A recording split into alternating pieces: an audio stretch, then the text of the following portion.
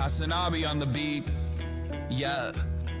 The people, they won't leave. What is threatening about divesting in one piece? The problem isn't the protests, it's what they're protesting. It goes against what our country is funding. Block the barricade until Palestine is free. Block the barricade until Palestine is free. When I was 7, I learned a lesson from Cuban Easy-E. What was it again? Oh yeah, fuck the police. Actors and badges protecting property in a system that was designed by white supremacy. But the people are in the streets. You could pay off Meta, you can't pay off me. Politicians who serve by any means, APAC, Kufi, and all the companies. You see, we sell fear around the land of the free. But this generation here is about to cut the string. You could ban TikTok, take us out the algorithm, but it's too late. We've seen the truth, we bear witness. Seen the rebel, the buildings, the mothers and the children, and all the men that you murdered, and then we see how you spin it. Who gets the right to defend and who gets the right of resistance? It's always been about dollars and the color of your pigment. But white supremacy is finally on blast, screaming free Palestine to their home at last. We see the lies and claiming it's anti-Semitic to be anti-Zion, assessing Jewish brothers and sisters out there and riding in solidarity and screaming free Palestine, with them organizing and learning and finally cutting ties with the state that's gotta rely on apartheid system to uphold an occupying violent history been repeating for the last 75. The Nakba never ended, the colonizer lied. If students' intents posted on the lawn, occupying the quad is really against the law, and a reason to call in the police and their squad. Where does genocide land in your definition hot? Destroying every college in Gaza and every mosque, pushing everyone into Rafah and dropping bombs. The blood is on your hands, by that we can see it all. And fuck no, I'm not voting for you in the fall. Undecided, you can't twist the truth. The people out here united, never be defeated when freedom's on the horizon. Yet the music industry's quiet, complicit in their platform of silence. What happened to the artist? What you gotta say? If I was on a label, you could drop me today. I'll be fine with it, cause the heart that my page. I want a ceasefire, fuck a response from Drake. What you willing to risk? What you willing to give? What if you were in Gaza? What if those were your kids? If the West was pretending that you didn't exist, you want the world to stand up, and the students finally did. Let's quit it.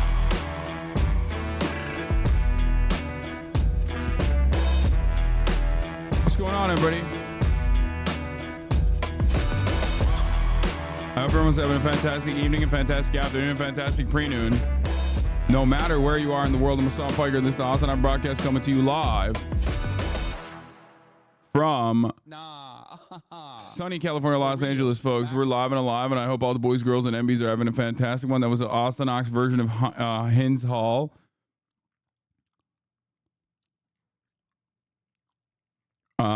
Yeah. Anyway, this is Macklemore is really techno. Okay, Macklemore. That's is too far. You're going too far. Like, sure, I clowned on the song yesterday a little bit, right? But like, that's not even a question. Anti-Semite of the week on the beat. Yeah. I'm live and alive, and I hope all the boys, girls, and MBs are having a fantastic one, because today's a beautiful day. Today's a wonderful day. We got the Met Gala that we're going to be talking about, but today is a fucking Tuesday. That's right, lads. It's fucking Tuesday. It's Tuesday. It's Tuesday. It's Newsday, Tuesday, and we're doing a fucking ice in it. All right. It's fucking Tuesday, May 7th, right? It's Tuesday, May 7th, right? 2024, yeah? And we're doing a fucking thing, yeah? We're doing it. We're doing it fucking live, yeah?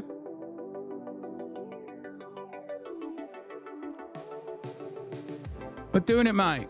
What we're doing on this fucking Tuesday is, we're protecting a fucking embassy, mate. Drake's got shot at, right?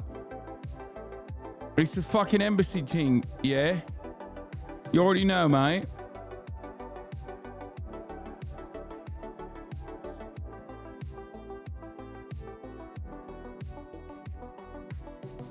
Mackle, tackle them all. Anyway, my liege, will there perchance be a spot of gaming today? Yes, there will be. I think I'm gonna start doing Disco Elysium, yeah? It's a beautiful game. Disco Elysium, yeah? Probably gonna be covering a little bit of the fucking news, a spot of the news, yeah? And then playing a little bit of Disco Elysium. But anyway, we'll get to all that. This is a part of the broadcast that was so motherfucking confusing. I hadn't heard the song yet, and the first time I do, it's in your voice. Yeah. Anyway, Macklemore niece, Drake's son, or Kanye daughter? Okay, these are hard questions to answer, and I will not be answering them right now. Okay, listen. This is a part of the broadcast where I tell you a little bit about my personal news about what's going on in the world of HasanAbi Biker.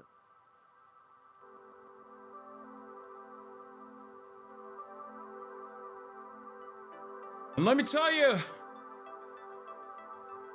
you, folks, a lot has occurred. A lot has happened in the world in between the time period where I press the stop streaming button and press the start streaming button. Let me tell you right now, I finished Blue-Eyed Samurai, and goddamn, them white boys can make a fucking anime. I cannot believe it. I'm shocked. It's a Netflix CGI animated sequence, and honestly, it was a banger. And then after that, I took a brief gander into Solo Leveling, found out that it was Korean, which, you know, is fine. I've just never watched, like, I don't think I've ever watched Korean anime. I have watched a lot of anime made in Korea. People really like it. I didn't really get invested all too much in it because, like, it's too fantastical immediately. But let me tell you what I did get into very quickly. Holy shit. Kaiju number 8. Dude, Kaiju number 8 is hilarious. It's great. Kaiju number 8 is basically fucking One Punch Man, but with kaiju tropes. It's so good. And I had no idea. It kind of came out of nowhere for me, right? Because I don't really follow that sort of thing a lot. But goddamn, is it incredible. Also, can I just say, anime has gone too far. It's beautiful. It's natural. It's wonderful. I cannot believe that I now live in a world like where I basically feel like a Chinese person, right? Like I went from watching animated sequences, like the you know how like Chinese people in my age group have seen their country develop so dramatically over the course of like a couple decades. I feel like anime now makes me visually understand what that level of development would look like. What do I mean by this? Okay. What do I mean by this? Nowadays, I feel like modern anime is so insanely out of control with its visuals. It blows my fucking mind. Like, there are so many old animes that you watch and you give it a rewatch and you're like, oh, did it really look like that? You know what I mean? It is kind of crazy to see. It is kind of crazy to see how fucking like even mid-ass animes nowadays are just like bangers on the visual front.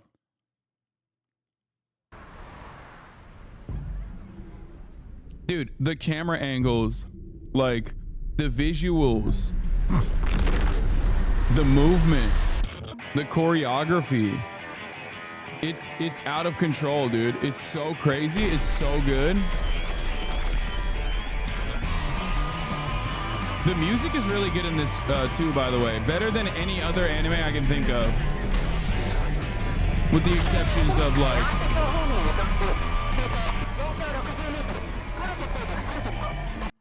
What's up with the audio? Are you guys hearing it like weird, or is that like, is my audio busted? What? Macklemore is my favorite artist now. Okay. Never mind. It's just this one is garbage. Anyway, that's weird. The video is weird. Drake's security guard got shot outside his mansion. Yeah, I know. Ninja Komuai, the theme is goated. Oh, is that the one? I know. I think I know what that is. I've never seen it, but I've only listened to the song. Is this what I... Oh, never mind. That's not what I'm thinking about. I did watch Ninja Komuai. I didn't like it that much. There's one theme song that's like insanely popping and it's a TikTok viral from an anime that I've never seen. I don't know which one it is, but I kind of want to hear it again. Now, I don't know. Mashle? Is it? Oh yeah. Bro, what are you drinking? I really wonder. It always sounds like cough syrup or looks like cough syrup. It's just cold brew. Anyway.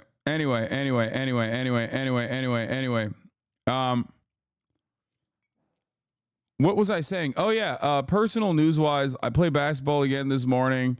Yeah, I watched a bunch of fucking animes that I really enjoyed. And then went to bed, woke up, played basketball. Kaya's fucking dead. She's dead. She has died. She's officially died. There was a massive Rottweiler at the park. 130 pounds with a goddamn muzzle on him. This thing was beautiful.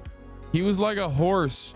I wanted to like ride it off into the distance. You know what I mean? I wanted to just steal this dog. Honestly, he loved me too. He like came up and would just like constantly get in between my legs and just like rub his head on my legs. He was like, come on, pet me. Dog was amazing.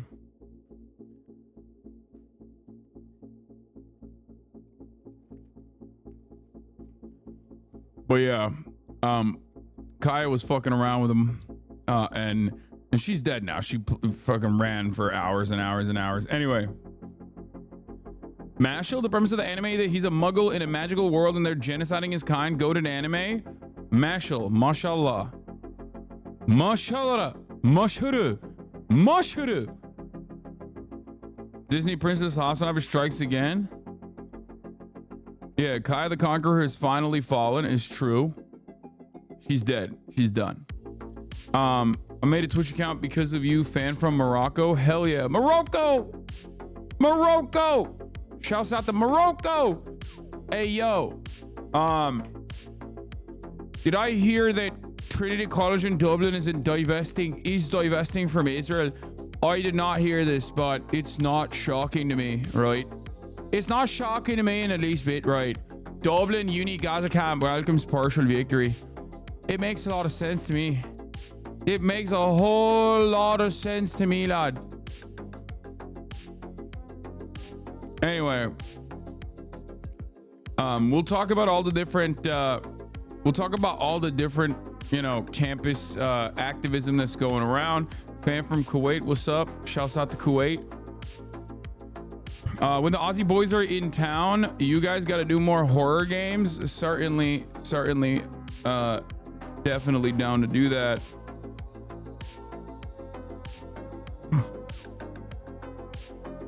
Anyway, they're already playing Not Like Us for the NBA finals. Yeah, dude, Demetrius was so right.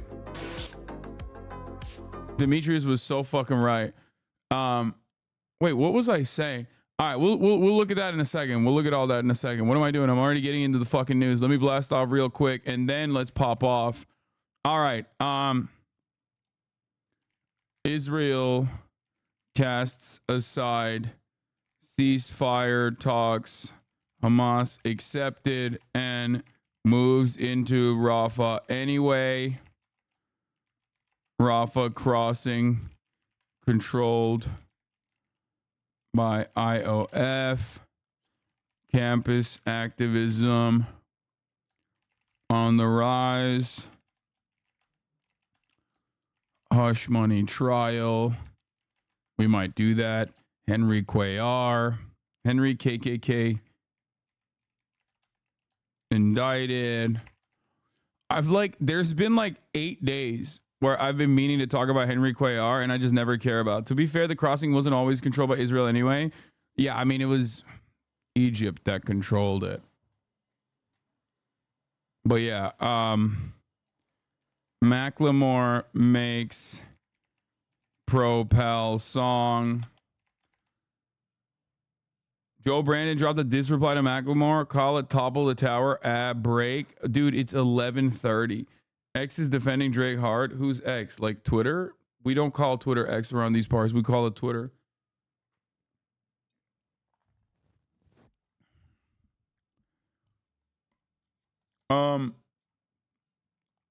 Are you coming to TwitchCon EU? No, I'm not, mate. I'm not coming to TwitchCon EU, mate.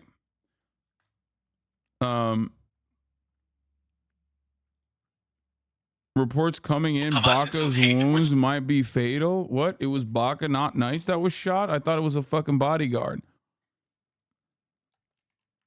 Drake's house shot at. And more. Get in now. And disco. You know what? I'm not going to say Disco Elysium. Okay, I'm going to say it. Elysium. Disco Elysium? Question mark. www.twitch.tv/HasanAbi. Do we have a blast off meme, chat? Do we have a blast off meme? We do. A blast off GIF, actually. Wow. Throw it back, Drake. Okay.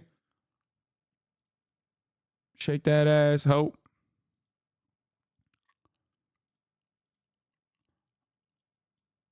Okay. That's a great GIF. Hands on your knees. Okay. Did you happen to see Scott Galloway's recent TED Talk about the great transfer of wealth from young to old?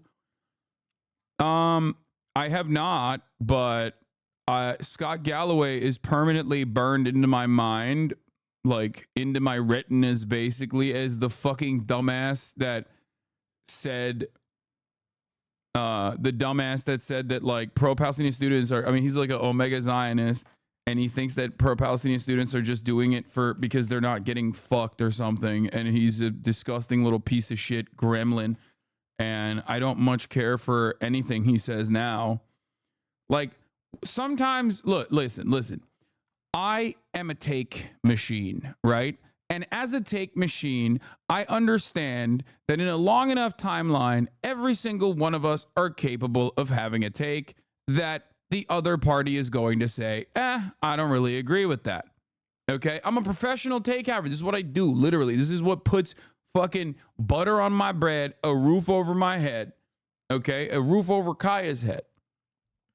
And as someone who is consistently and frequently dropping takes and is a bit of a yapper himself, I understand that sometimes people have stupid fucking opinions, right? And that should not cloud your judgment. That should not scar the way that you see this person permanently. However, sometimes you do hear an opinion so fucking unhinged and so goddamn stupid that you just turn around and you're like, I wrote this guy off. Many have done that for me for obviously idiotic reasons, as if I do say so myself. I am a little biased, but I do think that when people write me off, it's because they probably saw some fucking clip shit out of context, clip chip, whatever, right?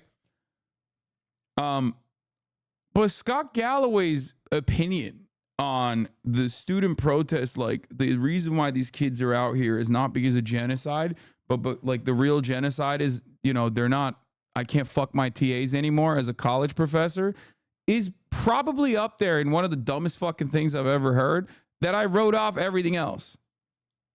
I wrote off everything else. My dad called me a self-hating Jew. That's so, I mean, that's big L for his dad, considering that like his brother is also fucking anti-Zionist rabbi. So he doesn't have one in the tank. He's got two. You know what I mean? He fucked up twice at that point.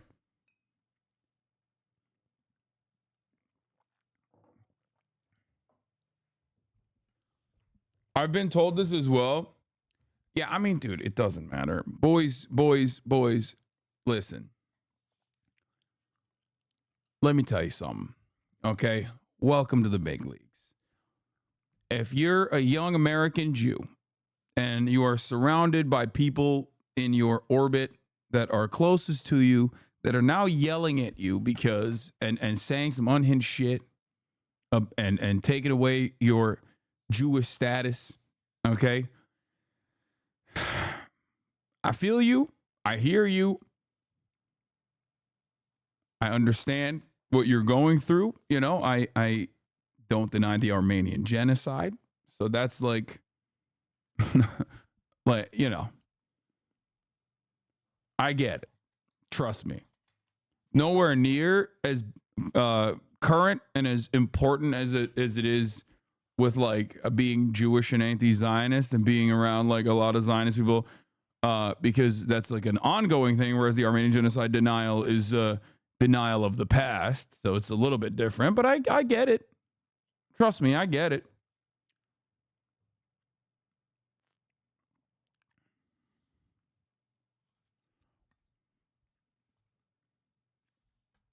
Telltale's Batman is great.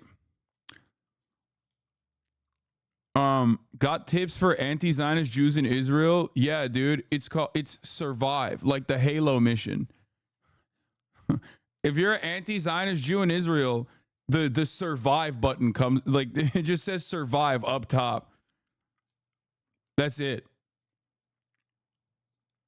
Yeah, don't die. Good luck. Because it's like, the fuck are you supposed to do?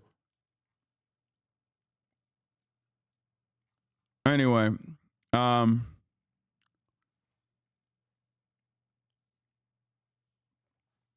Facts Shatter Telltale Batman is so good.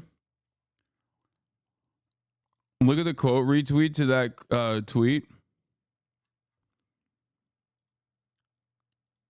I do hate myself, but it has nothing to do with being Jewish.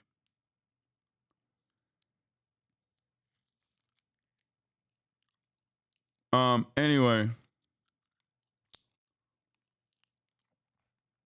One last thirst TikTok before serious news time. I like that autistic man.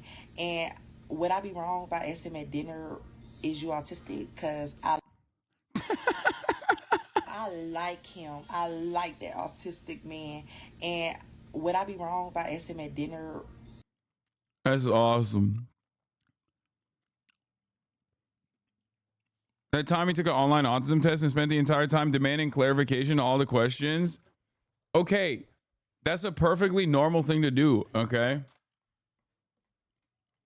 That's a perfectly normal thing to do.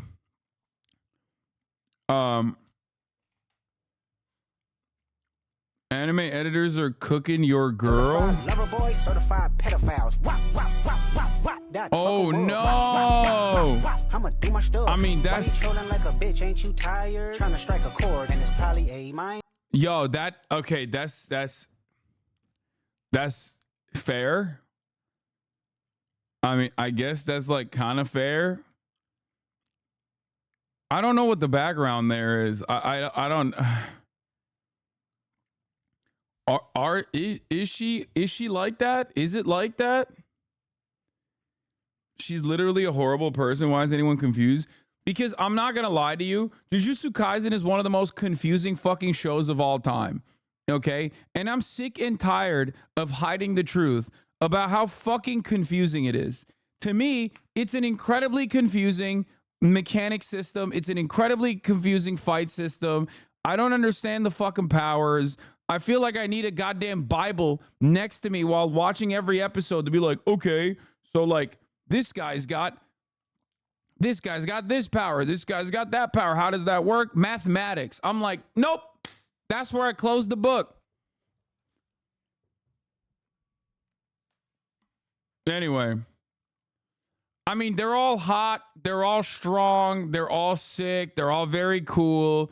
Everyone wants to fuck them. So I get why it's like entertaining and watchable. The fight animations are out of control. You know what I mean? So I get why people like it. You know?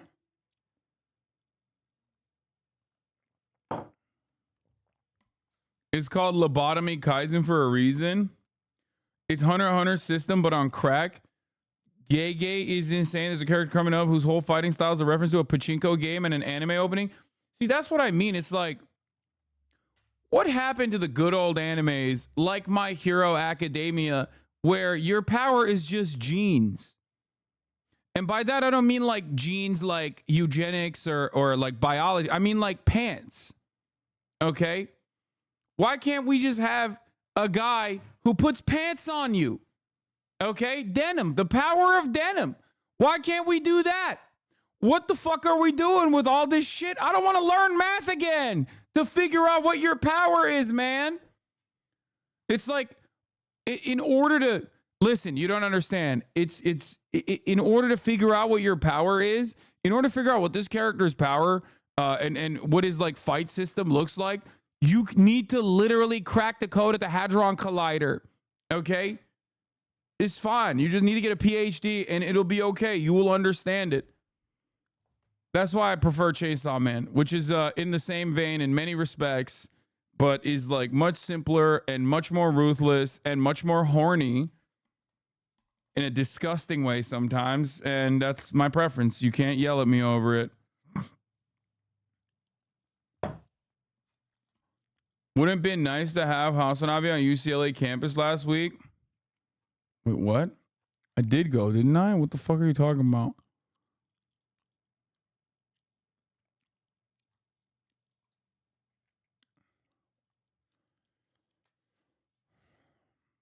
It's got to be Bay, right? Anyway, Uncle, I need to ask. I know about your zero yogurt. Someone I know likes to keep yogurt for like 2 to 3 weeks. I tell them, wait, what? I tell them I don't want to eat it, but they get annoyed at me. The yogurt has like green flecks and dots in the yogurt. Is that okay to eat? What the fuck? I don't know anything about what? No, that seems nasty, bro. Don't fucking eat that. I mean, I'm sure it doesn't kill you probably, but I know if you got any mold on the bread, you got to throw it out. Fun fact. Or I guess not so fun fact. Many of you probably don't know this, but if you have any mold in your bread, you don't just like cut out the moldy part of the bread and then eat the rest of the bread. The entire bread is gone. Okay? I didn't know that. And for years and years, I was like, all right, well, this slice has mold on it. Throw the slice out. And then I would eat the rest of the bread. Don't do that. The entire bread is gone. Okay? Cheese too? Yeah, except cheese gets moldy I think cheese is a little different than the moldy bread, right? You can eat cheese mold. It's fucking blue cheese. I love blue cheese. I'm allergic to mold. That shit would kill me. You just made yourself stronger. Thank you.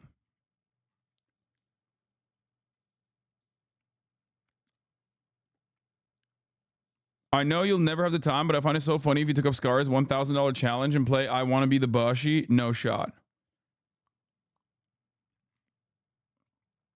It depends on the cheese. Soft cheese, no. Hard cheese, just cut it off. Some of us can't afford to do that. That's so anti-middle class of you. Okay, die then. Chatter's like, you don't understand. No, I'm too broke, which is why I'm gonna kill myself. Okay, then die, dude. What do you mean? It's like me being like, listen, bro, watch out for the scaffolding, okay? A piano fell like last week. They keep chucking pianos and you're like, excuse me, sir. I'm a middle class man. I have to walk through this. Some of us don't have enough money to get a taxi. I have to walk through the scaffolding right now. All right, well then die, Looney Tunes ass. What do you want me to say? Motherfucking Thomas and Gerald over here being like, no, I got to walk under the piano. That's the way to get to my work. Sorry, you don't understand this middle class lifestyle. Anyway. Yeah, you wouldn't get it, dude. I've been out here.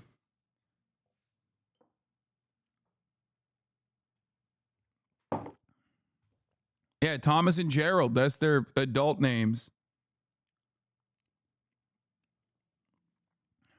How many people have died from moldy bread? I don't know. Maybe it's a conspiracy that they just want us to throw out the bread. Also, I got some bread that just like stays not moldy for years. I feel like not years, I'm exaggerating, but like for a very long time. And then other breads will get moldy like in 3 days. And I'm just like, how the fuck does this happen? Like, what the hell are they putting on the other bread? Like, there ain't no way that bread is good for me. I feel like I'm just eating straight PFAS, forever chemicals, eating straight plastic to the dome at that point, right? Like the amount of preserves they put in that fucking bread has got to be out of control. Some of us have hyperfixations on mold and can't just throw out moldy bread like that. But okay, go off, I guess. Exactly how some of you motherfuckers sound like. Anyway, all right, let's get into it, okay? Let's do it. Why some bread is stale instead of moldy? I don't know.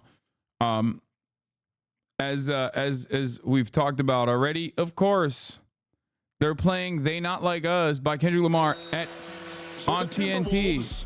Who have led by as many as 32, will take a 22-point lead into the fourth quarter with the NBA play. Bro, it's DJ Mustard. Like, they're gonna play it at the playoffs. They're gonna play it at the finals. People are gonna be going certified lover boy, certified pedophile at the fucking NBA finals, bro. Okay? Drake can never show his face ever again. He just can't. He just cannot show his face at these events for at least some time.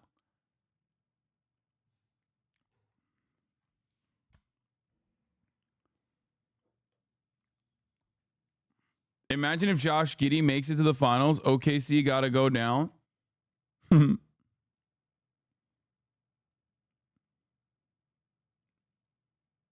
Yeah, that song is that song is about a lot more than just Drake at that point. Your GOAT Jokic is getting exposed right now.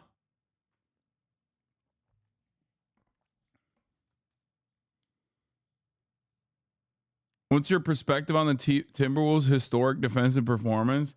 I don't know. Anyway, they're playing it at the Dodger Stadium. Jesus Christ. Kendrick Lamar is Not Like Us. Officially, the pregame mix at Dodger Stadium in Los Angeles. Oh, no. But worse, bro, they got Midas Touch. They got Midas Touch playing it. I hear you like I'm young. You better not ever go to cell block 1. To any bitch that talk to him and they in love, just make sure you hide your little sister from him. Donald Trump is heard making questionable comments about a young girl. You're going up the escalator? I'm going to be dating her in 10 years. Can you believe it? Certified lover boys, certified pedophiles. Wop, wop, wop, wop, wop. That fuck 'em up. Wop, wop, wop, wop, wop. I'ma do my stuff. Why you trolling like a bitch? Ain't you tired? Trying to strike a chord, and it's probably A minor. Donald Trump is a jump. What does Tiffany have of Marla's? She's got Marla's legs. We don't know whether or not she's got this part yet. He routinely spoke fawningly of Jeffrey. He admired Epstein's lifestyle. Say Trump is... I hear you like I'm young. You better not ever go to cell. Bro, that's okay. That's Pack Watch. I'm unironically reposting that. It's so great to see how this beef has turned HasanAbi into a music head. Don't worry, I listened to that Espresso song this morning and it made me into not wanting to listen to music ever again.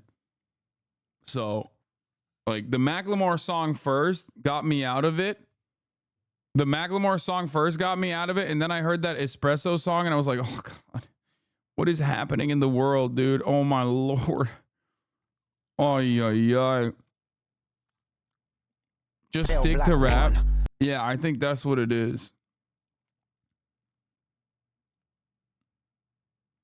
Are you serious? Espresso is a bot? No, I think I'm too much of a misogynistic, cisgender, heterosexual man. Like, I feel like it's like a dog whistle, you know what I mean? It's playing a song at an entirely different frequency that my fucking Neanderthal brain cannot comprehend. When I hear it, I'm like, and listen, I'm telling you this as someone who like loved the Madonna Ariana Grande song, the Ariana Grande like straight Madonna rip that she had. I unironically thought that song was a bop. I like that.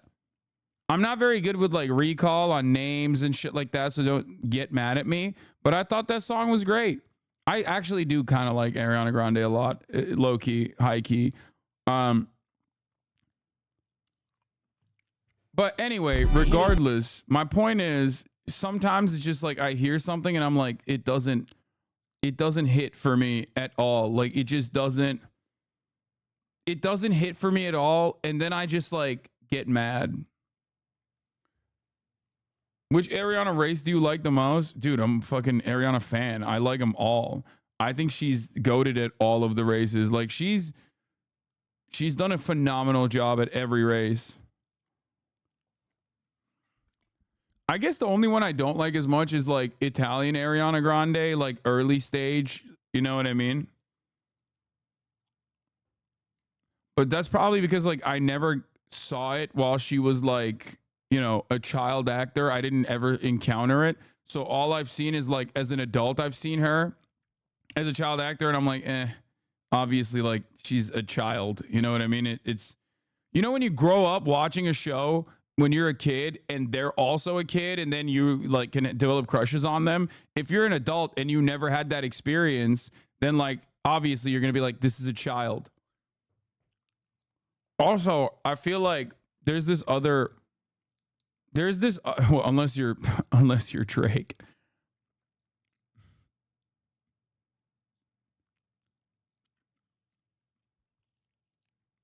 Yeah. Drake is just, he's so good at seeing the potential. I heard you're a Kendrick D rider. I am, to be fair, I am definitely an advocate for short kings in general. And I also, you know, have some opinions about Drake in general. So that's it. Why do you hate Canadians? I don't. Because Kenny is worth riding. I just don't fuck with like the weird groomer shit. I think that's odd and weird and gross, and I don't like it. That's it. I find it to be not great, in my opinion. I find that like people who also end up defending stuff like that are always just like running around talking about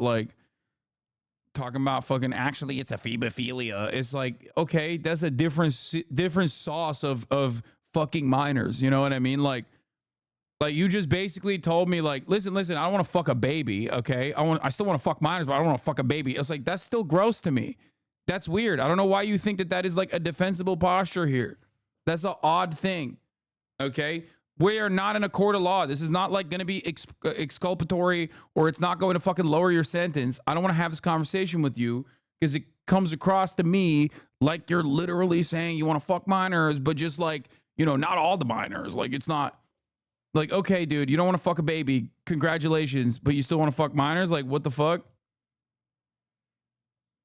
Does that make sense? It just like weirds me out when people do that shit.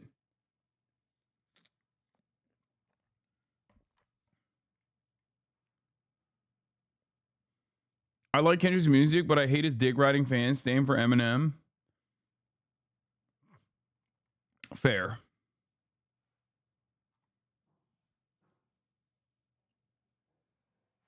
You're probably the most mellow critic of the culture vulture shit compared to Loss of the People. I mean, I don't listen to enough music and can never develop like a fandom for anything.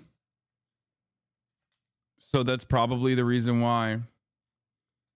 Speak of creep, check the dude in the Sydney Sweeney Met Gala photo.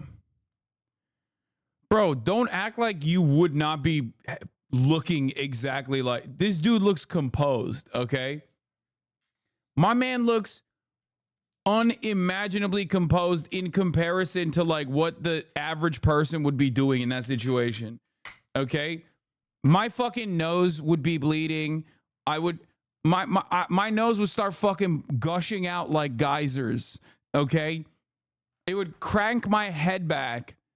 My fucking jaw would fall onto the goddamn floor. My goddamn tongue would be rolling out like the red carpet out of my mouth. Steam coming out of the fucking ears going, awooga, awooga. Okay?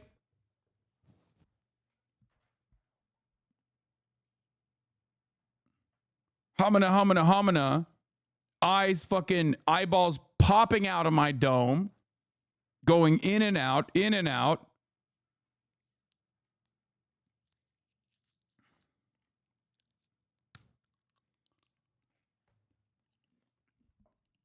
Anyway.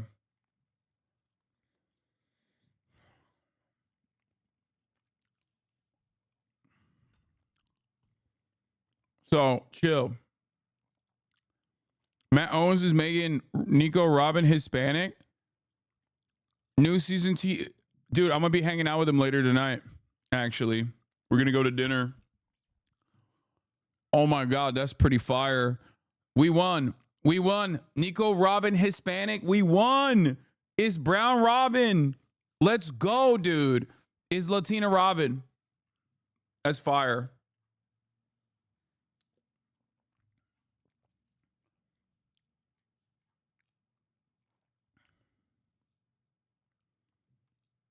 Brown Robin is canon.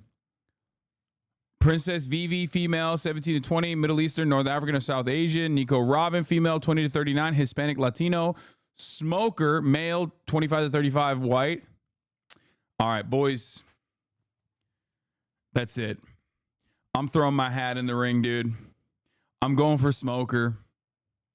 That's it. I love smoking. Tashigi, female, 20 to 29, Asian. Miss Valentine, female, 20 to 29, white. Mr. 5, male, 20 to 29, black. Crocus, male, 65 to 79, open.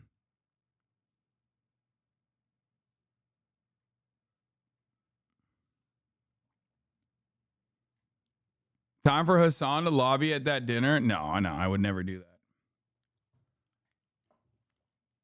I would never do that. Ariana Grande's Met Gala look.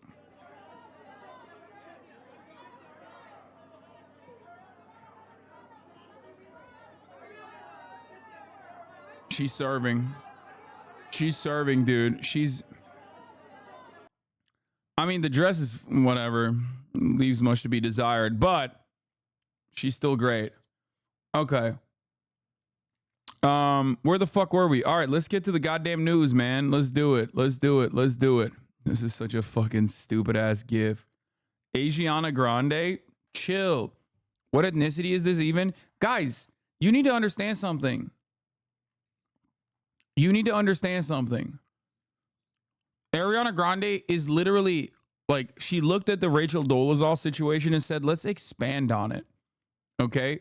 Why stick to one race? Why only engage in blackfishing? Why don't we do every race? Okay? She picks and chooses, and I respect that. You guys are crazy. She's literally every step that she takes is another step towards the complete abolition of the socio-political construct of race as we understand it. Okay? She literally is saying, like, when one can be all races, then we should stop having these hang-ups, like associating people by the color of their skin.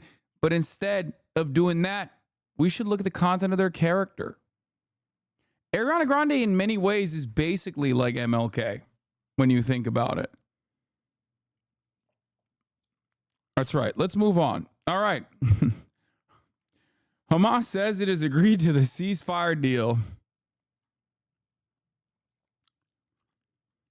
Another concept that she's also destroying, obviously, other than the socio-political constructs surrounding race, is, the monogamous, traditional, single, one parent or two parent bonding. Obviously, she is eviscerating that. She's saying like poly for all. And a lot of you are not there. A lot of you are unserious. You're not there to witness it. You're not there to understand what she's doing. And I respect her for that as well.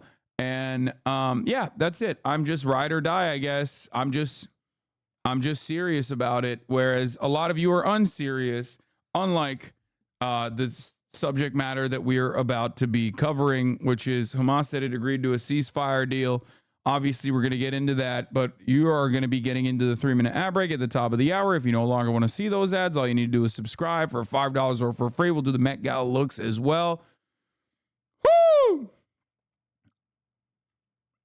At the top of the hour, there's a 3-minute ad break. If you no longer want to see those ads, all you need to do is subscribe for $5 or for free with a Twitch Prime by connecting your Amazon Prime account to your Twitch account. You get 1 free Prime subscription a month. Use it on your favorite broadcaster. Hopefully that's me. Here's a 3-minute break now. Why does it seem online that a majority of Turks support Israel like on r/Turkey? Bro, that's fucking Reddit. Are you dumb? If you looked at Reddit, you would think that like the entire world just wants all Muslims dead unconditionally. Like Reddit is unimaginably pro-Israel. Reddit is just Reddit. It's so easy to fucking manipulate. It's so easy to brigade. You might as well throw it aside. You know what I mean?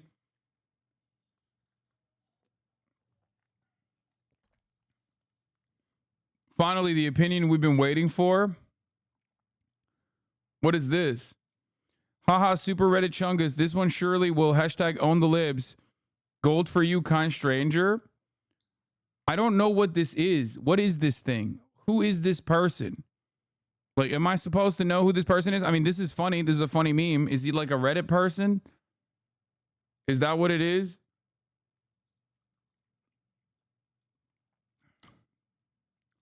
He's one of your biggest haters? Bro wrote the problems with Palestine. Yeah, okay, sick. I do enjoy it when like you know, if he's a drama YouTuber, when drama YouTubers get into like serious political content coverage, like it's great.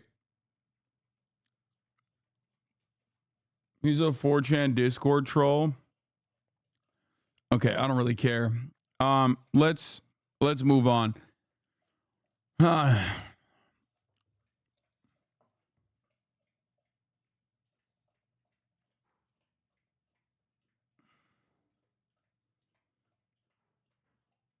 Too many haters to remember. Yeah. All right. Let's get to it. Hamas says it agreed to a ceasefire deal. To the latest on the push for a ceasefire in Gaza. Hamas has announced that it has agreed to a ceasefire proposal, but Israel says there is no deal yet as it ramps up attacks on Rafah. We'll get the reaction from the White House, but first, Marcus Moore is on the ground for us there in Israel. Good morning to you, Marcus. Robin, good morning. We are at Hostage Square in Tel Aviv, where memorials pay homage to those being held captive in the midst of this war. And while the IDF says their latest operation in Rafah overnight is limited in scale, the relatives of some of those held hostage fear what the outcome could mean for their loved ones. Overnight, Israel launched a ground operation in the southern Gaza city of Rafah. The IDF saying it killed 20 members of Hamas and found 3 operational tunnel shafts. And they have taken control of the... Why is Hamas hiding behind civilians? Oh my God, bro. It's been 7 fucking months and these dudes are still hitting this fucking shit. Why is Hamas hiding behind civilians? Bro, they are not, okay? There is nowhere else for them to go. Also, they are currently engaging in what is known as a spontaneous militia uprising against an occupying force. So technically, you can't be fucking complaining about it right now. Because right now, what they're doing is actually just. Not only is it just, it is also permissible by international law. Not only is it just and permissible by international law, but I also consider it to be perfectly moral. Okay? You would want someone like Hamas, or anyone really, you can call it whatever the fuck you want, including the fucking Proud Boys, if someone else was occupying and blowing the shit up, everything, pancaking everything in the fucking Gaza Strip, everything that you know has been leveled into the goddamn ground by an occupying force that is unjustly and illegally occupying your land and also killing you and killing your family members. You wish you got a fucking Hamas up there, at least like lobbing some goddamn grenades back at these Merkava tanks that are like $30 million a pop. Suck my dick, okay? Why is Hamas hiding behind civilians? Anyway, the human shield propaganda obviously is only a justification in the minds of Hasbara bots that think that, you know, this allows Israel to, like, you know, murk as many Palestinian civilians as possible and then try to shift the blame over to Hamas. It's like, yeah, dude, why aren't they out there fighting in a fucking open battle like it's the goddamn Roman legionnaires or some shit, okay? Why aren't they out there in a field so that the Israeli fucking Air Force can just like fucking line them up and then just laser them, dude? I can't believe it. Why are they out there fighting where Israel is blowing their shit up? I don't know. Perhaps the real question you should be asking yourself is like, if these guys are taking the civilians hostage, which they're not, if they are doing that, why the fuck are you shooting through the hostage? This is why I said time and time again, it doesn't even fucking matter. Like when people say like, oh, if Israel, if all of the Israeli Jews were actually like trapped in a school, would Israel blow it up? And I told you, like, yes, they would. That's why they've killed, you know, almost 100 fucking hostages so far that are Israeli. Critical Rafah crossing. This morning, videos show Israeli flags now flying on the Palestinian side of the border. This as Hamas says they are willing to accept a new ceasefire proposal. The deal, a different agreement than one proposed by Israel, includes a permanent end of military operations and the withdrawal of Israeli forces. You're arguing with another Eurocuck? I know. Eurocucks are the funniest. This chatter is a dumbfuck 30 IQ Euro. Oh, that's awesome. This is a sick playlist, dude. I hope you get fucking shredded, my boy. I hope you get shredded, my boy, listening to Never Back Down to remember the name Fort Minor, workout motivation music, pump up trap 2018. That's my fucking king right there. Listen. I wish you the best, okay? I don't know what has happened to the mind of the average EU guy that comes in here and is like, listen, I don't even know which country he'd be from, EU cuck wise, but they come in here and they're like, Israel must be defended at all costs for free. I just don't get it. Nice stalker. Okay, brother. Okay, buddy. What's so funny about that? Space, fish, wet wish. What's so funny about that? Come on, bro. This is like this is hilarious. This is an awesome fucking playlist.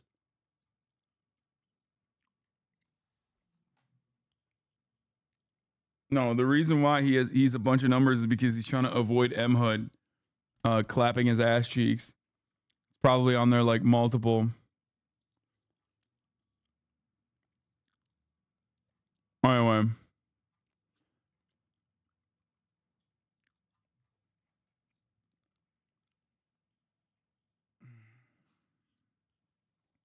Let's continue. Real question is, why isn't the idea of meeting Hamas in the fields with the pike phalanx and cavalry like their ancestors would have? Yeah, because why would you do that when you have air superiority and also are not actually in it to like take out Hamas, but instead in it to do genocide? You know, that's probably the reason why they're not doing that, because their goal isn't just to kill Hamas militants. Their goal isn't to just kill anyone who is like resisting their occupation. Their goal is to kill a lot of people, okay? As many Palestinians as possible so that they can fucking wipe them off and overtake the Gaza Strip. This is from areas adjacent to the border inside Gaza. Israel now reviewing the plan, but has yet to agree to these terms. Prime Minister Benjamin Netanyahu saying Hamas's counteroffer is like every single thing that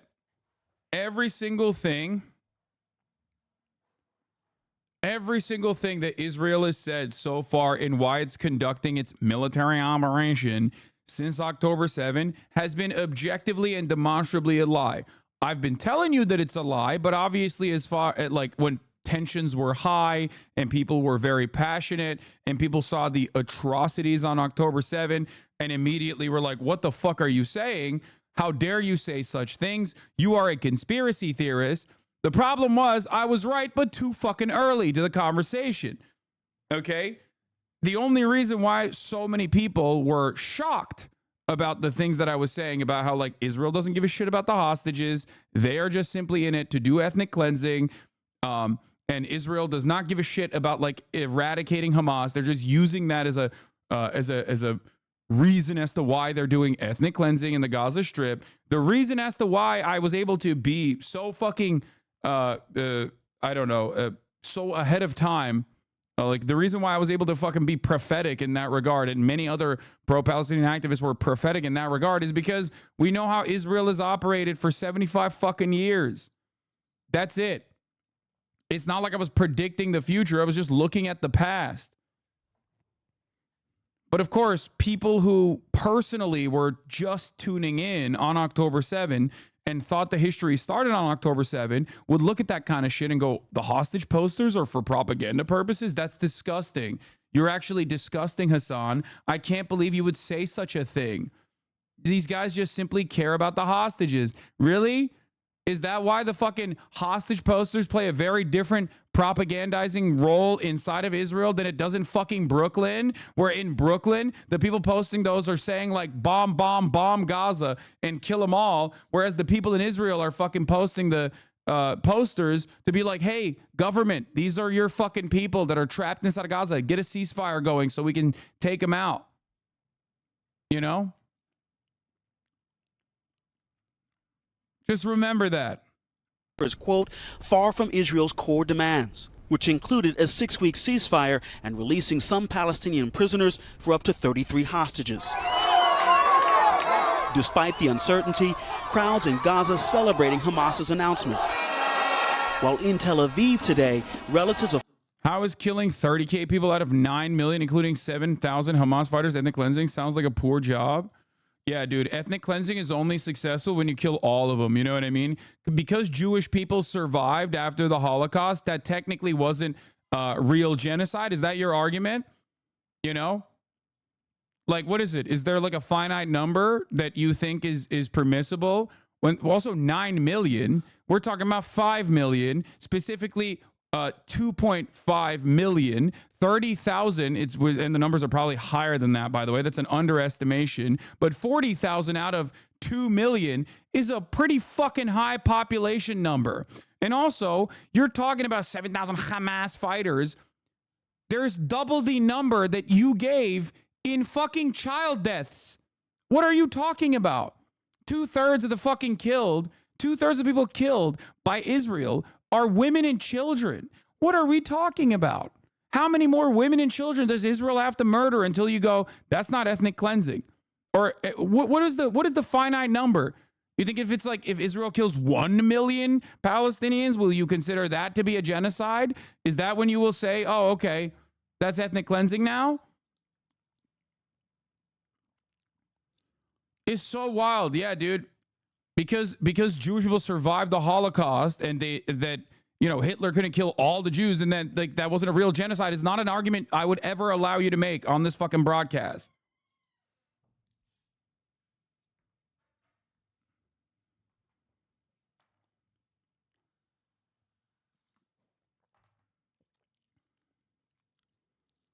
Yeah. They're going to clip you so bad. Man, stop fucking complaining about the way I'm going to be clipped or whatever. If these people are so desperate to try and make me out to be a fucking Holocaust, then I don't know what to tell you. Okay? That's insane.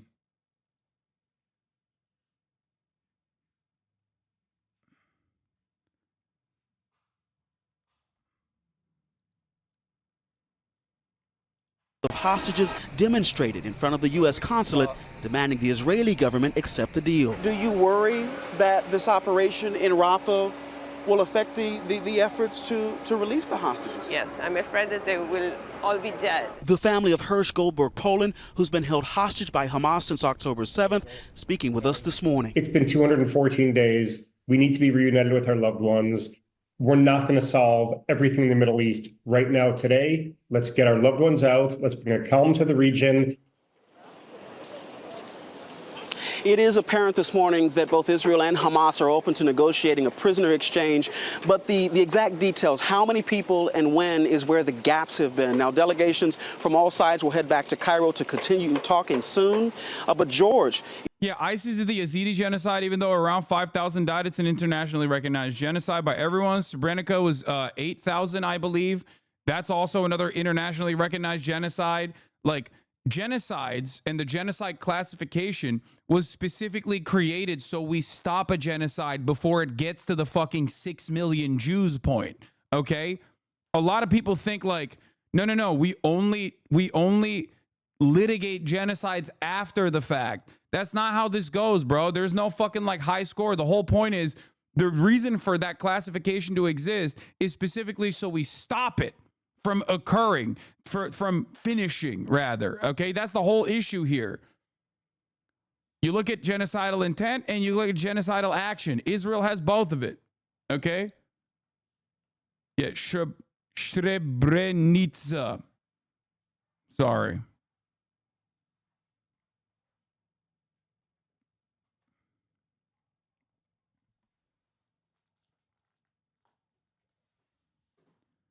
Like, we're kind of, the whole point right now is to stop the ongoing genocide.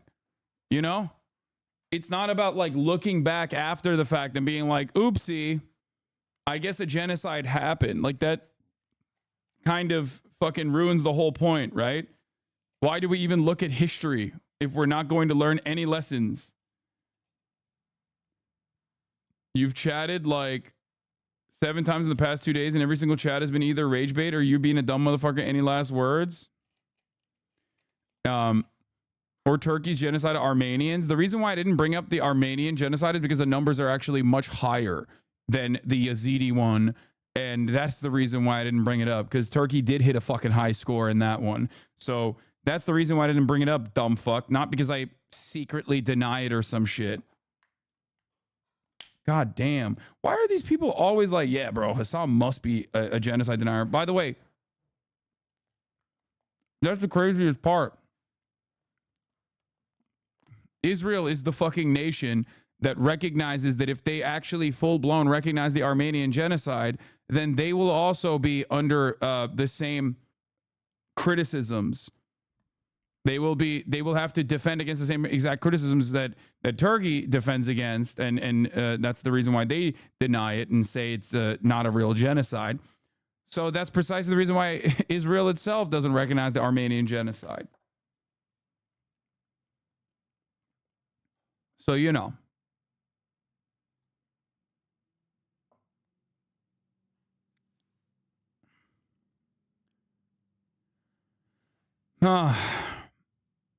Let's continue. Egyptian authorities are warning that the current operation in Rafah, they say, threatens the efforts to reach a ceasefire agreement. That is a complication. Okay, Marcus, thanks very much. Let's bring in our chief White House correspondent, Mary Bruce.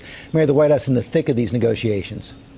They certainly are, George. Look, the Biden administration is heavily invested in these talks, which they see as the best way to ease the dire humanitarian situation in Gaza and also diffuse this crisis abroad, but also here at home as the president continues to face growing political pressure and these protests. Now, the talks for now continue. The White House clearly hopes that a deal here is still possible, but the back and forth of the last 24 hours certainly just goes to show how volatile and fluid this situation still is, and all of this coming as the U.S. continues to urgently warn Israel not to invade Rafah. The president reiterating that message directly in his 30-minute phone call with Prime Minister Netanyahu yesterday. The White House deeply concerned that an operation like this would only exacerbate the humanitarian crisis. But so far, Netanyahu doesn't seem to be heeding Biden and the U.S.'s warning. So the big question then, what comes? So shocking. Why is that the case? I don't next? How would this administration respond? I have asked the White House if they would limit or condition aid to Israel. Their response, George, let's see what happens.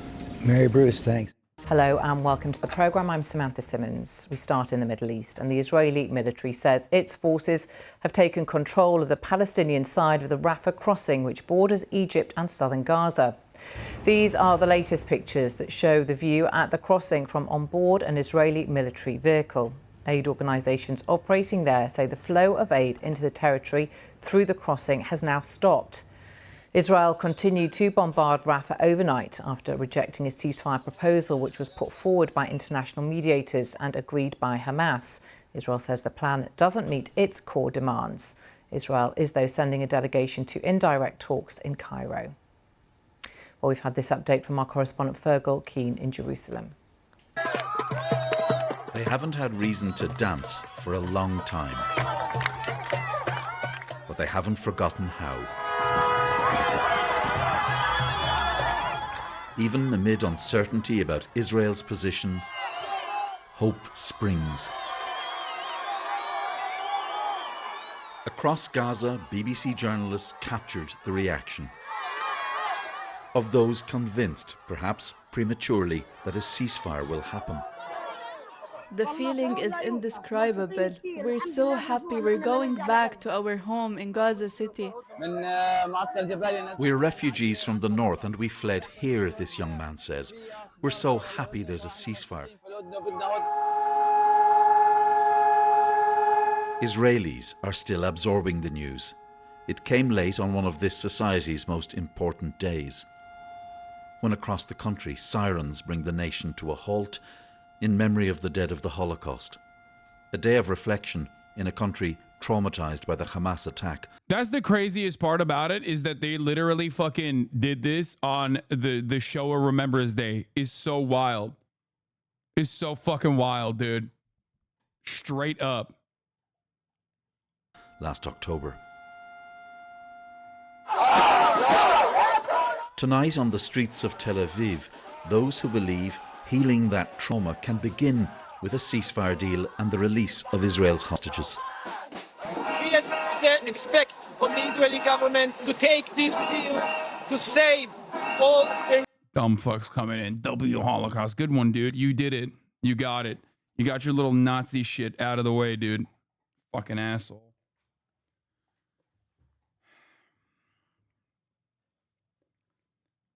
It's such a fucking idiotic perspective to have, dude. The entire reason why I fucking hate Israel's actions is because they are engaging in an act of genocide. That doesn't mean one genocide is good. You, as a Nazi, are closer to a fucking fascist Israeli than you think. Okay?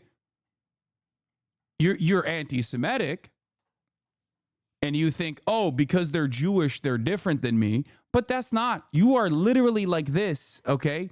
As a Nazi, you are also a fucking little fascist, okay? You're a little fascist, and so is the average fucking ultra-Zionist, average defender of Israeli military actions. It's the same shit. It's the same mythos as well.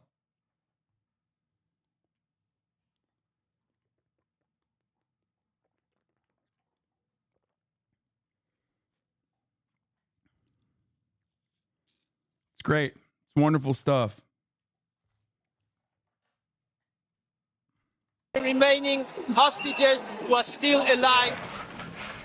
But after 7 months of a war in which Israel's army pledged to destroy Hamas, a ceasefire deal that fails to accomplish that risks breaking Israel's wartime coalition government.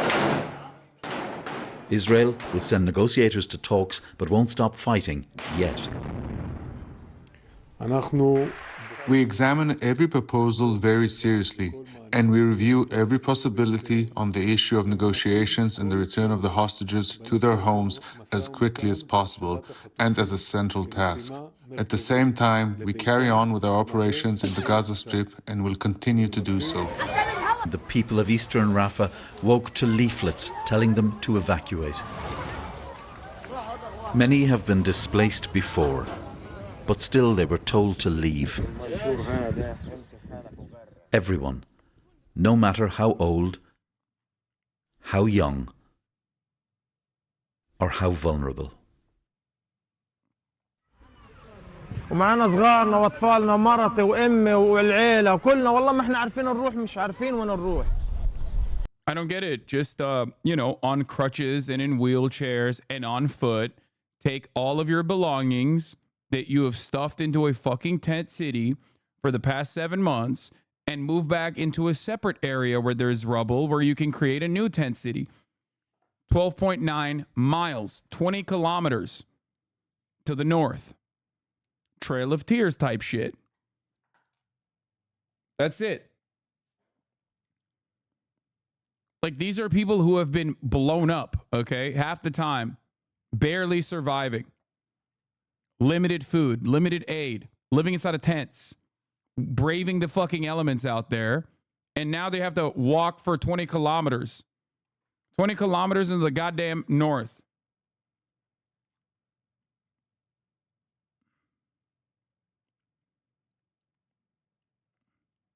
Palestine hid bin Laden. Y'all American Muslims need to remember where you live and who's protecting y'all. What?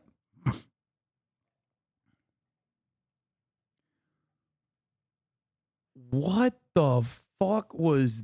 Dude, that's awesome. Thank you. Let him cook. Let him cook. Let him cook. Let him cook. Let him cook.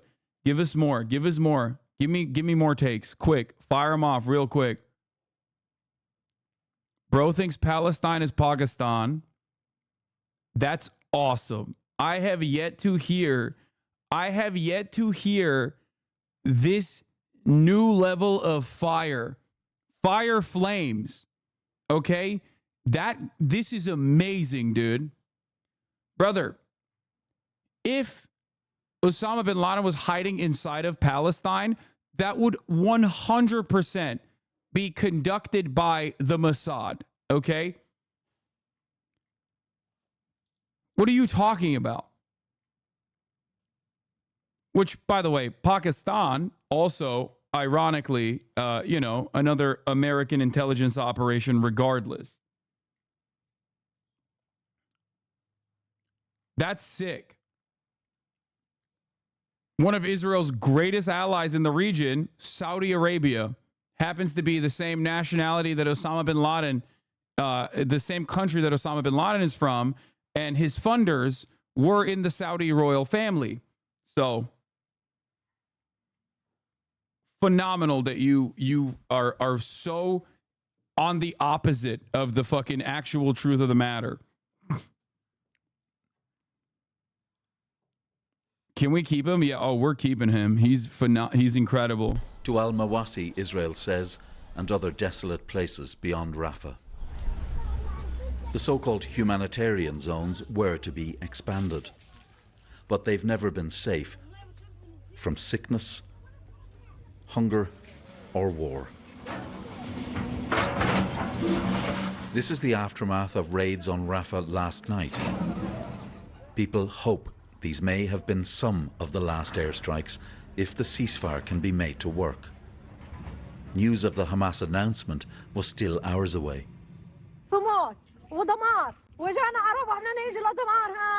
Nisreen Raja, mother and refugee.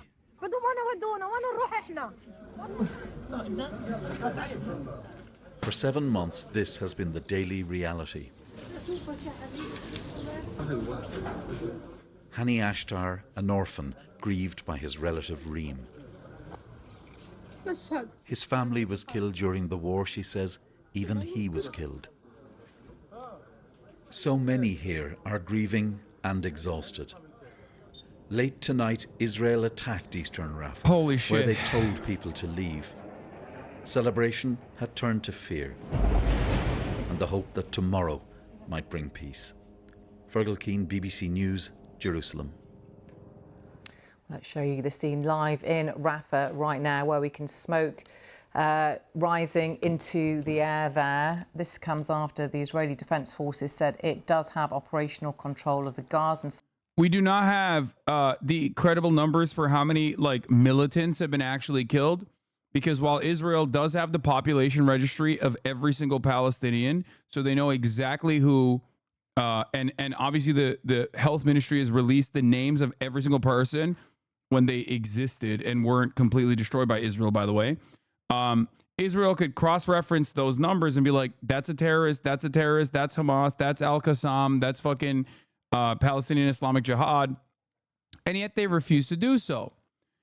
The reason why they refuse to do so, in my opinion, is partially because they know that the enemy combatant to civilian percentages are unimaginably bad for Israel.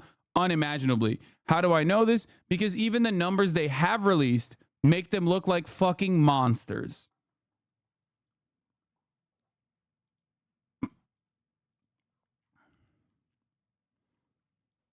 Dude, sorry, chill. Honest question. Don't know shit about it. These guys both hate each other to death. It's fucked up both ways. Poorly worded and looks bad, but no harm meant.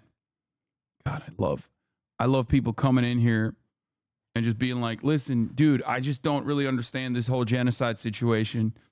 Seems like both of these guys hate each other. Yeah. Bro, I don't get it. I saw the Warsaw Ghetto Uprising and I thought like, man, these Jews sure hate the Nazis, huh? It's crazy. What's up with that? You said yesterday the UK are bigger Israeli dick riders. Israel dick riders? I really don't think we are. I hardly meet anyone here that doesn't support Palestine. He said chill because I said I hope I see him in GeoGuessr ranked. That's crazy. Side of the Rafah crossing, following the announcement that the IDF was having targeted strikes against Hamas in eastern Rafah. Well, in the past few hours, the military have said that their forces were scanning the area after launching this ground and air operation in parts of eastern Rafah on Monday. This is, as we know, diplomatic efforts are continuing to try and achieve a new truce. Well, let's speak to Louise Wateridge from UNRWA, who joins me now from Rafah. Louise, welcome to you. Tell us what the situation is there right now where you are. Yeah, things are very tense here in Rafah. The last 24 hours have been a complete roller coaster of emotion. Even the last few days, there was so much hope for a ceasefire. Anybody you speak to here, the last week, the last few months, every day, all they want to know is when there is a ceasefire coming. And it's what everybody has been hoping for. So to wake up yesterday morning to the devastating news that leaflets had been dropped and an evacuation order was in place, it really spread. You think they want to push their problem to Egypt, then get worse from there? I think that if inevitably they will say a humanitarian corridor has been created to go into Egypt and like march them into the fucking into the desert. But before then, they're going to circle them around and cycle them in and out of kill zones, killing a bunch in the process, which is what they've been doing. The whole purpose of the occupation is to make it like impossible to survive it with unimaginable cruelty to varying degrees. In the West Bank, you obviously have the apartheid making the lives of everyday Palestinians like impossible. You know, a normal destination that would take you 25 minutes to get to on foot turns into a 6-hour process. That is a deliberate mechanism of the apartheid, right? And on the Gaza side, they're just thinning the herd, or in the terminology that the Israeli officials have used in the past is mowing the lawn, which is also, you know, quite similar to cutting the tall grass or cutting the tall trees, which was obviously the code that the Hutu extremists used over the radio to start the 1994 genocide in Rwanda. It's time to cut down the tall trees. A lot of fear across the community. I'm currently in Western Rafah, but across Eastern Rafah, people started to move. But even outside my window, I was able to see people starting to take down their makeshift shelters, start to pack up and start to leave Rafah. So there's a lot of fear spreading. Throughout the day, you could see more and more people starting to move, starting to leave. And then last night, you know, out of seemingly nowhere, you know, for myself, the first I heard of it was screaming and cheering out of the window.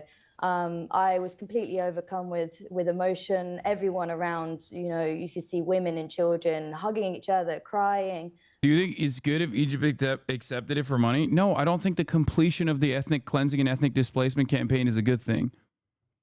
I think the good thing would be for Israel to stop fucking killing Palestinians. That's what I think the good thing would be. Families coming together, just this outpour of relief that people have held for so long at the hope of a potential ceasefire.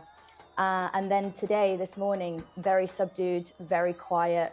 As the day has gone on, I've seen again more and more vehicles move out of the Rafah area as people are packing up their things and leaving. So there is a sense of fear and chaos now. Obviously, this is a minute by minute, hour by hour situation developing. But clearly people are hearing the situation at the Rafah border crossing and now deciding to. Hamas has been pushing for a permanent ceasefire deal since they took the hostages, right? Yes. Israel's been refusing this whole time, right? Yes. I'm not crazy, right? Yes. To leave once again. Obviously, you wouldn't be equipped with that knowledge if you almost exclusively watch the mainstream media coverage, where you know, the mainstream media coverage of this is basically has been the exact opposite of what is actually happening. And tell us what the aid situation is like, because more aid had been getting in the past few weeks, hadn't it? What's the aid situation there now? So there is now no aid entering the Gaza Strip. The Rafah crossing is the biggest and the only entry that UNRWA, the largest humanitarian agency here in Gaza, has been using. And now there is no aid able to get in. And in addition to that, there is also no fuel. So fuel is really what the agencies need to run this massive humanitarian operation across the Gaza Strip. Fuel is what's needed to run the trucks to get the aid to the people who need it. Fuel is needed in the generators to run the hospitals and health clinics that are remaining and not damaged and destroyed. So without this fuel and without these aid supplies, the aid operation here is simply going to ground to a halt. What is the aid operation like at the moment? We continue to do everything we can. Our colleagues are providing services. UNRWA runs health centers across the Gaza Strip. Even in North Gaza, we have some very heroic colleagues who have maintained running these health services throughout the war. So we do our best to provide these services and provide what aid we have. But it's very concerning to know that this border crossing is closed and that there is no foreseeable aid entering anytime soon. OK, thank you very much for telling us about the situation where you are. Louise Waltridge from UNRWA, who is in Rafah. Thank you. Well, let's get more on this with our correspondent in Jerusalem, Yolande, now. Yolande, welcome to you. What are the authorities there saying about why they've closed the crossing or taken control of this crossing between Egypt and Rafah, and about the IDF operation in Rafah? So the Israeli army... Arab states could help people like Europe open borders for Ukrainians is just sad. No, dude. That's ridiculous. Half of the fucking Arab states in that region are already mostly fucking Palestinian at this point. What are you talking about? Like, there's a couple different reasons why that argument is idiotic, okay? There's a couple different reasons why that argument is idiotic. One, this is not an uncontrollable state actor that is perpetrating the ethnic cleansing campaign in the way that Russia has invaded Ukraine, okay? Russia is a foreign adversary completely outside of our sphere of influence. There are pressure points that you can engage Russia on, but beyond that, Russia and its actions are completely removed from Western influence. Israel is doing this shit with our weapons. We're funding them directly, man. We're literally... We're giving them the weapons to do this, okay? Congress secured $26 billion in renewed aid commitments to Israel. Lethal aid. Weapons. It's ridiculous. Our tax dollars are specifically and directly going to kill Palestinian children, okay? Instead of... Even from the most selfish point of view, even if you don't give a single shit about dead Muslim babies, okay? You're like, they're Muslim, I don't care. It's like, dude, those bombs, the money going to build those bombs, the baby destroyer bombs, could be going to the fucking roads, could be going to the goddamn infrastructure, could be going to, like, harden your infrastructure so, like, wildfires don't happen. Could be going to healthcare, could be going to education, so you have better schooling for our future generations. It could be going to help solve the homelessness crisis in the United States of America. We have fucking bridges collapsing every goddamn place in this country. It's ridiculous. It doesn't make any fucking sense. That's why I'm saying it's like there is an argument to be made for every single American. There is a convincing argument here to cut this shit out with Israel for every single American. Every single one. Wouldn't that just achieve Israel's goal of removing the majority of Palestinians from the West Bank and elsewhere? Would be totally counterproductive and just assist them in pushing Palestinians out by offering an alternative that Israel can point to, as it already does with the refugees in Jordan and Lebanon? Exactly. That is precisely the reason why it's a ridiculous idea. Oh, dude, why don't they just like fuck off and leave? Well, many don't want to. And then they get called Hamas for staying behind because they want to fucking protect their homes. They want to make sure that They're already in Gaza because they're internally displaced refugees. Their villages are a couple miles down the fucking road on the other side of the borders. Okay? It's their fucking land. The idea that like the best possible solution here is a final solution where instead of Israel directly killing them, they get to go and live in the goddamn desert in Egypt is ridiculous. Army has put out footage that shows these Israeli tanks rolling into this key crossing, the Rafah crossing between. This is also besides the point because Israel so far has not even allowed people to leave, with the exception of 100,000 Palestinians that they've allowed to evacuate Gaza through the Rafah crossing. Gaza and Egypt. It says it's taken operational control there, and it's dealing, it says, with Hamas terrorist infrastructure, to use its language, in that area. It says it's killed 20 Hamas terrorists overnight, and that it has also found 3 tunnel shafts, and it's linking operations around this part of Rafah to the rocket fire that it says came from this area fired by Hamas on Sunday, which killed 4 Israeli soldiers close to the Kerem Shalom crossing, leading to the closure of that important crossing in the south of the Gaza Strip as well. Now, at the moment, when we're taking briefings from the Israeli military, they're stressing that this is a very precise, it's a limited operation. They're not putting a time frame on it. They said, too, that they are working to reopen the Kerem Shalom crossing as security allows. And tell us more about this potential ceasefire deal, which Hamas said it supports. Israel says it goes a long way from meeting its demands. We understand that unofficial talks are still going to take place today in Cairo. What more do we know about that? Well, at the moment, this ceasefire deal is really hanging in the balance because of the different positions we had. You know, that declaration from Hamas that was quite dramatic, saying it agreed to what the mediators had proposed. Israel coming out quickly and denying that this was the proposal that it had signed up to, saying that there were differences from its core demands. But we also have had, confusingly, some officials coming out and saying, no, this is actually very similar to the proposal that was put forward by Israel itself at the end of last month.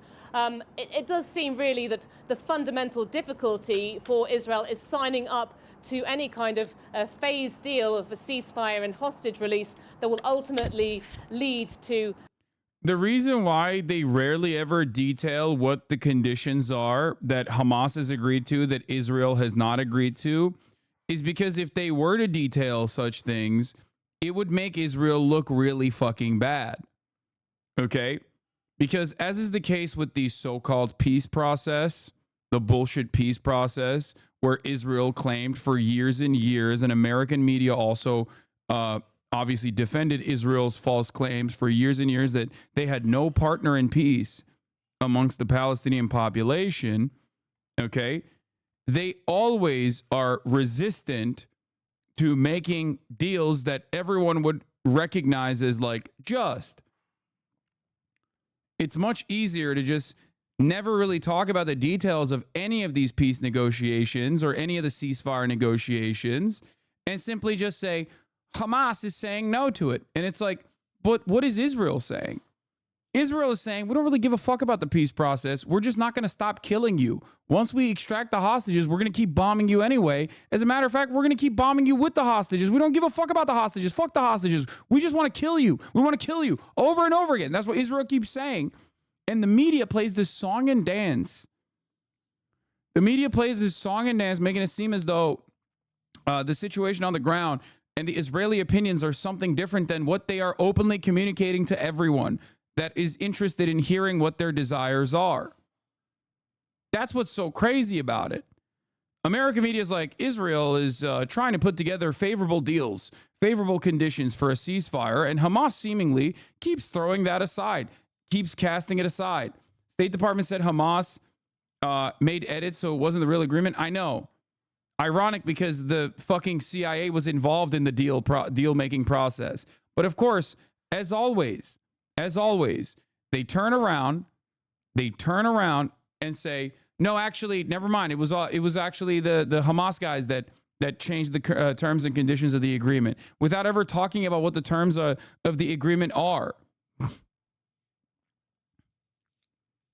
It's ridiculous. It's always ridiculous, dude. You hear what Anthony Blinken says in public every time there's a camera on him. He openly will state that it is actually Israel that's bringing forward perfectly valid, perfectly reasonable conditions. What are those conditions? Give us the hostages and we're going to kill you. As a matter of fact, fuck the hostages. We're going to kill you anyway, and we'll kill the hostages. That's literally what Israel's been saying since October 7th. That's what Israel's been saying since October 7th, and that's what Israel's been doing since October 7th. Also, yeah, I can't wait for this. Mehdi Hasan went on Abby Phillips to fucking absolutely eviscerate Frankenstein's monster, John Concuncrius, my favorite demon, senior fellow at the FDD, by the way, obviously, the Foundation for Defense of Democracies, one of the fucking most rabid think tanks out there. And also the former IDF spokesperson. I guess he unloaded too hard, so they fucking took him out.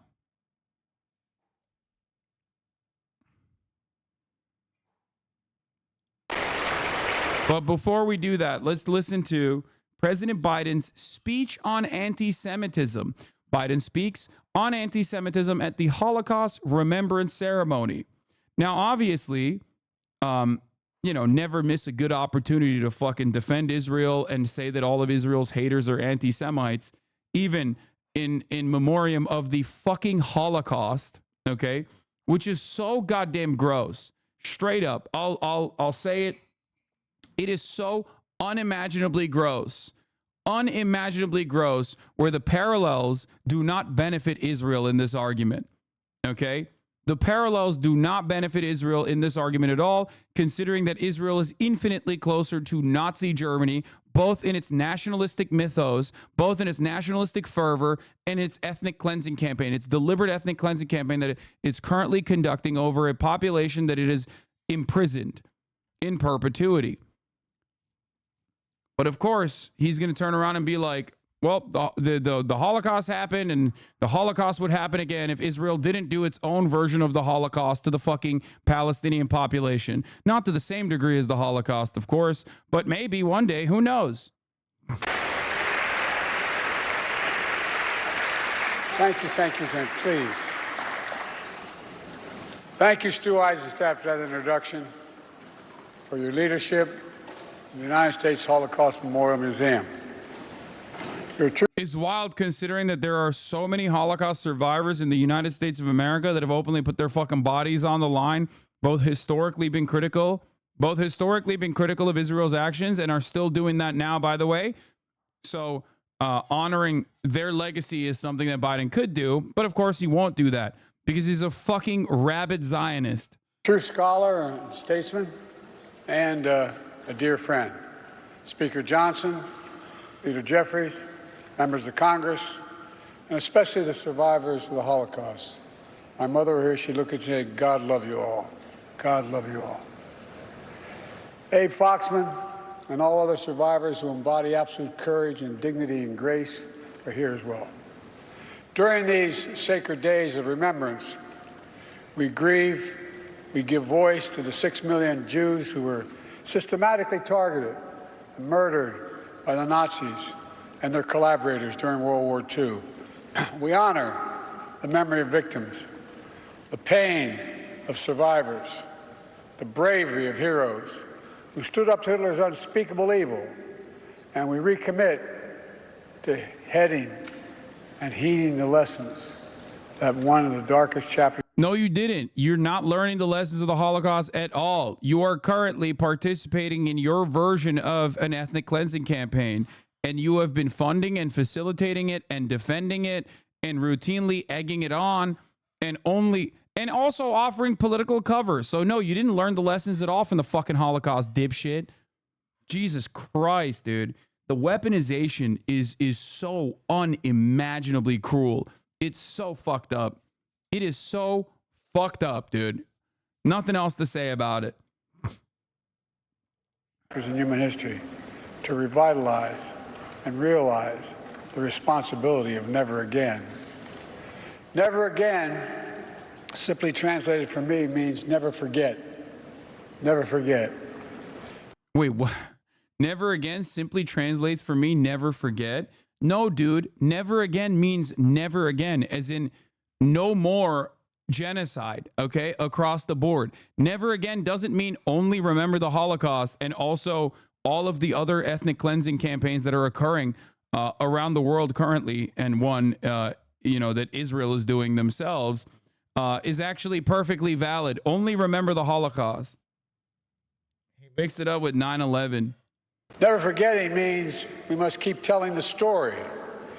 We must keep teaching the truth. We must keep teaching our children and our grandchildren. And the truth is, we're at risk of people not knowing the truth. That's why growing up, my dad taught me and my siblings about the horrors of the Shoah at our family dinner table. That's why I visited Yad Vashem with my family as a senator, as vice president, and as president. And that's why I took my grandchildren to Dachau, so they could see and bear witness to the perils of indifference, the complicity of silence in the face of evil that they knew was happening. Germany, 1933. Hitler and his Nazi party rise to power by rekindling one of the world's oldest forms of prejudice and hate, anti-Semitism. His rule didn't begin with mass murder. It started slowly across economic. I have a controversial take on this. I think that saying true things about the Holocaust in an effort to defend Israel now is almost fucking worse than Nazis who deliberately deny it. Because then you are casting doubt on the minds of people who don't know that, like, that this shit is in their eyes only used as a weapon, to cynically defend Israel's current actions. It is so gross. It is so indefensible. And this is precisely how you create more anti-Semitism. It's so fucked up, dude.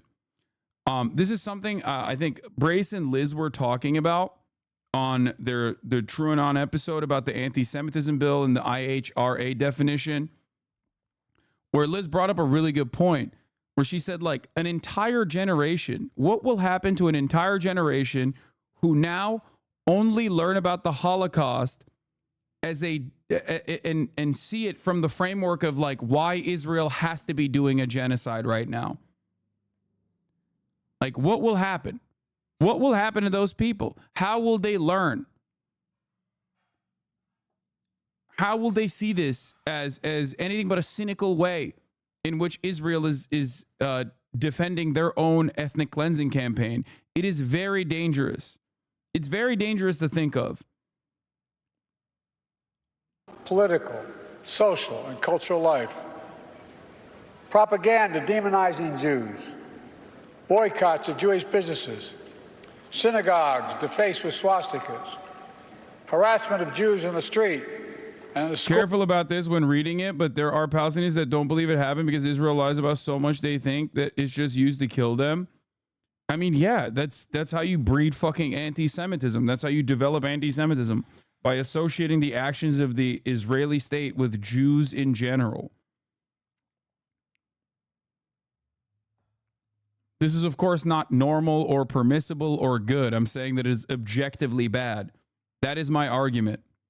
My argument is that it is incredibly damaging. And I think that because we are so warped by short-term thinking and short-term goals, that we unironically never consider the long-term consequences of this. Okay? Schools, anti-Semitic demonstrations, pogroms, organized riots. With the indifference of the world, Hitler knew he could expand his reign of terror by eliminating Jews from Germany, to annihilate Jews across Europe through genocide, the Nazis called the final solution. Concentration camps. Oh, wonderful. Tomorrow was supposed to be the deadline for the report on whether Israel has violated U.S. and international humanitarian law during the war in Gaza, and it's apparently been delayed indefinitely. Oh, that's cool, man.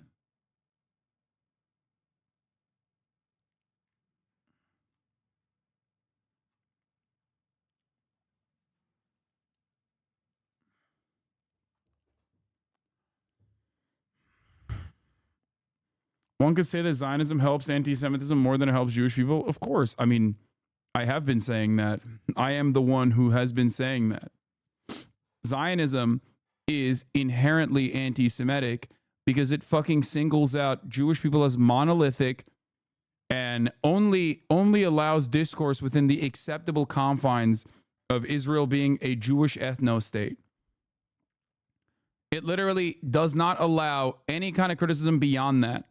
If you say Israel cannot be a democracy as it maintains an ethno-state, a Jewish ethno-state, okay, with demographic concerns that must maintain an apartheid regime on occupied territory, all of a sudden, that's completely outside of the boundaries of like permissible discourse, which is immediately declared anti-Semitic.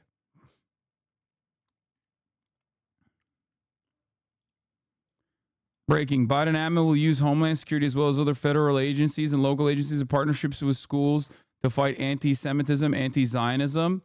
That's awesome. That's great, man. Thank you. This definitely, this surely will not have horrifying repercussions. I like that we've substituted McCarthyism now and repackaged it in this way.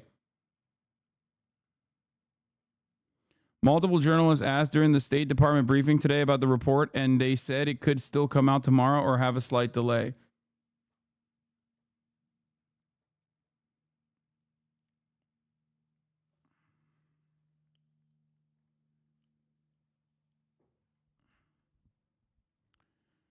It's fucking gross. Gas chambers, mass shootings. By the time the war ended, 6 million Jews, 1 out of every 3 Jews in the entire world, were murdered. This ancient hatred of Jews didn't begin with the Holocaust. It didn't end with the Holocaust either, or even after our victory in World War II. This hatred continues to lie deep in the hearts of too many people in the world, and requires our continued vigilance. This is what it's like, why are you supporting anti-Semitism? No, I'm supporting the top of the hour ad break debates getting better, okay? That's what I'm supporting. I'm supporting the chat. Every moment that you send me the shittiest bait possible, I'm supporting the chat getting better. Because at the top of the hour, there's a 3-minute ad break, and some of you think that you can bait me in this regard. And honestly, I support chat getting better. That's why I deflect away. That's why I parry. That's why I riposte. Okay? And that's why I serve you the 3-minute ad break at the top of the hour, demanding that you get better. Better baits. Something that makes me go, God damn, you got me. Okay? I'm like Neo in the Matrix, dude, the way I'm fucking dodging those goddamn ad break debates that come at the top of every hour. Here's the 3-minute ad break. Now, by the way, like I said, if you no longer want to see those ads, all you need to do is subscribe for $5 or for free with a Twitch Prime or by getting gifted a sub. Here's the 3-minute ad break now.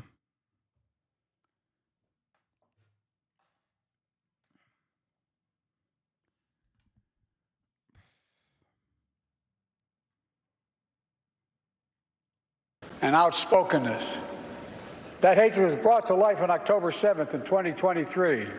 Worth noting that for those who don't know, the Second Lebanon War on August 11, 2006, hours after the UNSC unanimously passed Resolution 1701, calling for an immediate ceasefire, which Hezbollah accepted, Israel launched a broad offensive trying to push Hezbollah out of the south. It was a massive failure on all fronts, and 2 days later, Israel accepted the resolution ending the war. Definitely not saying the same will happen here, but you can see the parallels. Yeah, like, even what Israel did with Iran is like a fucking petulant child. You know what I mean? Trying to get the last word. Like, you demand your kid in the back seat stop kicking the fucking seat, and then he just like, he stops, but he still does like one little baby kick right before he stops in tears. It's so like, it's so stupid. It's just an entire nation brain broken by constantly trying to posture as a mighty force. That like, it sometimes does operate like a child having a temper tantrum. It's so crazy. On the sacred Jewish holiday, the terrorist group Hamas unleashed the deadliest day of the Jewish people since the Holocaust. Driven by ancient desire to wipe out the Jewish people off the face of the earth, over 1,200 innocent people, babies. With that understanding, what would you do if you were born Israeli? Brother, it's super simple. Like we are all obviously genuinely brain broken by the consistent propaganda that we're fed. Okay? Americans have white supremacy to contend with. Americans have our own version of the indigenous genocide and chattel slavery and its consistent defense to deal with. What I do here is basically try to, rewrite people's programming to the best of my ability on all of those fronts. And it's the same for the Jews living in Israel that have learned about Zionism being an epic myth that they need to carry on. Israel has to be strong. Israel's in a bad neighborhood. You just have to look at all of the cruelty and try to address it and try to understand that it is, being done to women and children, men, all of these people that have the exact same interests that you do, right? If you are a Jewish person growing up in Israel, you have so many different ways of meeting this reality. You have so many different ways of seeing it. I mean, there's anti-Zionist Jews in here that are in Israel that could probably speak to that a little bit better. I don't know what they're like, what their understanding and how their understanding changed over the course of many years. But ultimately, if you can unlearn transphobia and racism, then yes, Israelis can also unlearn their rabid support for Zionism and the way that they see the Palestinians as like a blight that must be removed, and move away from that and recognize that they are also human beings with dreams, with goals, that deserve a life of dignity, that yearn for emancipation, just like we all do.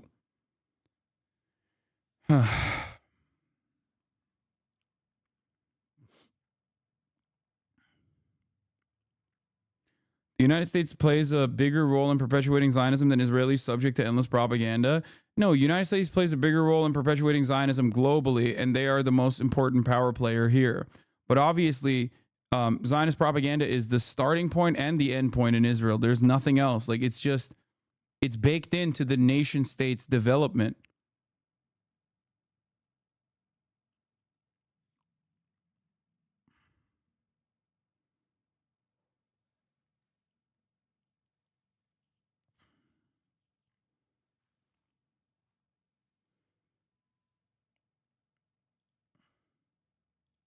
Parents, grandparents, slaughtered in their kibbutz, massacred at a music festival, brutally raped, mutilated, and sexually assaulted. Thousands more. Dude, bringing October 7 up during the fucking remembrance of the Shoah is just so nutty, especially considering that the atrocities that occurred on October 7 did not happen in a fucking vacuum. And there is a parallel that you can literally draw to the Warsaw Ghetto Uprising. Like, this is not exactly a controversial opinion either, by the way.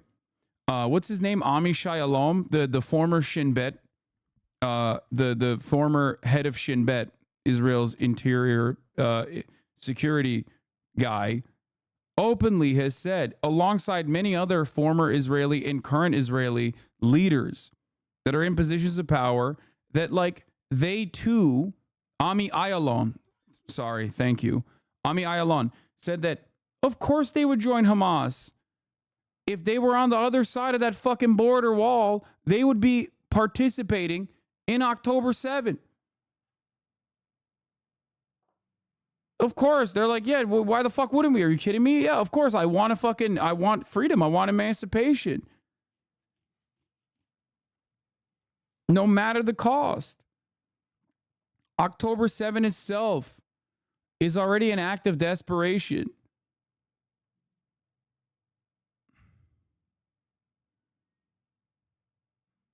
Ehud Barak once said, yeah, if I were a Palestinian of the right age, I would join at some point one of the terrorist groups. Yep.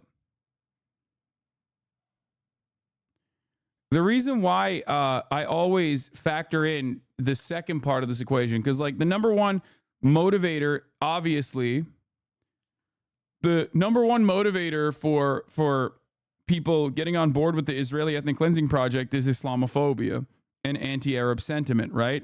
They're enemies. They're truly evil. They're scary. However, there's another sentiment oftentimes expressed by those in positions of power in Israel, and that is might is right politics. They literally see it as like game recognized game. It's like distorted and fucked up. But they actually see it as like, yeah, no, we are doing this to them because they would do it to us if they had the power. So it's perfectly righteous for us to do this to them. Now, obviously, there's no proof that they would do the same things to Israel if they had the capabilities, right? No proof whatsoever. But that's where that might is right attitude comes from. And that's why you hear so many people, including Ehud Barak, including Ami Ayalon, openly state that they would join Hamas or one of the many different resistance groups if they were on the other side of the fucking border wall.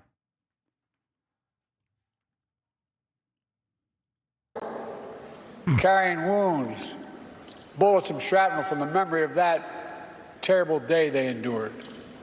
Hundreds taken hostage, including survivors of the Shoah. Now, here we are, not 75 years later, but just 7.5 months later. And people are already forgetting. They're already forgetting. Dude, you can't think like this. I mean, you can't be saying this shit unless you literally just think that like only Jews are human in that region. Like anyone who's not Jewish is just not human and deserves whatever the fuck Israel is doing. Like the only people that Biden sees as real human beings is Israelis, okay? Sometimes the Bedouin, but like mostly just Israeli Jews for the most part. That's it. Like, what do you mean people are forgetting? No, dog, people aren't forgetting. People never had an opportunity to grieve, okay?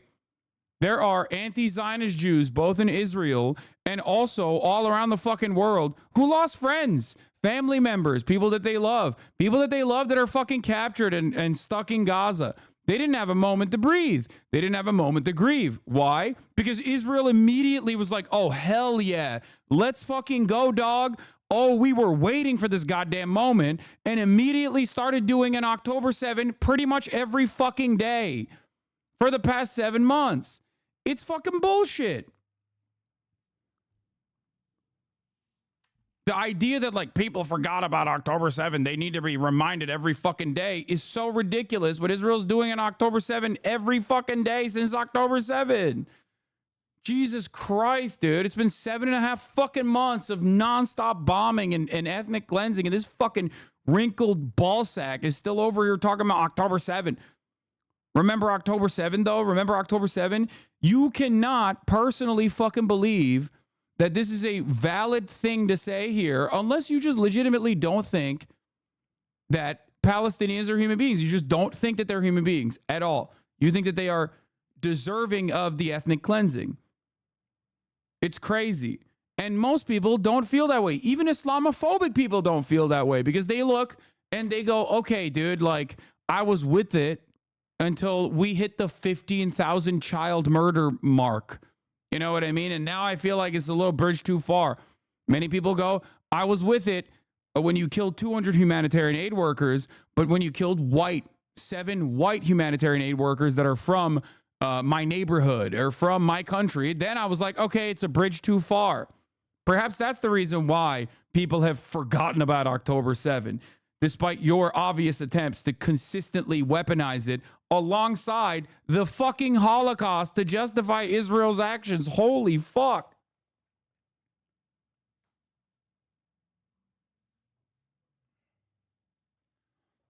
Mathematically, I don't think that's true, but I get what you're trying to say. Yes, I don't think, yes, Israel has not killed 1,200 people every day since October 7. Obviously. That Hamas unleashed this terror. I gotta pee. It was Hamas that brutalized Israelis. It was Hamas who took and continues to hold hostages. I have not forgotten, nor have you, and we will not forget.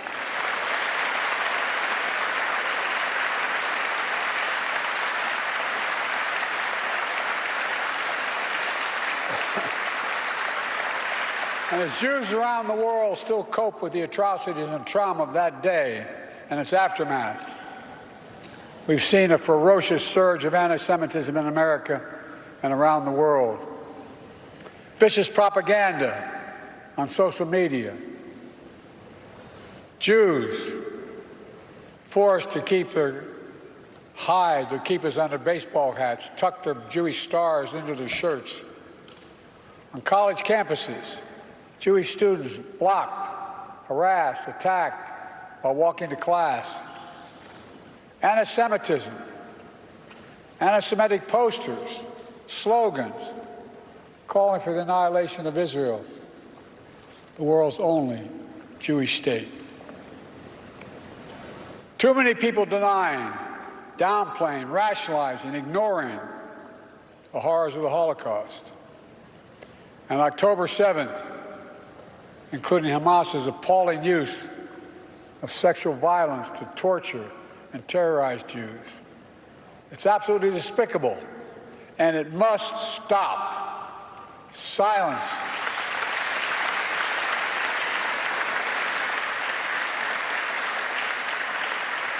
Silence and denial can hide much, but it can erase nothing. Some injustices are so heinous, so horrific, so grievous, they cannot be buried, no matter how hard people try. In my view, a major lesson of the Holocaust is, as mentioned earlier, was not inevitable. We know hate never goes away, it only hides. And given a little oxygen, it comes out from under the rocks. We also know what stops hate. One thing, all of us. The late Rabbi Jonathan Sachs described anti-Semitism as a virus that has survived and mutated over time. Together, we cannot continue to let that happen. We have to remember our basic principles as a nation. We have an obligation. We have an obligation to learn the lessons of history so we don't surrender our future to the horrors of the past. We must give hate no safe harbor against anyone. Anyone. From the very founding, our very founding, Jewish Americans, who represent only about 2% of the U.S. population, have helped lead the cause of freedom for everyone in our nation. From that experience, we know scapegoating and demonizing any minority is a threat to every minority and the very foundation of our democracy. So in moments like this, we have to put these principles that we're talking about into action. I understand people have strong beliefs and deep convictions about the world. In America, we respect and protect the fundamental right to free speech, to debate and disagree, to protest peacefully and make our voices heard. I understand that's America, but there is no place on any campus in America, any place in America, for anti-Semitism or hate speech or threats of violence of any kind. That's awesome. Yeah, you can protest. It's just not against Israel. Okay, you understand? We've decided arbitrarily that saying Israel's doing a genocide is anti-Semitic. We've decided arbitrarily in the most anti-Semitic way possible that like Israel represents the international Jewry and its opinion across the board and its best interests across the board. We've decided arbitrarily that all Jews defend Israel unconditionally across the board, and therefore any criticism of Israel is actually akin to criticizing Jewish people. Not even criticizing Jewish people, but instead actually just saying anti-Semitic shit.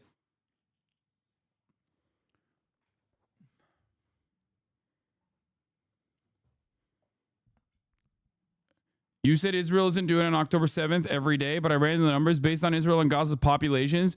40K killed in the last 213 days. Israel is doing 78% of an October 7 every day per capita. Jesus.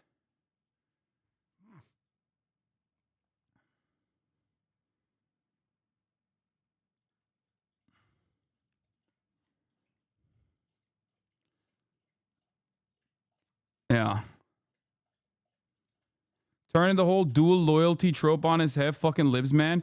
It's ironic because he's more fucking loyal to Israel than American Jews are. There's a shit ton of American Jews that are getting arrested by this fucking asshole right now. That's the funniest part.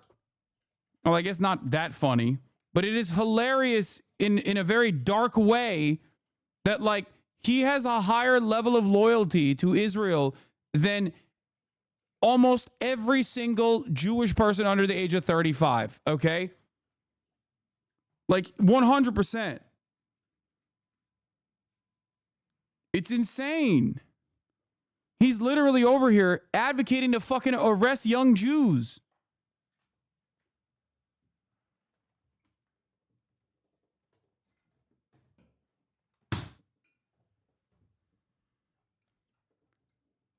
Having a fucking dude, having a Catholic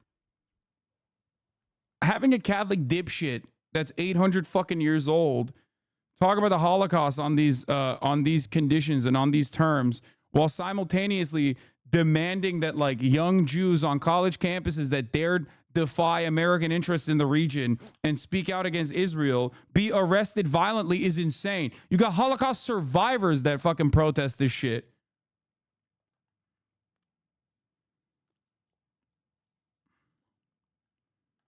That's right, Jack. If you don't vote for me, you're not black. And if you don't love Israel, then you're not a Jew. I'm the real black guy here, all right? And just like I'm the real Jew. Joe Biden. Damn, Time Without an OEO got clapped. To be honest, I don't know how you can deprogram Israelis. I can't help but think there's a long conversation I had with my centrist dad years ago. For 2 hours or so, I explained to him down to the minutiae, the ethnic cleansing and apartheid in the West Bank. At the end, he just said, okay, sure.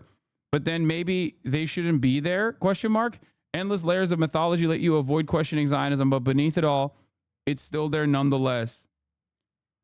Listen, fat. I don't know why I can't untime you out. Oh, never mind. You are untimed out. Okay.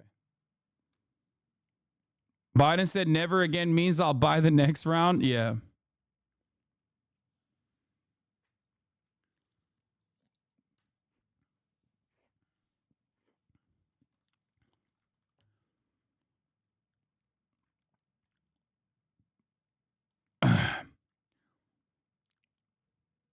Do you think Bernie was the closest possibility to at least a decent president?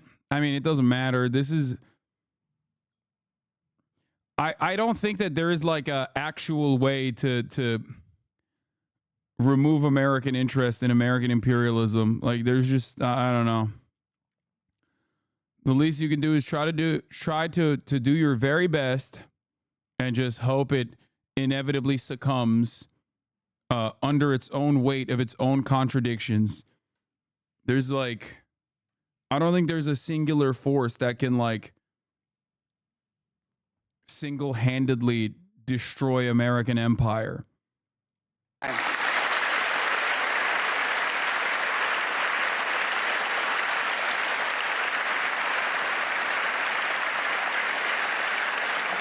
Whether against Jews or anyone else.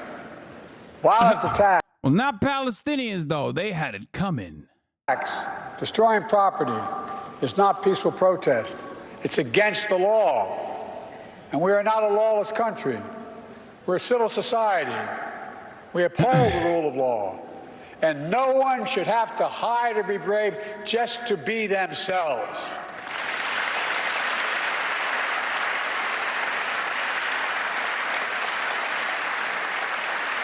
To the Jewish community, I want you to know, I see your fear, your hurt, and your pain. Let me reassure you, as your president, you're not alone. You belong. You always have and you always will.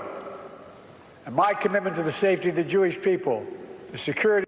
I mean, you literally said a couple months ago that if Israel didn't exist, no Jew would be safe around the world. As the president of a country that has historically defended Jewish people, well, sometimes did some really fucked up shit to Jewish people as well, especially like telling a bunch of Jewish refugees to fuck off and send their asses back to the Holocaust, you know. But at least now, a country where almost as many Jews as Israel live in, you are the president of said nation, the largest Jewish diaspora, the largest Jewish nation, okay? The nation with the highest population of Jewish people in it, and you're over here being like, yeah, they are not safe. I can't keep them safe. I can't keep you safe.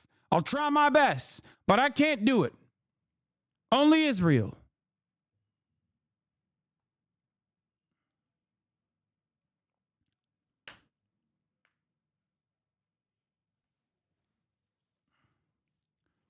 Just such an insane fucking thing to say.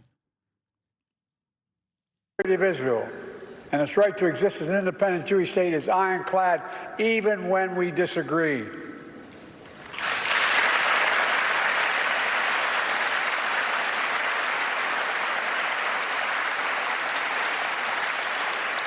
My administration is working around the clock to free remaining hostages. Second thought is a one. Just so we have freed hostages already. Wait, really? Are you? Because it seems to me like Netanyahu is not in any way, shape, or form interested in that.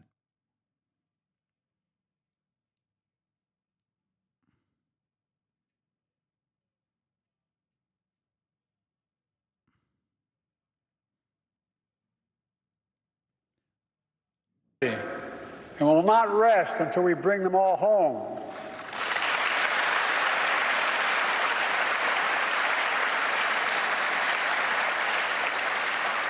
My administration, with our second gentleman's leadership, has launched our nation's first national strategy to counter anti-Semitism that's mobilizing the full force of the federal government to protect Jewish communities.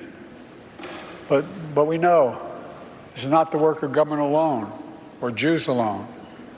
That's why I'm calling on all Americans to stand united against anti-Semitism and hate in all its forms.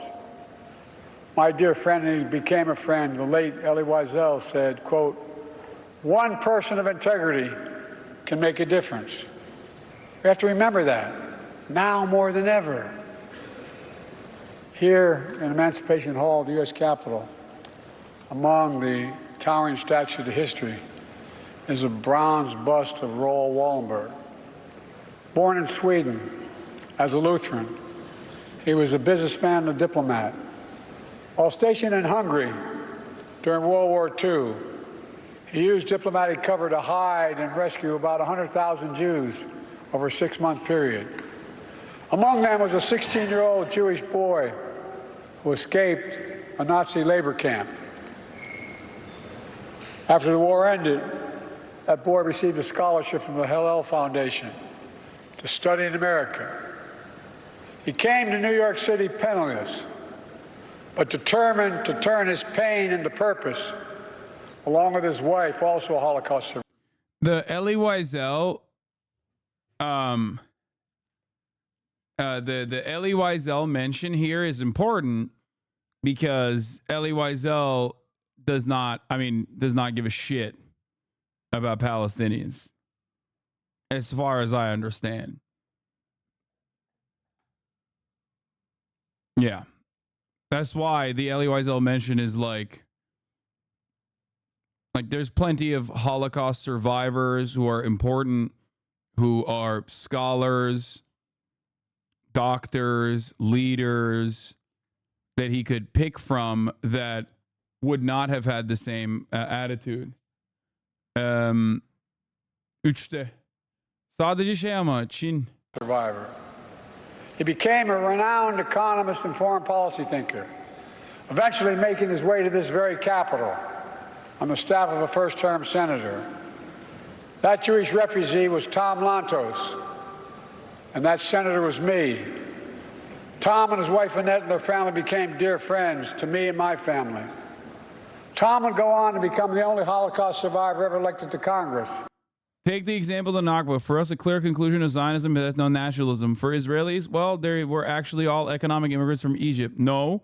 Well, they were told to leave by Arab countries. No. Well, they left on their own. See how you avoid questioning Zionism? Even if you deprogram all of that, you'll usually just come out with an Israeli who acknowledges ethnic cleansing and thinks it's good. It's a struggle. Yeah, the Benny Morris conundrum. Having the full knowledge of like the Nakba and all of the actions that took place, and then saying we had no other option and it was actually good. Yeah. You literally describe Benny Morris at that point, who still unironically says shit like, well, you know, the conniving nature of the Arab. Remember the Lex Fridman conversation between Norm Finkelstein, Bonarelli, and Benny Morris, where Benny Morris literally said that the UN like official that was questioning Israel was a Syrian. Like, he thought that was a solid fucking counter. He said Syrians cannot be trusted.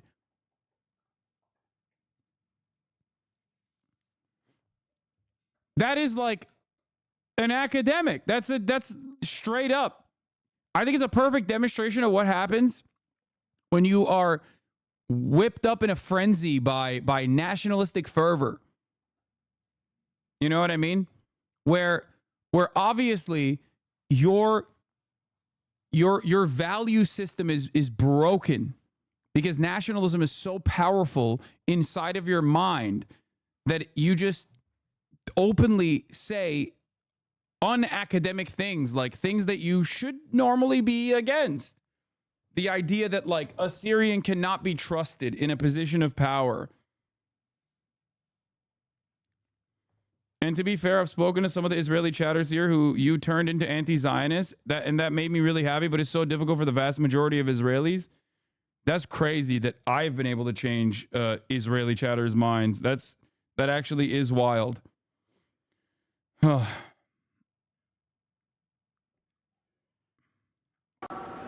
he became a leading voice on civil rights and human rights around the world. Bro, don't repeat that. They're going to fucking come storm my house like the Al Jazeera facilities. You know what I mean?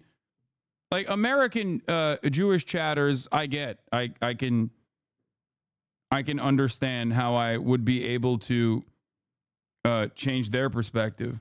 But, you know, Israeli chatters, that's crazy. World. Tom never met Raoul, who was taken prisoner by the Soviets, never to be heard from again. But through Tom's efforts, Raoul's bust is here in the Capitol. He was also given honorary U.S. citizenship, only the second person ever after Winston Churchill. The Holocaust Museum here in Washington is located in a Raoul. Bro, I love that this chatter just said, I love that this other chatter, our Israeli chatter, just said, you've actually changed. I've spoken to a lot of Israeli Jews whose mind you've changed and convinced into anti-Zionism. And this guy went, stop giving airtime to these idiots and take action that could potentially make a difference. What's his attitude on this? Get your chat to share Macklemore Hins Hall music video. I'm begging you. Less talk, more action. Hey, Hasan, I know you're currently covering the at least hypocrisy in the American argument of tying the actions of Israel to the Holocaust, tying the actions of Israel to Judaism as a whole and how anti-Semitic that is, and doing that, right? I know that you're doing that currently, but you should instead share this Macklemore music video.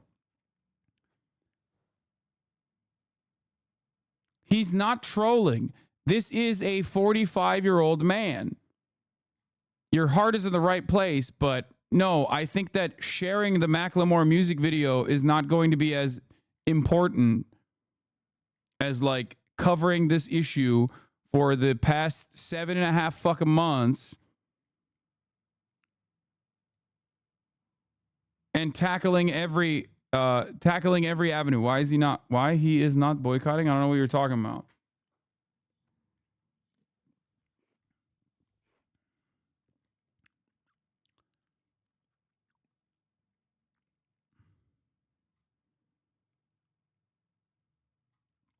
He's wholesome in a funny way. I know. I'm not yelling at them. A road in Raul's name. The story of the... Why are you hating on the song so much? Because a lot of no need to try and attack me for saying something. No, I'm just laughing, man. I think it's cute that your heart is in the right place, as we acknowledged. It's just funny to think that like me addressing Joe Biden's like utilization, cynical weaponization of the Holocaust to defend Israel's current genocidal actions is less important than fucking sharing Macklemore's already viral pro-Palestinian song. And no, he's not cashing on some easy dollars. That's actually fucked up. He literally is donating all the proceedings of the song to UNRWA. So that's not true either. I think Macklemore is a good person. I think Macklemore is doing a good thing. I think that it's great that he made a song. I just think it's kind of cringe. That's it. He's just cringe. That's it. That's all it is. That's all my my gripe with this situation is.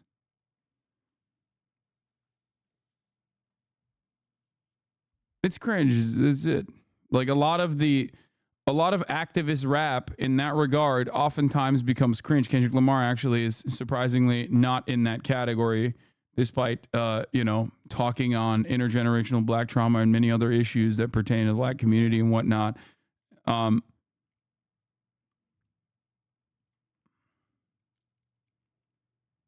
Is it cringe because it's Macklemore, or is it just the song? A bit of both. Power of a single person to put aside our differences, to see our common humanity, to stand up to hate and its ancient story of resilience from immense pain, persecution, to find hope, purpose, and meaning in life. We try to live in... Come on, bro. You cannot compare Fortunate Son to Hind Hall. That's insane. Like, that is insane. Fortunate Son being an anti-war song, anti-Vietnam War song. Like, Fortunate Son's a fucking bop. It is a classic. It is a phenomenal work of art. It's not like, leftist Lin-Manuel Miranda. But like I said, it's good. It's good overall. I have no issues with it. It's wonderful. It's great.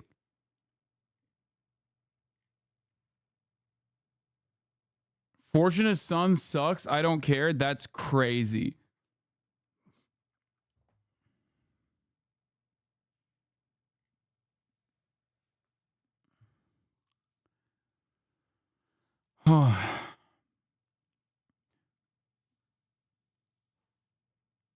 Okay, there's a lot of terrible takes flying in the chat. I don't want to come across like I'm antagonistic to Macklemore. I'm not. I think it's wonderful that he made a pro-Palestinian song. I really do. I think it's awesome. And plenty of people already love it. It's like popping off on TikTok. People are sharing it. People love it. People enjoy it. And it's great. I'm glad that they are. Let's continue. Share with one another. That story endures. Let me close with this. I know these days of remembrance fall on difficult times. We all do well to remember. These days also fall during the month we celebrate Jewish American heritage. A heritage that stretches from our earliest days to enrich every single part of American life today. Great American, great Jewish American, named Tom Lantos used the phrase, "The veneer of civilization is paper thin." We are its guardians, and we can never rest. My fellow Americans, we must be those guardians. We must never rest. We must rise against hate, meet across the divide, see our common humanity, and God bless the victims and survivors of Shoah. May the resilient hearts, the courageous spirit, and the eternal flame of faith of the Jewish people forever shine their light on America and around the world. Pray God. Thank you all.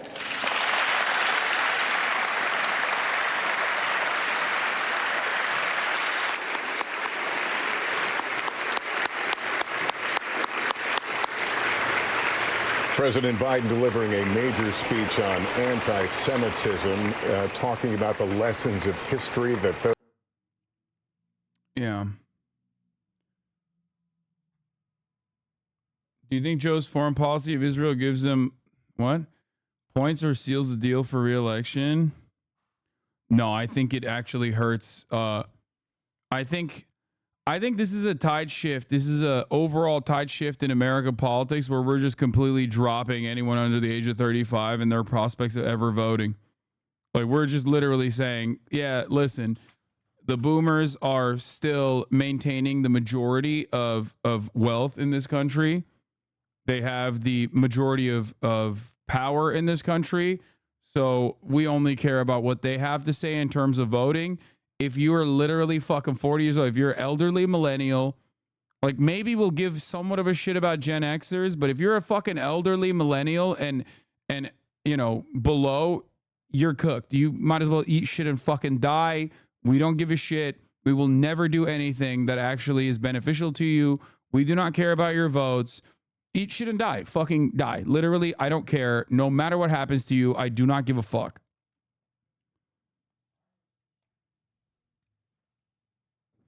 Like, he just cares about the suburbs. The suburbs gave him the victory over Donald Trump last time. And I think it's a severe miscalculation. And I think it spells trouble for the future of this country and the future of politics in this country. And that's where we're at right now. Why you are not boycotting? What am I boycotting? Why he is not boycotting? Why he is not boycotting though? Why you are not boycotting? What am I boycotting?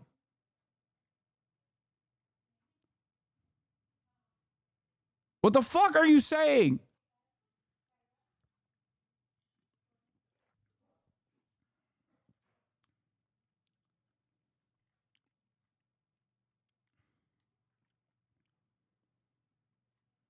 Those who are forgetting the lessons of the Holocaust, but of more recent history.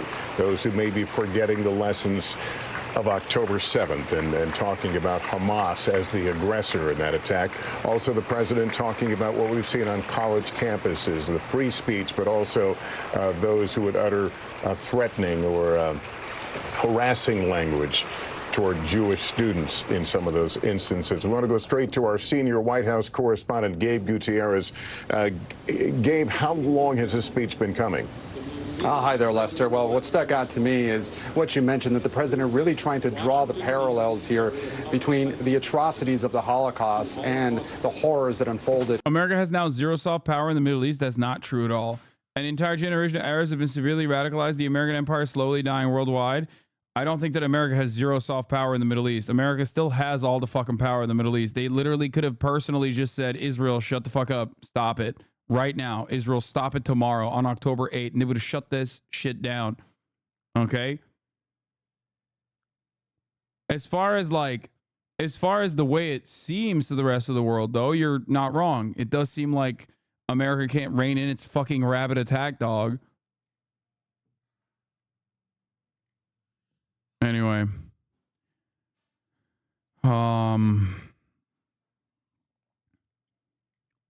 yeah, it was phenomenal stuff. Biden says Hamas is motivated by ancient desires to eliminate Jews, talks about a ferocious surge of anti-Semitism, links to the college campuses, Says Jews are being forced to hide their kippas and Jewish stars. Repeats the mass sexual violence hoax directed by Hamas. Biden claims the protests are anti-Semitic and using hate speech and violence, and says property destruction is not peaceful protest, even though fucking property destruction did not actually happen in the hands of the student protesters, but instead of those who came after. Nazla the Savior, thank you for the 10 tier 1 gifted subs.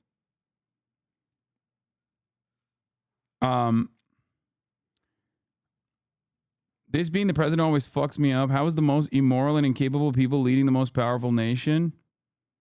Yeah, all morning Joe talking points. Surprising. It's not. Also, apparently, a Zionist driver tried to run down peaceful pro-Palestine demonstration in Manhattan Street. Columbia University students picketed outside the trustee homes in protest of Columbia's complicity in genocide. 19th Precinct NYPD CO Neil W. Zuber immediately arrested and started screaming at one of the picketers who was next to the car. Kahane on the other. Wait, what? Kahane? Oh my God. Wait, this is some JDL shit. This is Jewish Defense League. That's like, wait, what? Whoa, hold on. That's a fucking terrorist, dude. Yes, they are related. Oh my God. Brother, are you fucking serious? Update, attacker is Reuven Kahane. Kahan, he circled on foot multiple times before getting in his car and driving into them on purpose per the witness. That if that last name sounds familiar, it's because Kahanism, a racist extremist supremacist ideology. Unclear if this Kahan is related. Bro. Political violence on our own soil for another country. Wow, good shit. To be fair, Mayor Kahan is an American psychopath, an American freak, and did terrorism on Israeli soil while on Palestinian soil. So, you know, apple doesn't fall too far from that fucking tree. That inbred fucking tree, piece of shit. I mean, these guys, for the record, these guys literally just like the most extreme version of Jewish Nazism. Okay? Straight up.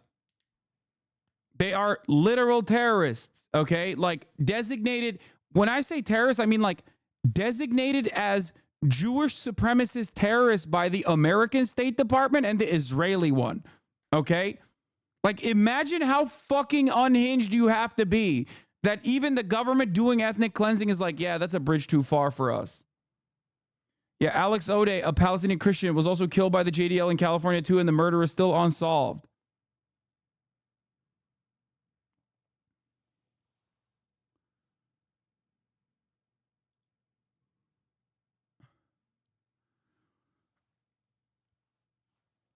Per witnesses, Kahan drove up to the picketers as they were marching from one of the trustees' house and asked for a flyer from his vehicle, a Volvo. When someone reached out to give him one, he grabbed their arm. He then circled the block, veered towards the sidewalk before driving into the march. A de-escalator who was providing safety support to the student picketers at the back of the march put her hands up to indicate Kahan to wait. He drove into her. Another de-escalator sat in front of the vehicle to force it to stop. Students moved onto the sidewalk. More extreme than Ben-Gvir. Brother, Ben-Gvir literally was not allowed to serve in the IDF because of his Kahanist beliefs. He also had a photo of not Mayor Kahan, but who's like he's a rabid follower of Kahanist. It was Baruch Goldstein that he had a photo of. Yeah, Baruch Goldstein, who was a Kahanist American who went to fucking Israel to do terrorism.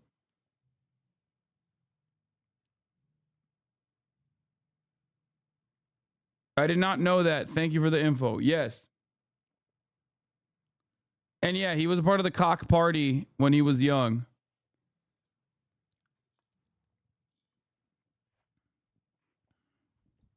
Dude, all of this shit does not get a fucking fraction of the media coverage. Palestinian students, Palestinian American students will get shot. Palestinian babies will get stabbed to fucking death by their psychopathic landlords.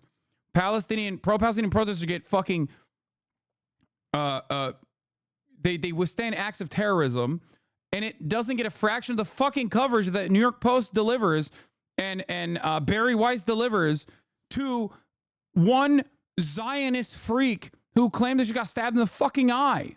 Baba? Bana bir şey mi dedin? Oh, okay. The best response to this crap is a 10-minute John Oliver segment on student protests from this week. Does anyone have the rip on it? I want to watch it before. I want to watch that before we move away from this.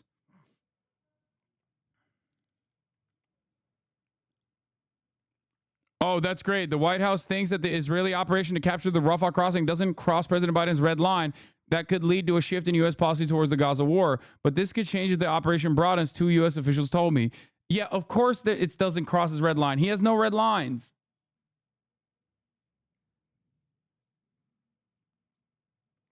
How worried do we have to be in Canada and North America if this won't start happening in the U.S.? Wait, what?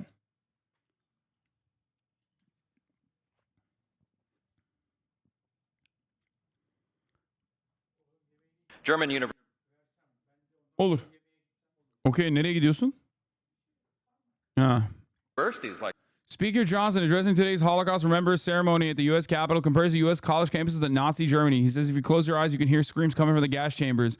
He says this is why Congress just passed $24 billion for Israel. Freak, dude. Fucking rabid Christian Zionist freaks. German universities like those at Strasbourg were at the heart of Renaissance and intellectual life. But it was at those same... Bro, miss me with this shit. Miss me with this bullshit. You cannot be a Republican who literally on every other day does the Frankfurt School conspiracies and then simultaneously be like, Jews were at the heart of the Renaissance. Excuse me. It's like, bitch, you think that's moral degeneracy that is disrupting the supremacist Western world. Western civilization is being destroyed by these Jews who were at the heart of Renaissance. And then simultaneously you're like, actually, it was phenomenal. Their achievements were phenomenal. Yeah, I thought it was just, pervertry and moral degeneracy that they were promoting at those fucking schools. Fuck you mean? What happened? All Christians are bad? Did I ever say that? No, I didn't. That's why you had to fucking shove those words into my mouth, because you think that's a really good way to fucking counter protest here. Oh, what? Don't talk when you don't know about Liam Doherty? What the fuck? What? Ariel Urbina denounced it? What?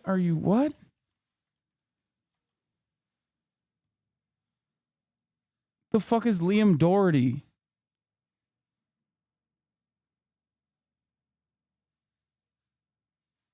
What is Liam Doherty?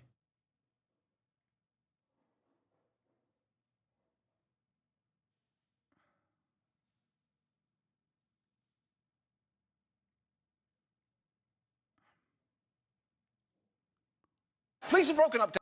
Yeah, we'll watch the full thing, or to the best of our ability if we can find it.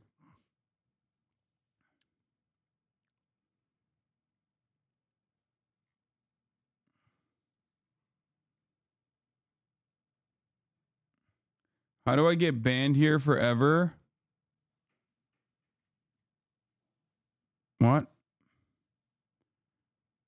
Can I get a refund on my shirts? I joke. Really though, thanks for the good times, Hasan. Please, peace and love. Hoscourt is for real pushing me out of this whole ass community. What the fuck are you chirping about, dude? Yok, hayır. Sadece tavuk. Sorry, can I be let back into Hoscourt? Ban me if no, it's fine. Brother, you need to fucking calm down, okay? You need to calm down. You need to cool your goddamn jets. I don't know what to tell you. It's just Discord, okay? Ignore Tuga. He's memeing. He's an offliner. Don't ban him.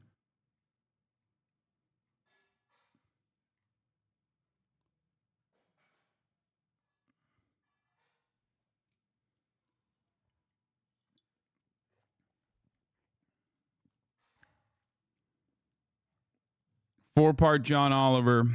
Okay. We'll watch it in a second. Let me finish Same this. elite centers of learning, where Jewish faculty and students were suddenly expelled, where anti-Jewish courses were introduced, and where professors... Dog, you're the one advocating to expel Jewish faculty and students right now. What the fuck? You are the one who is advocating to expel Jewish faculty and students for the crime of saying mean things about Israel's genocide. Okay? It's so weird.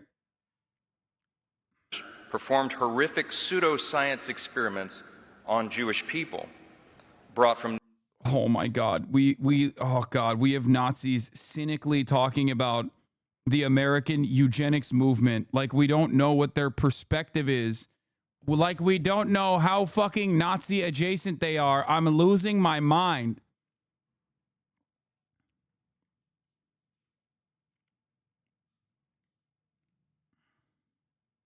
Nearby concentration camps.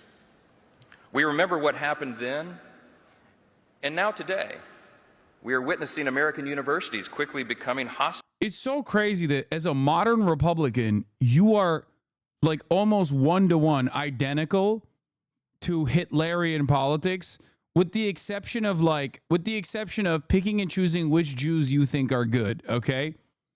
As long as they are in support of Israel, they're good Jews. If they're not, they're bad Jews. If you're George Soros, you're the worst Jew, okay? The puppet master, right? Like controlling the media, doing all this stuff.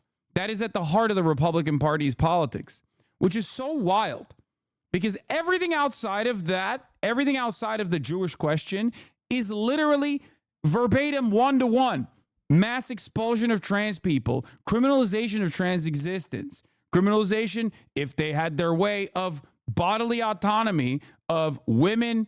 Obviously, they already have made leeway on that front, like banning miscegenation, all of this shit. Hitler himself modeled a lot of the principles in Nazi Germany from Jim Crow era Southern fucking principles. He used the gas chambers method from the Bracero program. It's not like Hitler literally looked to America and was like, damn, y'all do some really sick shit. We should bring that here. Okay? The American eugenicist movement is at the forefront of the Nazi eugenics experiments. That's where they got that shit from. Oh.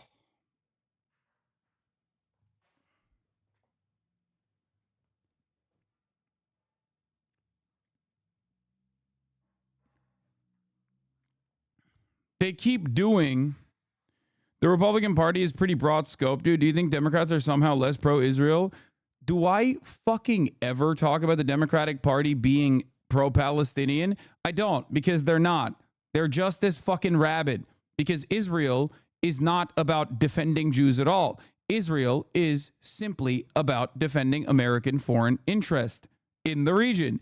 That is precisely why, just like with every other issue that comes down to finding bipartisan support, okay, American politicians always have bipartisan support for American foreign policy. That's it. I spent the last hour shitting on Genocide Joe.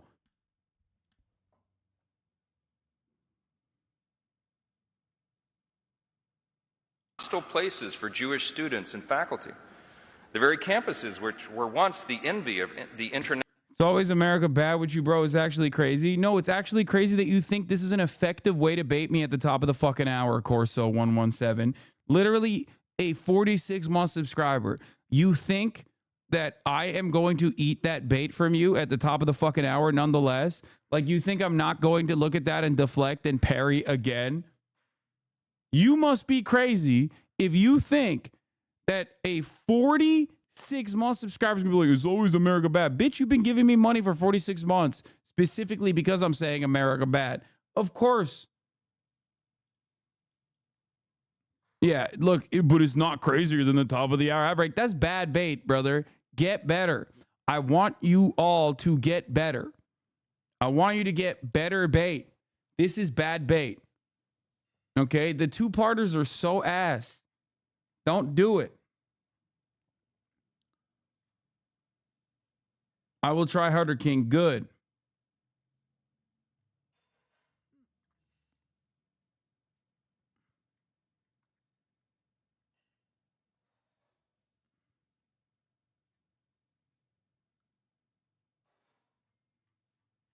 I did make you turn off your face cam once. Don't sleep.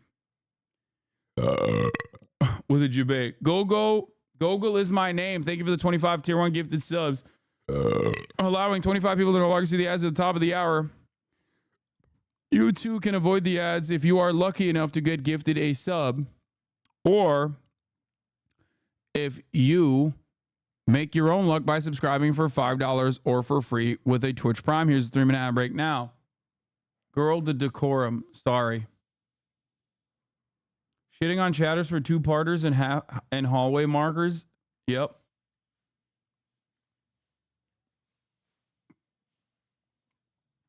National Academy have succumbed to an anti-Semitic virus. Students who were known for producing academic papers are now known for stabbing their Jewish peers in the eyes with Palestinian flags. That did not happen! I can't. I want a video game, dude. I want a video game sometimes. That literally did not happen, you fucking animal. That did not happen. That literally did not happen. He doesn't give a fuck, though.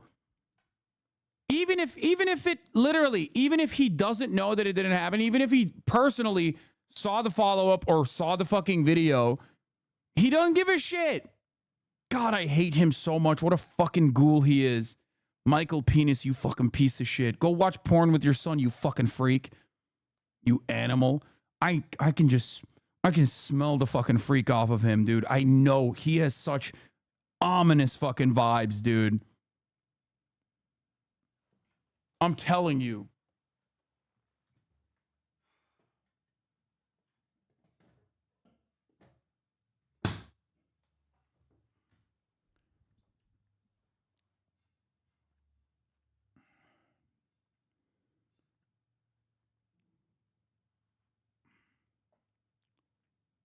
What kind of weird insults are that?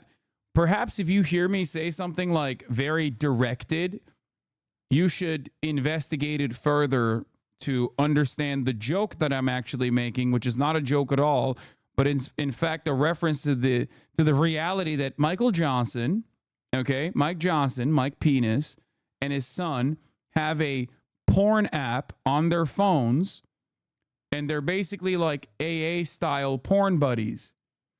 An application that warns his son throughout his day if he's actually watching pornography. This way they keep each other accountable.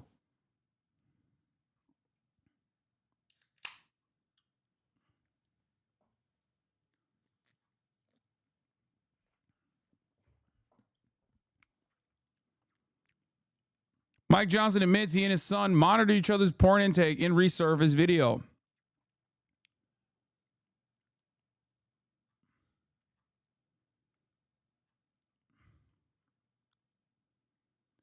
What the fuck? Just enjoy some phone titty? What's so bad about that? Don't even get me started on this shit. The flagging that I think is crazy because it's the one story they reference and is made up, but somehow there's widespread violence. That's just only one example. And it's fucking fake.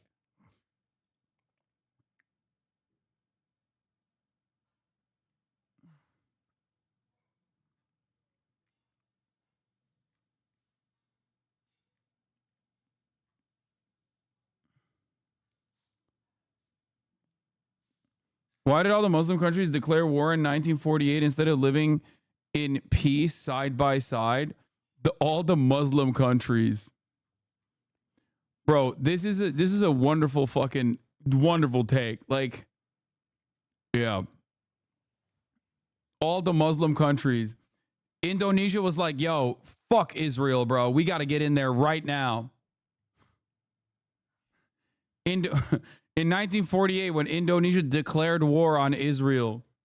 In 1948, when Turkey declared war on Israel.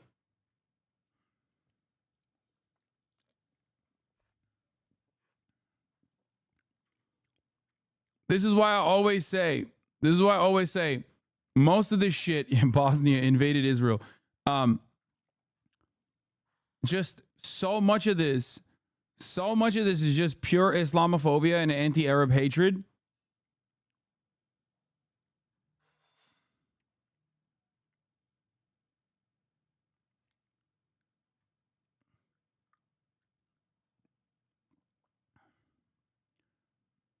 Average Islamophobic tendency. Anyway.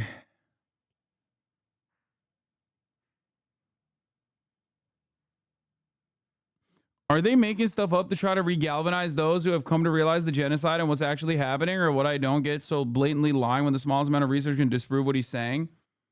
It doesn't matter. The media narratives are so set. That's it.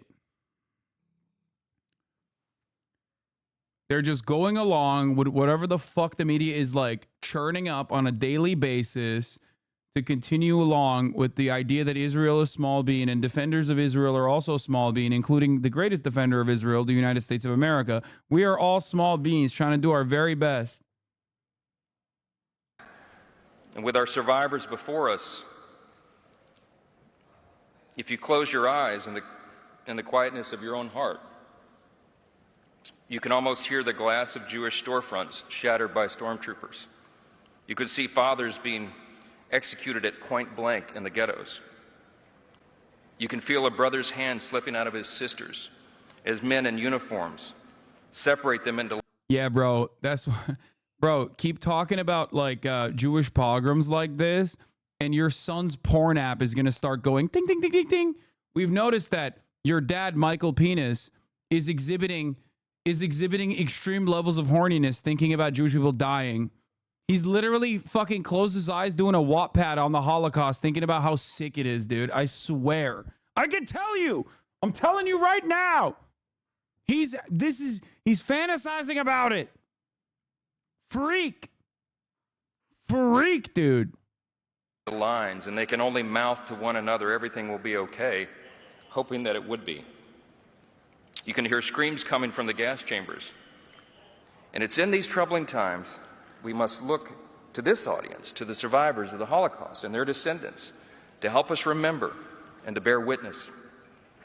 Several weeks ago, I am very proud to report to you that the United States Congress overwhelmingly passed security assistance to Israel to help protect its borders. That's right.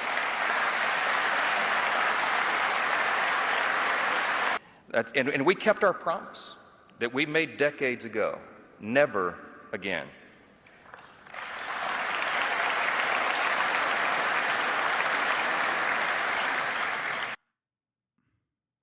Surprised Fartlaw came out with this before the D-Freaks.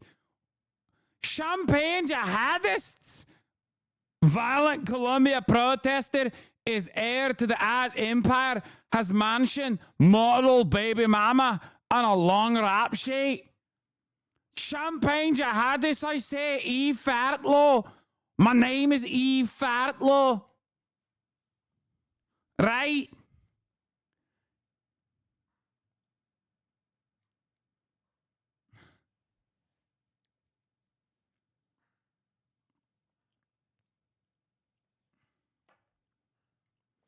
A couple of months ago, I toured the Budapest ghetto, and I saw the wall that penned in Hungarian Jews from the rest of the city.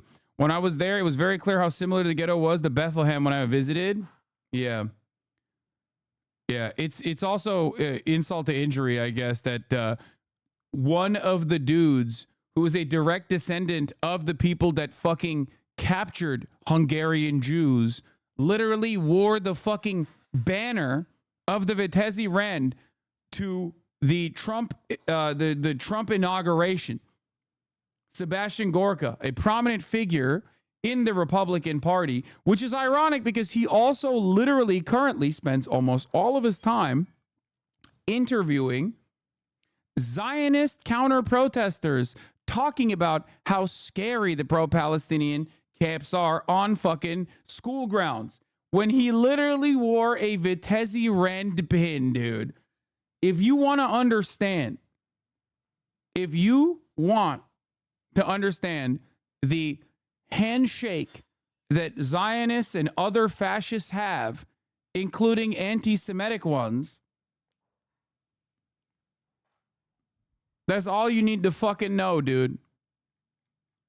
These guys are just fascism dick riders. They love that shit.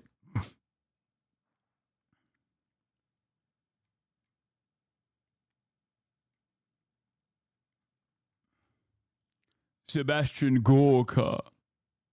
What average Reddit post now? Why did I click on this? What does that have to do with anything right now that we're talking about?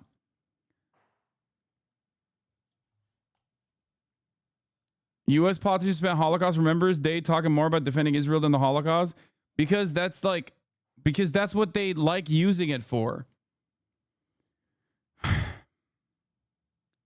All right. Now let's get to UC San Diego and the student protests that are happening. And of course, we are going to start off with the student protests, and then we're going to move on to John Oliver's video, which apparently is very similar to the stuff that you hear from me. I have not reacted to the Macklemore song, and I will not react to it, is what I would say.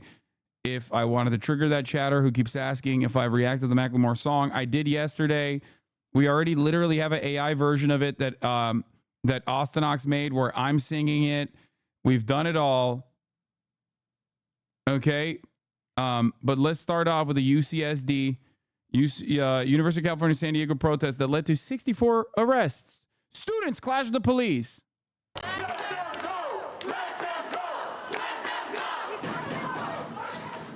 This is what it looked like on the campus of UC San Diego today as pro-Palestinian protesters chanted for the release of the more than 60 people arrested by police. The university sent out a statement today saying 64 protesters were arrested, 40 of them students. Good evening and thanks so much for joining us. I'm Marcella Lee. The mostly peaceful protest turned more tense today. Police cleared out the encampments early this morning, but some students refused to leave. Our Brian White has been on the campus of UC San Diego for hours and tells us what's happening right now. Brian? This is where the encampment was set up before law enforcement broke it up and cleared everyone out this morning. The area now blocked off by barricades with security guards posted. Now, let me show you what the situation looked like earlier. What is happening is wrong. We need you to hold the school accountable. Tension on campus this morning as police dismantled the Gaza Solidarity encampment that had been there since Wednesday. At about 6 a.m., UCSD campus police, CHP officers, and sheriff's deputies broke up the encampment, arresting 64 people. Of those, 40 were students. What they're doing is wrong, and what we have been doing, and we have our First Amendment right to freedom. Let's tell them, let them go, let them go, let them go. Shortly after students were cleared from the area, our CBS 8 cameras were there when cleanup crews came in, taking apart tents and clearing items left behind like chairs, backpacks, protest signs, and megaphones. The whole cleanup taking about 30 minutes. The arrested students were detained inside the Price Center before being loaded into vans and buses. Peaceful protest! Peaceful protest! Protesters gathering and chanting in the road, preventing Sheriff's Department buses from pulling out and leaving campus. Sheriff's deputies eventually pushing the crowd back out of the roadway, making more arrests in the process. The buses finally... Yeah, we're going to talk about the Columbia students, hold on, that were fucking attacked by a terrorist. Able to leave. Hasan, did you see the Sky News reporter on live saying the protesters were chanting anti-Semitic things, or the protesters were chanting, please go home? What?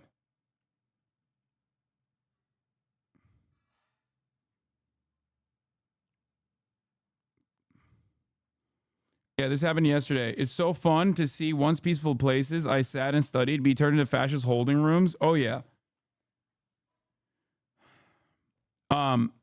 As is the case with almost all of the college campuses, the students once again demonstrated messaging discipline. The students were actually very well organized. The students actually did not do anything that was even remotely anti-Semitic, and yet, which is, by the way, expected in these situations. Like, even if there was someone who says some anti-Semitic shit, like, that doesn't take away from the actual movement itself. You will always have agitators. You will always have opportunists that try to invade these spaces, right? And yet, it is shocking. It is shocking that these movements have been virtually, like, clean from any kind of marker like that, and it still has not stopped motherfuckers from lying about it. It still has not stopped people from demanding that security come in, that police come in and beat the shit out of these students. Okay? That's how you fucking know that these guys do not have a leg to stand on. They pepper sprayed a Jewish community leader. Of course. Of course. Of course. UCSD told CBS 8 the arrested students have been or will be placed under immediate interim suspension. One bad apple argument only works for the police, though. I'm confused as to what you're trying to say. Are these not war criminals? You mean the cops? Be careful clicking these random ass links, by the way. In a statement, they said, quote, the decision to vacate the site was based on danger arising from a prolonged event in terms of health, fire, safety, and security, end quote. Right now, we need the UC system to have a dialogue with us. We need them to let our students go because these are our students. At UCSD, Brian White, CBS 8. Brian, thanks for a look at that. And as we mentioned, 64 protesters were arrested on campus. And just about 3 hours ago, the Muslim Leadership Council of San Diego, along with more than 100 protesters, gathered outside of the San Diego Central Jail, calling for the release of those arrested. The organization says students... Yeah, this shout is great. It's so funny that libs say we have to vote for Biden to save our country from fascism. I mean, you could just flip the channel over to show them this and say fascism's already here. Yeah.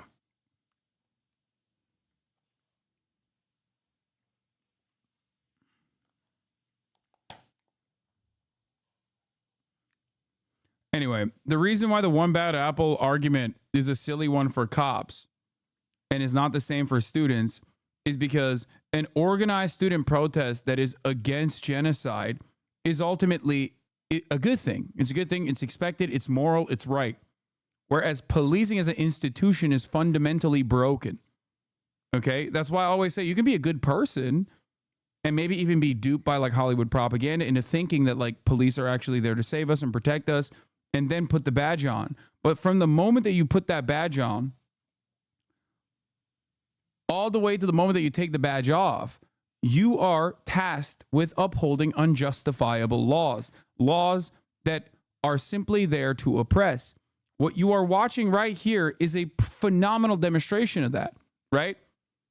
You could be a good person overall. You could probably have a student, you could have a child that is in college right now that is protesting such things. And yet, when you put the badge on, you're a fucking machine. You're a part of the machine, and your job is to brutalize people just like your children. And you can't say no, because your job is specifically to do that.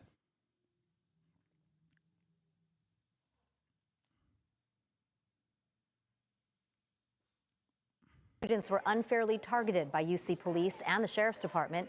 The director of the Islamic Center of San Diego said today he joined the protest to support students, and then he shared his own experience. They pulled up their guns, and this is not acceptable. They pulled up their guns in front of peaceful, unarmed, innocent students.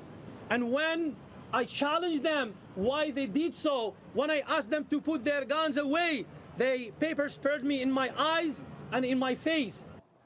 Right now, the protesters who were arrested this morning remain inside the central jail. There's also fake protesters trying to degrade the purpose of these peaceful protests. Not really.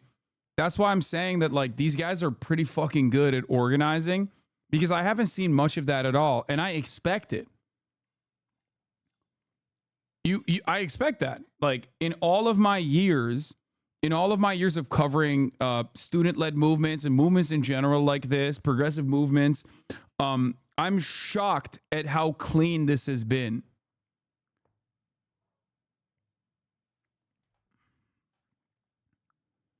Genuinely. because normally there always are bad faith people. There always are opportunists. Polls say otherwise. What do you mean?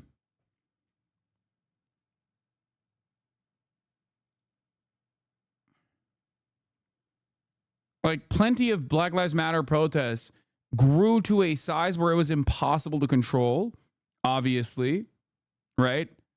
And that didn't shake my confidence in the overarching message from these demonstrators and what they were trying to portray, what they were trying to show the world, because I understand what this movement was about. And yet, especially on these college campuses, you rarely ever see opportunists, right? You rarely ever see them because these students are so careful in who they let into the encampment. And it doesn't even matter, right? It doesn't even fucking matter because when you can't find evidence, even though if you could find evidence, it would still be bullshit, by the way. That's what I'm trying to say, right? Oh, this guy said fuck pigs, like kill pigs or whatever at the BLM protest. So now I don't believe in BLM anymore. It's like, fuck you. You're an asshole, right? You were just looking for any out that you could grab onto. In this circumstance, they don't even have that. They can't even find that. And yet they're still lying about it. I've never seen it. I've never seen a movement this fucking airtight overall. It is shocking how clean this mass protest mobilization has been so far. And yet the media still lies about it. The media still lies about it and demands violent retaliation. The protest at UC San Diego is just one of many taking place around the country, all calling for their universities to divest from Israel. This is what it looked like at UCLA, where the university has just announced classes will be remote for the rest of the spring semester. At MIT in Boston, hundreds of community members have come out to rally. And at George Washington University in D.C., they are marking day 11 of protests there. Meanwhile, in New York City, Columbia University announced it is canceling its main spring graduation. The decision comes after weeks of protests there. Trump gonna sit Israel down, don't worry. No, the fuck he's not. If you think Trump is going to be in any way, shape, or form better than Biden on Israel, you are delusional. You have not been paying attention to what Trump did in his last 4 years that led to the current situation in Israel. It is absolutely Biden's fault for continuing the Trump agenda and not reversing some of these decisions, but they're both fucking psychopathic, rabid Zionists, dude. Trump obviously is more narcissistic and self-interested, whereas like Joe Biden is BB turned his back on him. Yeah, dude, you're right. That's why Donald Trump is one of the most consistently popular figures in Israeli politics. You know, moving the embassy to Jerusalem, permanently recognizing the annexation of Golan Heights, which is literally illegal under international law, the Abraham Accords. Get the fuck out of assassinating Qasem Soleimani. You're out of your fucking mind, dog. You don't know anything about foreign policy if you think that Donald Trump is not almost directly responsible for October 7th. Like, personally.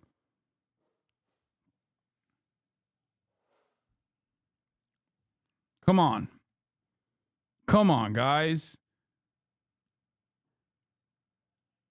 Instead, Columbia will hold school-level ceremonies over the next 2 weeks. The only difference is if Donald Trump was right now the president and October 7 happened, because it would have happened even under Trump's presidency, okay, he would be more rabid in his politics or more rabid in his way of communicating about how, like, we must defend Israel. He would just call, like, the Palestinians dogs and shit, right? Because Joe Biden still will be like, Islamophobia is a problem, but we will overlook it. You know, he'll be like, oh, it's a big problem. Can't have that. But if you do it, then whatever. Okay, it happens. Trump would be like, kill every Muslim. Okay, fine. But ultimately, for the Palestinians, the situation would be the same. The difference, however, would be that a shit ton of liberals, in my opinion, a shit ton of liberals would probably be fucking more anti-Trump than they ever have been. And therefore more pro-Israel more pro-Palestinian than they ever have. There would be mass mobilization. It wouldn't lead to anything. It wouldn't amount to anything. Don't be, you know, let's not assume that this outcome would be different. You would have probably more allies, though, amongst the liberals, because liberals do not have any firmly held moral convictions. They do not have a moral compass. Their moral compass is basically geared in the most reactionary ways to whatever the fuck the Republicans are advocating for. They just advocate against whatever the Republicans are advocating for. That's it.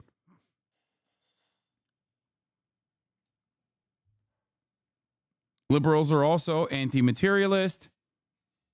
They only care about whatever the fuck the Republicans think is good. They're just spite-driven for the most part. For many of these students, this will be their second missed graduation. In 2020, most high school ceremonies were... Don't you think Trump is more pro-U.S. isolation, anti-money wars, anti-OTAN NATO? No, I don't. Because, you know, that's not what happened.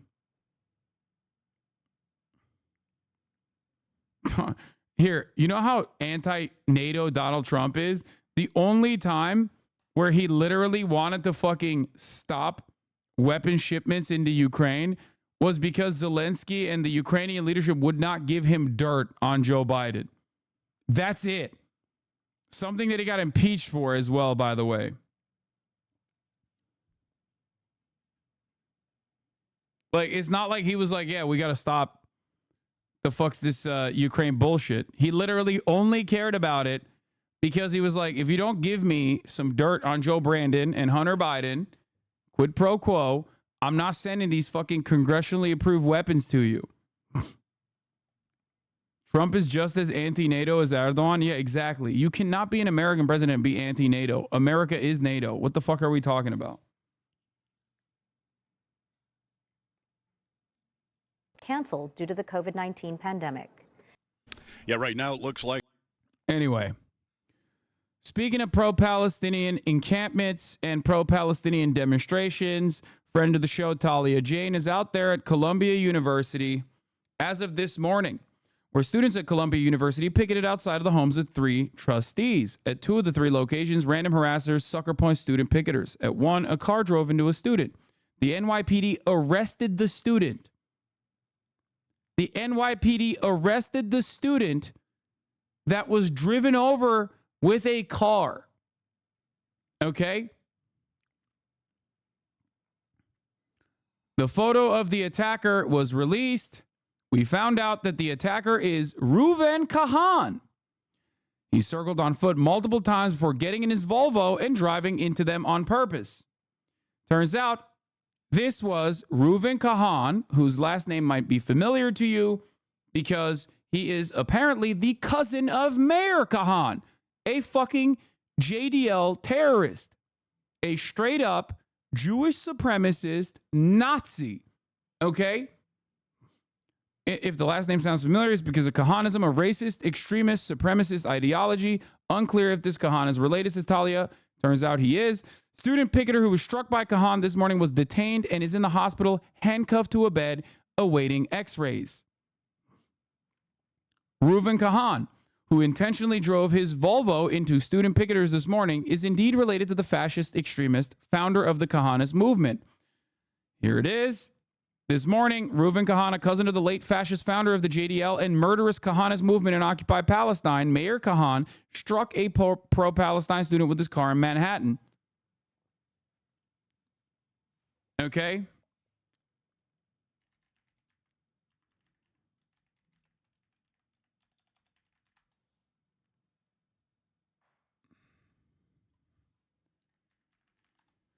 This is in no way, shape, or form any different than the Charlottesville car attack.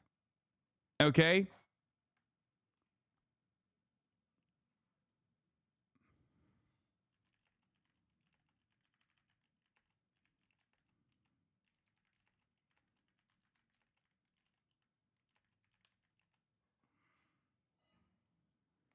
Exactly like, what's his face? James Alex Fields Jr.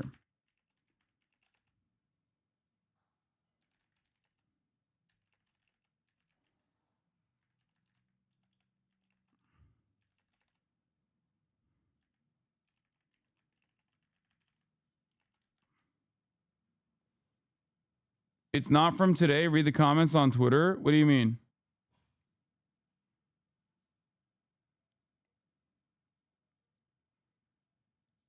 The article is not from today. Yeah, no shit, dude. I'm not talking about Mayor Kahan. I know that's not what I'm referencing. What happened today? Reuven Kahan. Guys, Reuven Kahan, the article that he is linking here is just simply showing that Reuven Kahan, the person who is apprehended by the NYPD for doing an act of domestic terror, okay, is simply, the article that he linked there is simply to show that Reuven Kahan is related to Mayor Kahan. That's it. That's his cousin. It's providing context.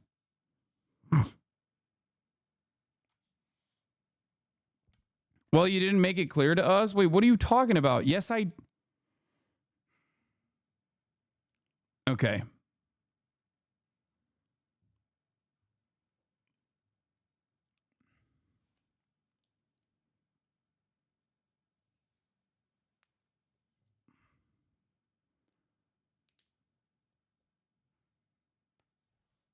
Context a big ass for chatters? Yes. I know.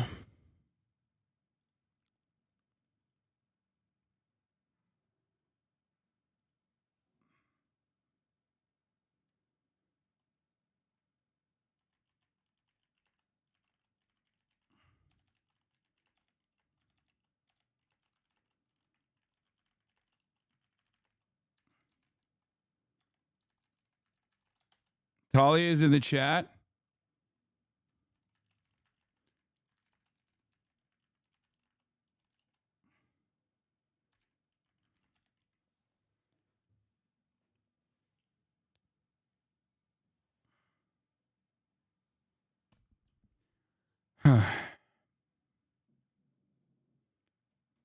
Here, more fun facts about Mayor Kahan. Kahan was put on the CIA's payroll to spread anti-communist propaganda during the Vietnam War. He was able to operate in the U.S. with relative impunity because he later worked as a paid confidential informant for the FBI. Fun fact, Mayor Kahan started the JDL more or less explicitly as a goon squad to intimidate black residents integrating Jewish neighborhoods in Boston and Brooklyn. A reporter from the Jewish Advocate even went on a goddamn ride-along with a JDL patrol car in December 1970. Replace Jewish with Zionist? No. The reason why I'm not is because it is a Jewish supremacist group. It's not a Zionist supremacist group. It is explicitly a Jewish supremacist group.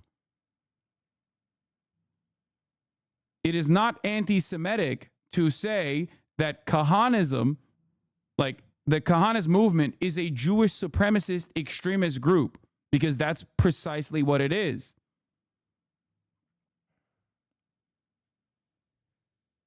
They are fucking rabid freaks.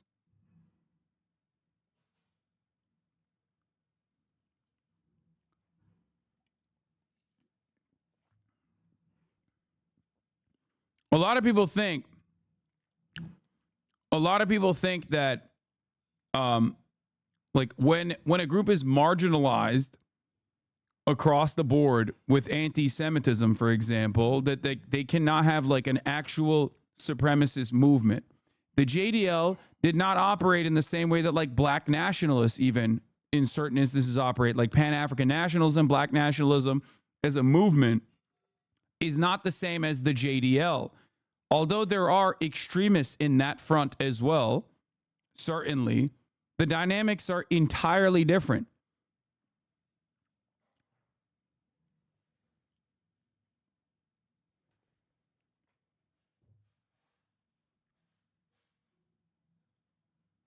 Anyway, where the fuck's my tweet that I was tweeting out? This rabid terrorist dog should be treated exactly like James Alex Fields Jr. and prosecuted for domestic terror. Kahanas are Jewish Nazis, even considered a terror organization by the U.S. State Department and Israel.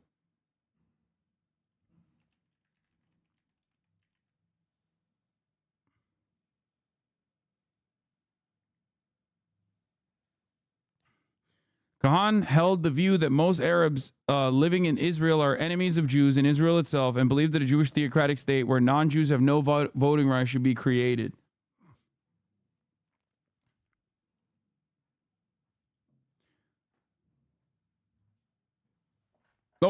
Sağ baba. Ben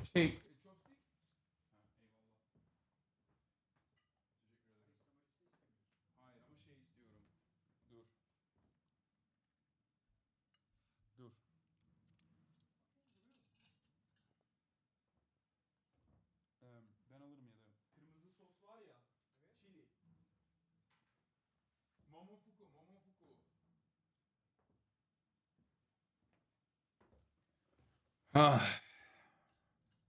About to go to town on some motherfucking. Ooh, look at this.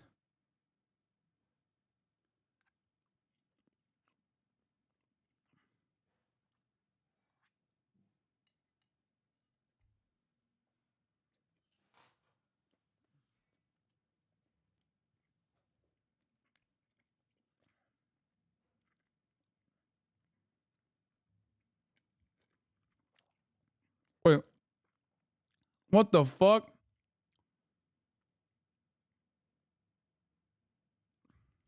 That's insane. I did not know that. That's crazy that 2022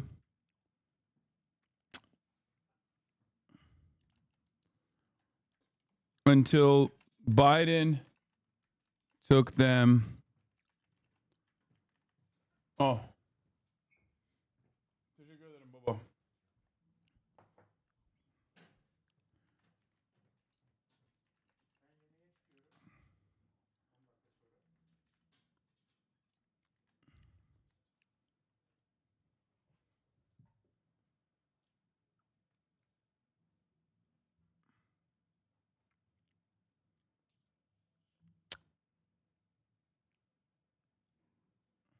Kaya. Place.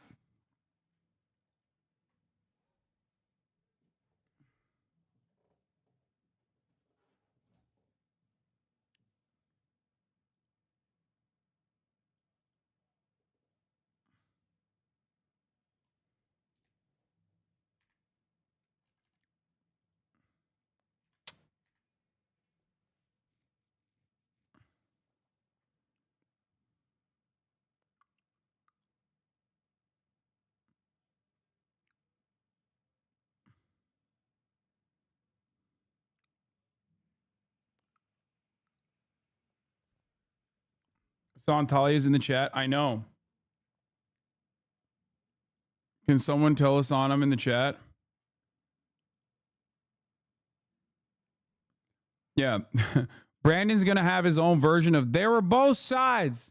There were very fine people on both sides, except he's not because he agrees with the fucking Kahanas dude, most likely. So instead of saying Google Jewish fascism, y'all, it's nuts. Y'all learning some dark history today. Yeah. He's not even gonna hit up both sides are very fine shit like in the way that Trump did. He's just gonna be like, there's only one bad side here, and that's the pro-Palestinian student who stood in the way of this bold, beautiful, brave man with unique ideas related to another bold, beautiful man with also the same unique ideas. He stood in the way. This student stood in the way of the car. And of course, has to be properly dealt with by the organs of the state.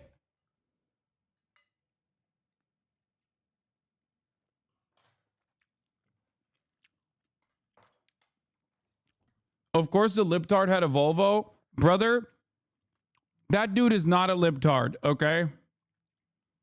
No. There is no fucking way that a Kahanas dude, or a dude directly related to Mayor Kahan, is voting for the Democratic Party. I mean, when I tell you these guys are like straight up rabid, sociopathic, fascist terrorists, I mean it.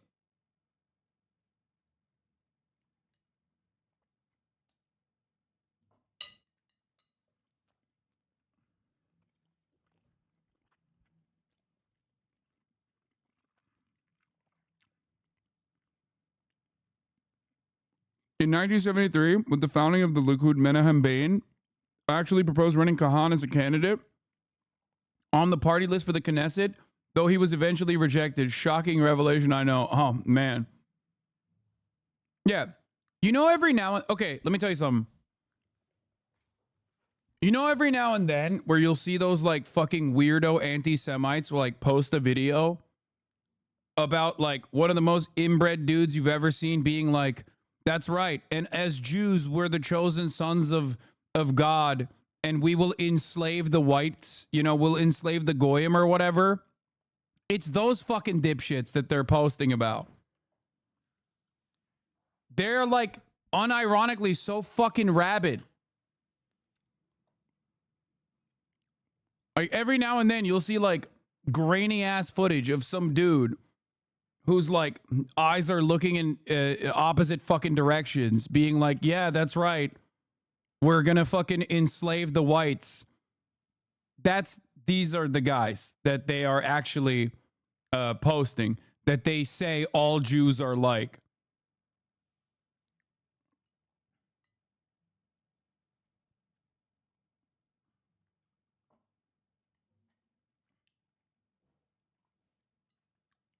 That's where a lot of this shit comes from. Which is ironic.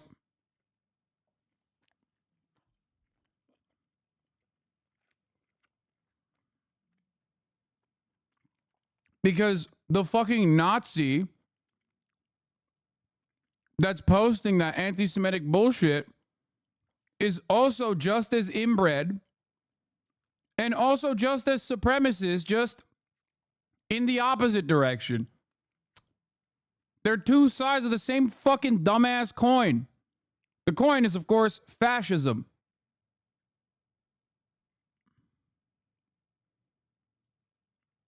Anyway. Now let's watch John Oliver pop the fuck off about this student protest. Crackdown on...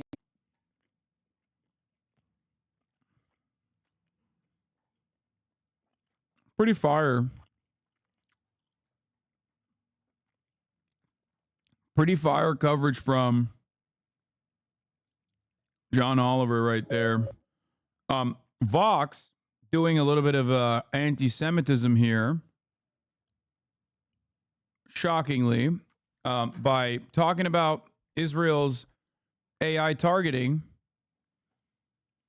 Israel's AI targeting processes, the gospel, and also Daddy's Home. And the other one. What's the other one? It's the gospel, which is for targeting buildings, civilian buildings. Lavender, which is for creating priority targets. And the other one is Daddy. Where's Daddy?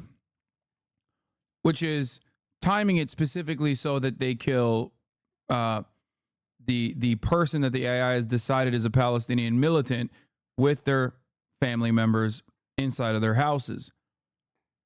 No, I already mentioned gospel. That's the first one I mentioned. Gospel is the targeting. Gospel is the target prioritization AI for civilian, like for power targets, civilian targets, that sort of thing. I miss like how my family used to gather, like at the end of the day, how we used to talk. My home was like a normal home, the simple daily details that everyone has. Hiba lived here in northern Gaza. Her family evacuated on October 11th, 2023.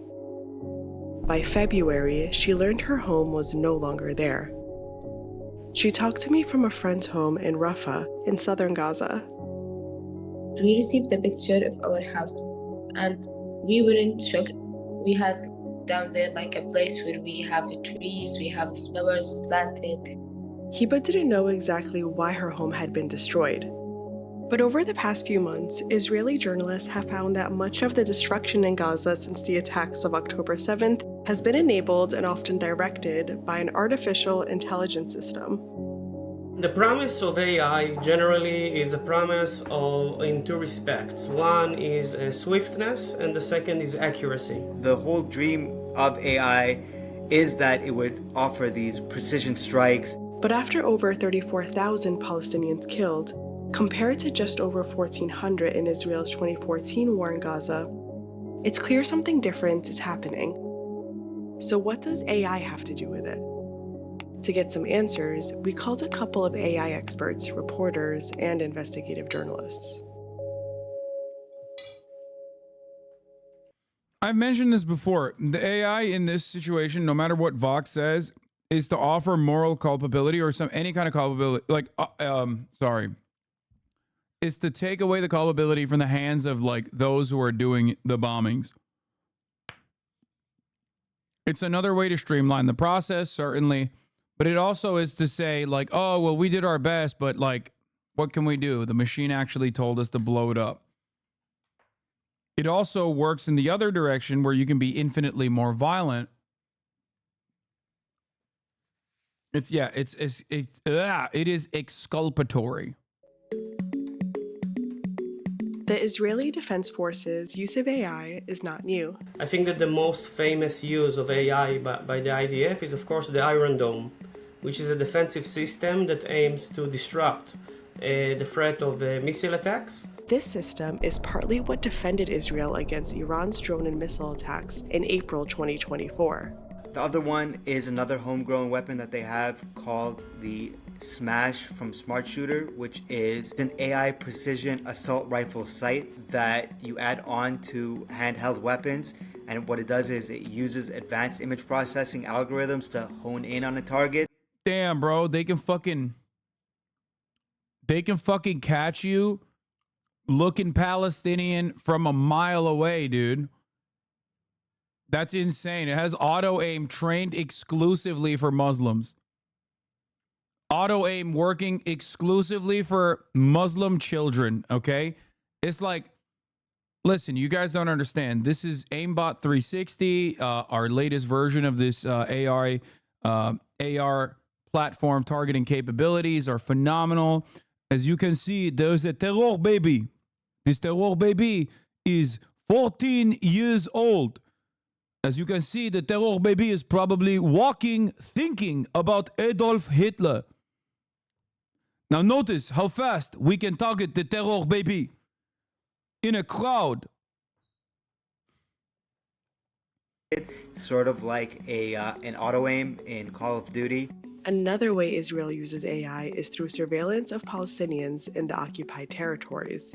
Every time they pass through one of the hundreds of checkpoints, their movements are being registered. Their facial images and other biometrics are being matched against a database. You sound like Frenchie from The Boys. Isn't Frenchie literally Israeli too? Or is he Algerian?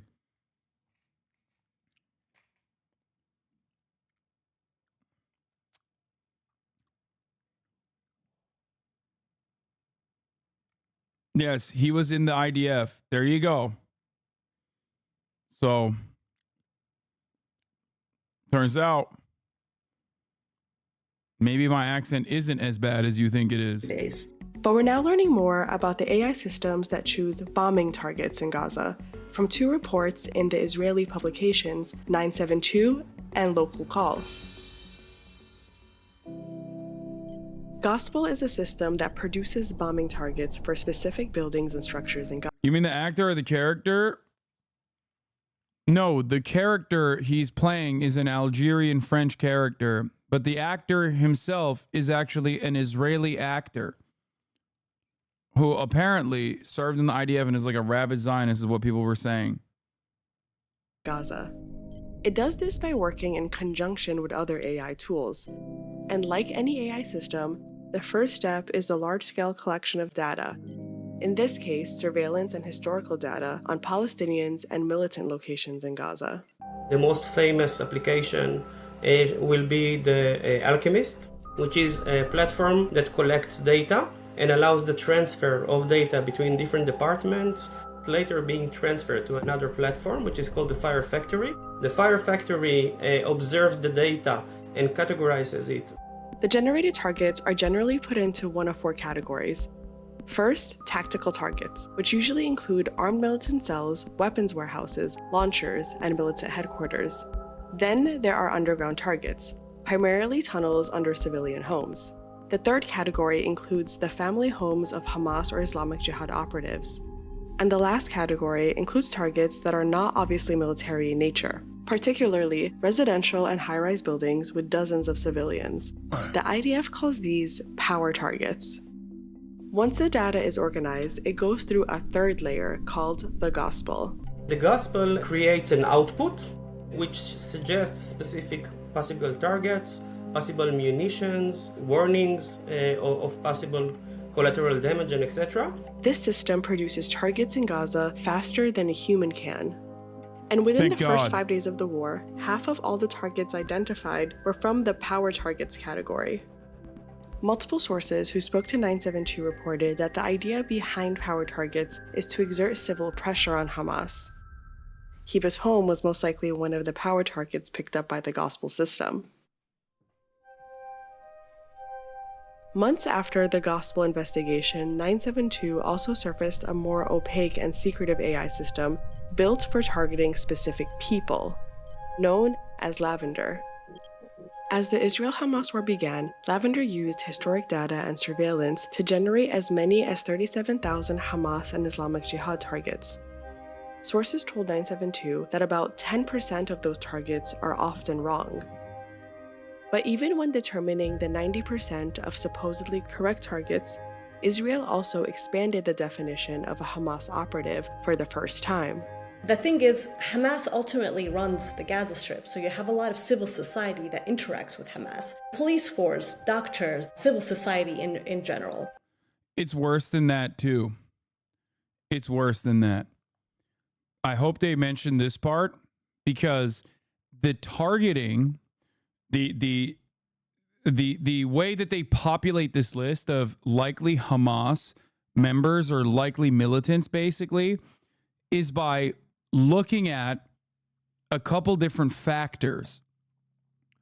The 90% accuracy is actually people that hit the certain factors that they have. Like, for example, if you change your phone numbers frequently, if you actually change your address frequently, if you live in different areas, things that Palestinians absolutely have to do on a regular fucking basis. Melon raid? Wait, what do you mean? What, Melon was streaming today? So even the 90% accuracy number actually is like, the 90% accuracy number is also already biased.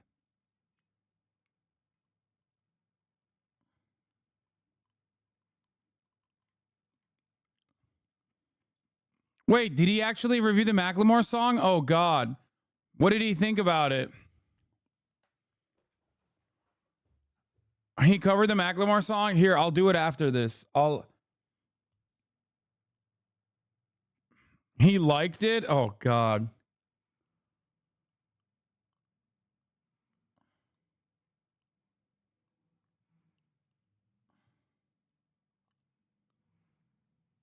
He said it was fire.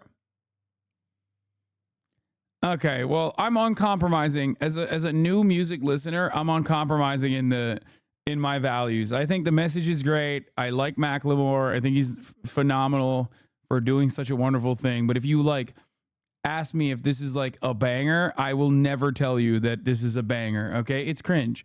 It's for a good cause, but it's cringe. He gave it an 8 out of 10. No, he didn't. And so these are the targets that we know that they're looking at.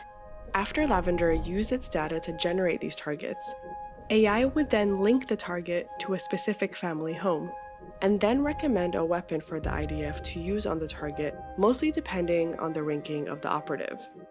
What we were told is that for low-ranking Hamas militants, the army preferred to use dumb bombs, meaning bombs that are not guided, because they are cheaper. So in a strange way, the less of a danger you pose, then they used less sophisticated bombs, and therefore maybe creating more collateral damage. Sources told reporters that for every junior Hamas operative that Lavender marked, it was permissible to kill up to 15 or 20 civilians. But also that for some targets, the number of permissible civilian casualties was as high as 300. في موجود في العمارة كل يوم بيبقوا هنا يمكن فوق ال20 طفل.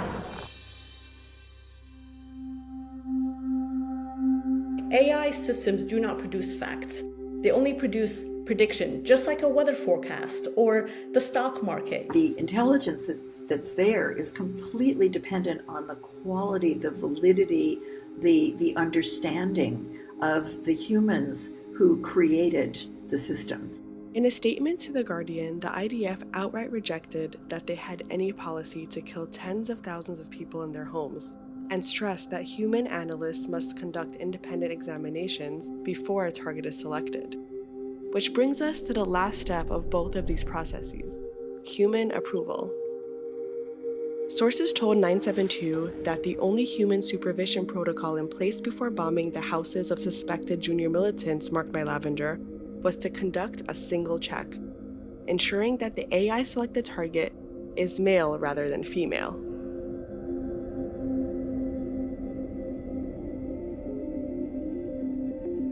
Experts have been telling us that essentially what's happening in Gaza is an unwilling test site for future AI technologies.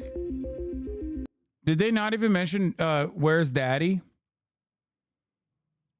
Which is another part of the, it's not a part of the AI targeting specifically, but Where's Daddy is the second part of the lavender targeting protocol that like, oh, they mentioned it? Okay, I missed it. Where's Daddy, for those of you who don't know, is the second part of the targeting protocol that literally will time the strikes deliberately when the suspected militant actually arrives home. When the suspected militant actually arrives home, it will automatically alert the drone operatives to bomb the entire fucking building. Where is Daddy is what it's called.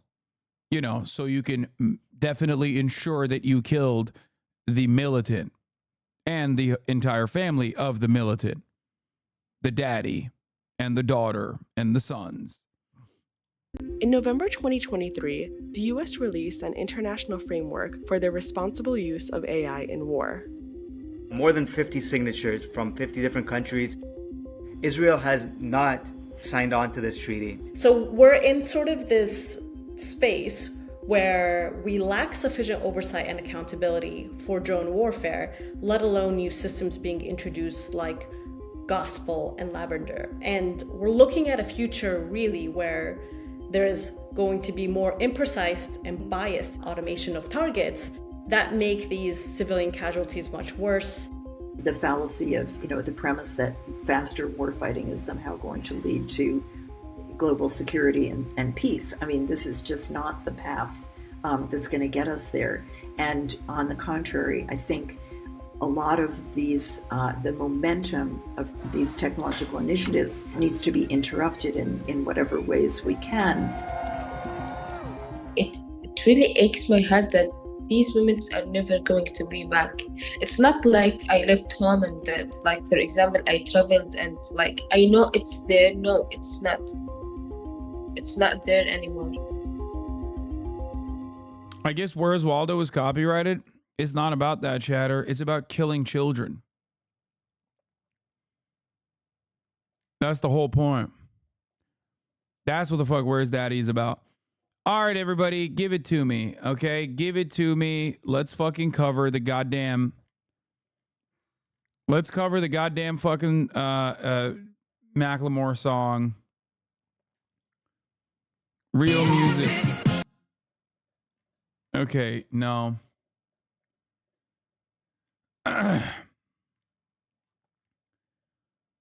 Let's do it. Gritting teeth. Thank you, Macklemore. Very based. That's how I feel too. Apparently it has a TOS moment in it too. I can't remember exactly what moment it is. Can you guys tell me?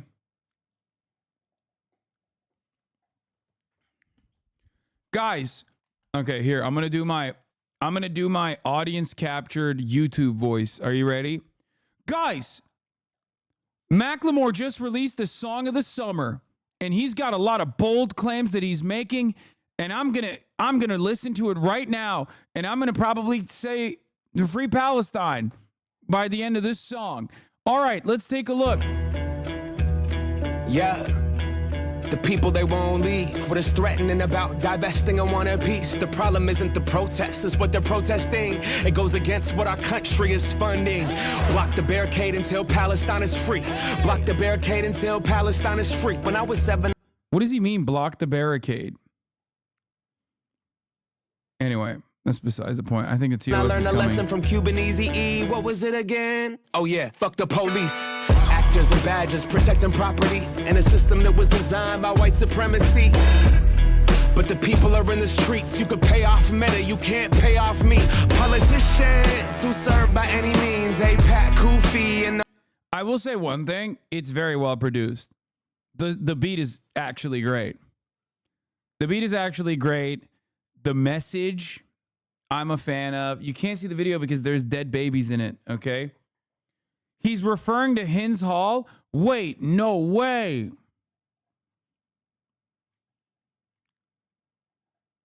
Oh, you started Law? No, man.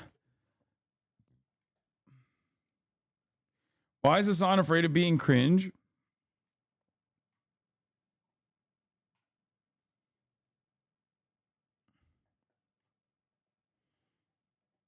This is why chat keeps chirping about this. Yes.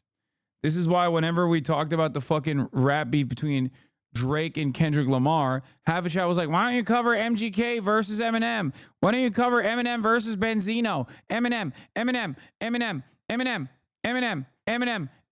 Greatest rapper of all time. White guy. Eminem. That's why.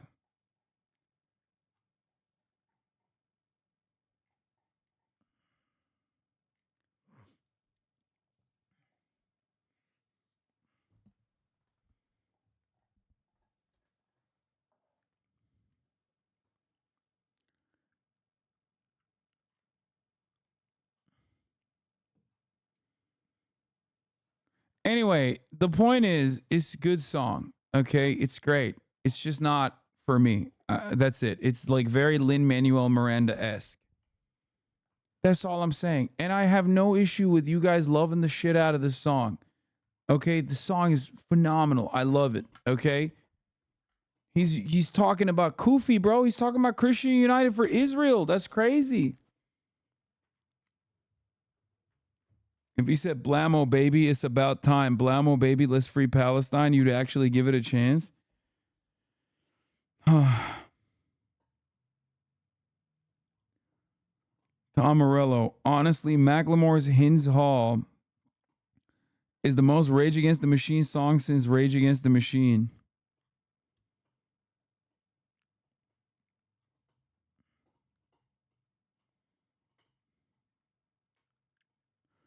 You listen to 10 songs a year. Now the Kendrick Drake beef got you acting like a guru. I feel like chat is just not gonna stop until I say I fucking love it. This is unimaginably based. I love how based the song is. So to all of you, I say this song is unimaginably based, dude. This is the song of the summer. I've never listened to a better song ever. In my entire life, I will forever be listening to this song. Pass me the aux, okay? None of the hoes are scared. You know why? Because the hoes love a free Palestine, okay? We are not scaring the hoes tonight, folks. When we play this song, the song of the summer, the hoes are actually excited, elated, because they also are not afraid of a free Palestine. All the companies, you see we sell beer around the land of the free, but this generation here is about to cut the strings. You can ban TikTok, take us out the algorithm, but it's too late. We've seen the truth, we bear witness. Seen the rubble, the buildings, the mothers and the children, and all the men that you murdered, and then we see how you spin it. Who gets the right to defend and who gets the right of resistance has always been about dollars and the color of your pigment. But white supremacy is finally on blast, screaming free Palestine to their home at last. We see the lies and claiming it's anti-Semitic to be anti-Zionist. I seen Jewish brothers and sisters out there and riding in solidarity and screaming free Palestine, with them organizing and learning and finally cutting ties with the state that's gotta rely on apartheid system to uphold and occupying violent history. Been repeating for the last 75. The Nakba never ended, the colonizer lied. If students' intents posted on the lawn, occupying the quad is really against the law, and a reason to call in the police and their squad. Where does genocide land in your definition, huh? Destroying every college in Gaza and every mosque. Pushing everyone into Rafah and dropping bombs. The blood is on your hands, Biden, we can see it all. And fuck no, I'm not voting for you in the fall. Undecided, you can't twist the truth, the people out here united. The only thing is that this song will absolutely piss off liberals because he says he's not voting for Biden in the fall. And every liberal is going to be like, I guess Macklemore loves Donald Trump. So it'll piss off a lot of liberals. And honestly, it's always fun to piss off liberals. So, you know, fuck Joe Brandon, you know, let's go Brandon. Never be defeated when freedom's on the horizon. Yet the music industry's quiet, complicit in their platform of silence. What happened to the artist? What you gotta say? If I was on a label, you could drop me today. I'll be fine with it cause the heart fed my page. I want a ceasefire, fuck a response from Drake. What you willing to risk? What you willing to give? What if I think it is wild that a dude who like unironically portrayed himself as like an anti-Semitic cartoon has the balls to come out and like openly and aggressively be in solidarity with the Palestinians. It is wild. By the way, I'm not saying that he's like anti-Semitic at all, especially now for this song, but it is kind of ballsy that he's just like, yeah, fuck it. I don't give a shit. Okay. Respect.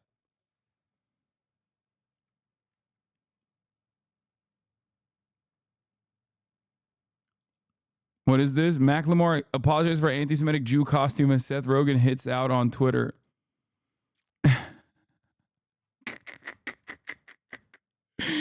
If you were in Gaza, what if those were your kids? If the West was pretending that you didn't exist, you want the world to stand up and the students. Look. I am unconditionally in support of Macklemore. That part is 100% true. I'm not joking. I'm not joking at all when I say this, okay? 100% in support of Macklemore. It's finally did. Let's get it. Seriously. I think it's told you it wasn't the full version. Wait, there's more of this beautiful song. I would like to hear more about it. Where is the full song? I would love to hear the rest of the song. No, it's good. It's very good. I would like to hear more of it.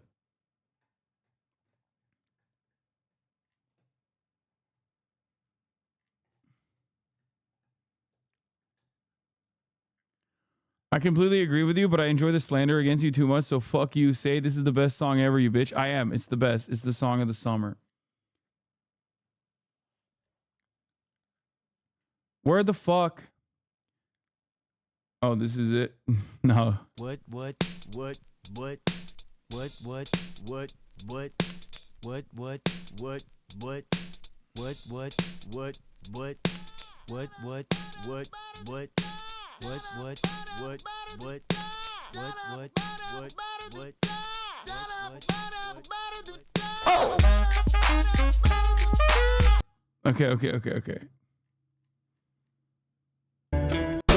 Police in their the neck but never ended, the colonizer lied. If students in tents posted on the lawn, occupying the quad is really against the law. God, it's such a great sample. Straight up. The beat is really fucking good. The beat is really fucking good. Great sample. And a reason to call and the police in their squad where the genocide land in your definition, huh? Destroying every college and the song is by Fairuz Anala Habibi. This is the song he sampled.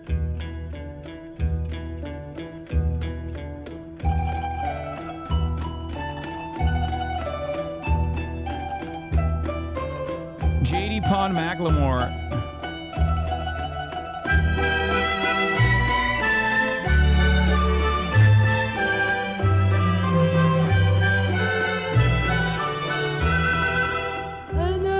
حبيبي وحبيبي إلي يا عصفورة بيضة لبقى تسألي. Respond to these allegations. Hasan, did you hear the new Macklemore song? I'm scared to say I like new Macklemore song because people will think I'm a nerd, but it's so good, bro. I can't stop bumping it. I love that shit. You know this is fake because I am not Hasan in his phone. Okay? I am. The real ones know he fucking named my ass Augustus Glump or whatever the fuck that kid is.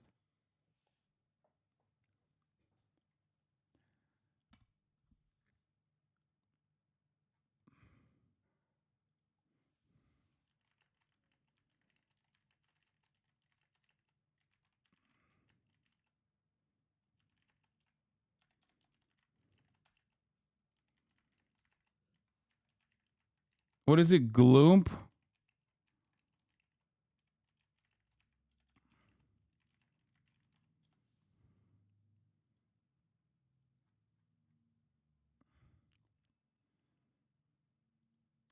Gaza in every mosque, pushing everyone into Rafah and dropping bombs. The blood is on your hands, Biden, we can see it all. And fuck no, I'm not voting for you in the fall. Undecided, you can't twist the truth, the people out here united.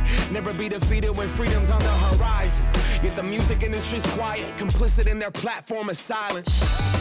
What happened to the artist? What you gotta say? If I was on a label, you could drop me today. I'll be fine with it cause the heart fed my page. I want a ceasefire, fuck a response from Drake. What you willing to risk? What you willing to give? What if you were in Gaza? What if those were your kids? If the West was pretending that you didn't exist, you want the... Bro, this is the full song. You just sent me the song again. So the full song is just this. Is there more to the song?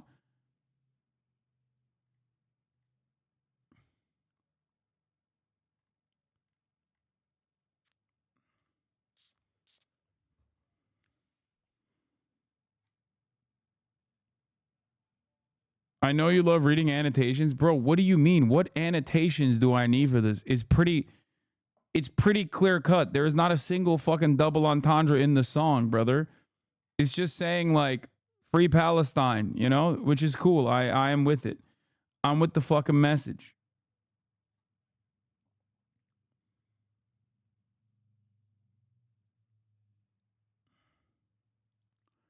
I've never seen a better analysis of the self-defense myth. Very well put in the context. Yeah, I mean, listen. Double Down News is incredible.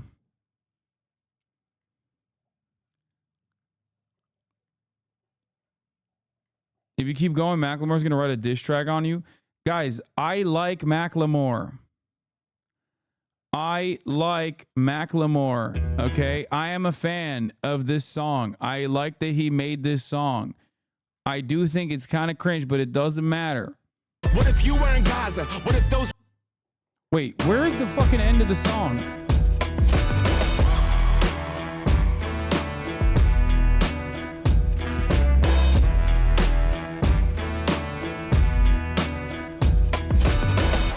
That's it?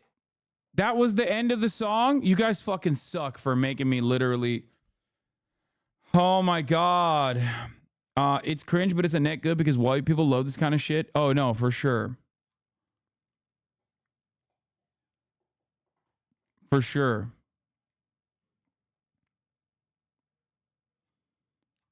With your breakdown on it, okay, chatters, what breakdown is necessary? It's literally like a HasanAbi stream reduced into 2 minutes and 49 seconds. Like, what fucking breakdown do you want from me on this? It's pretty obvious what he is saying. What did Fantano say about it? I want to know. I'm going to text him right now.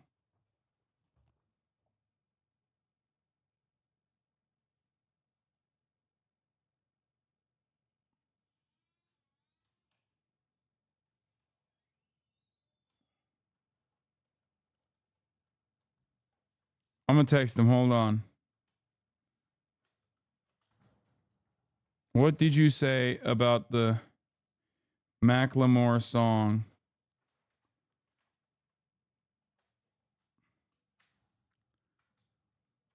You must dissect it.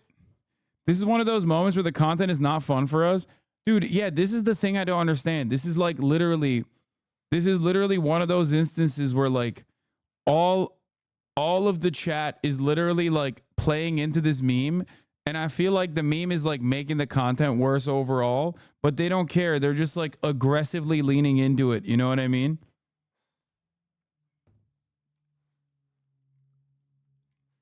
Like, is this fun for you guys? Like, what's happening? I'm not going to play the Fairuz song, okay? Jesus Christ, dude.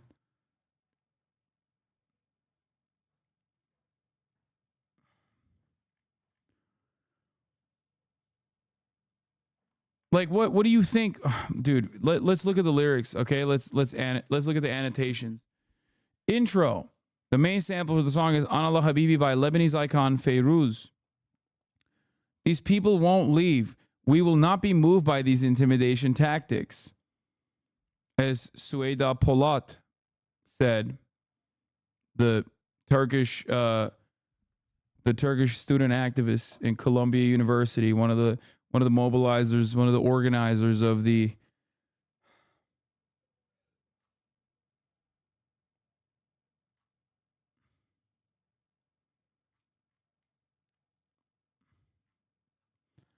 what is threatening about divesting and wanting peace. The problem isn't protest, it's what they're protesting. It goes against what our country is funding. Block the barricade until Palestine is free. Hey, block the barricade until Palestine is free. When I was 7, I learned a lesson from Cuban Eazy-E. When I was in 3rd grade, I thought I was gay.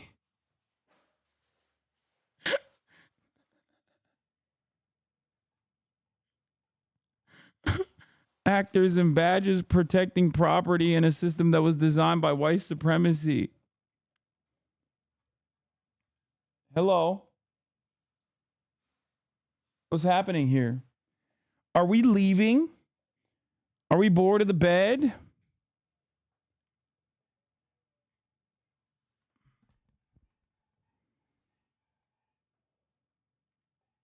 Okay, go get water. Go. Go. Go. Hasan, we're your customers. We pay you to express our will. We will demand that when you say Macklemore is your favorite artist and he defeated both opponents in the Drake v. K-Dot beef.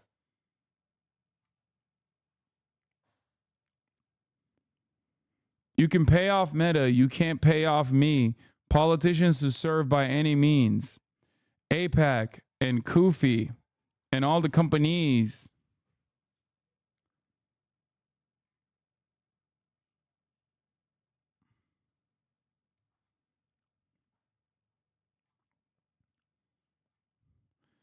Some we're losing the black audience. I mean, what do you want me to do? Anyway, all right, we're done with that. We're done with that. We're done with all of this, okay? I'm glad that Macklemore did this. Fuck anybody who talks shit about him and says he's like anti-Semitic for this or whatever. Anyone and everyone can suck me, okay? We're done with that proportion.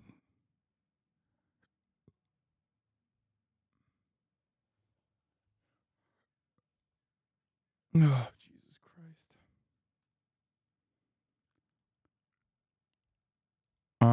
Here, this is what I wanted to watch. Our boy Mehdi Hasan, the better Hasan, absolutely annihilating Jonathan Concuncurius. For defense of democracies, and the former IDF spokesperson, retired Lieutenant Colonel Jonathan Conricus, also with us, the editor-in-chief and CEO of Zateo, Mehdi Hasan. Mehdi, I know you have an exclusive report about a letter that Republican senators sent to the International Criminal Court. We will get to that in just a few minutes, but I want to ask you about this reporting about Hamas saying publicly they've agreed to a ceasefire deal, but it's really kind of a counterproposal that they have that includes elements that they know Israel never agreed to. So was this some kind of propaganda effort by Hamas to say we're at the table, we're agreeing? I like that they got him. They got Frankenstein's monster fucking doing this for fun now. He's like, yes, I retired, but I still love defending Israel, killing terror babies. To something?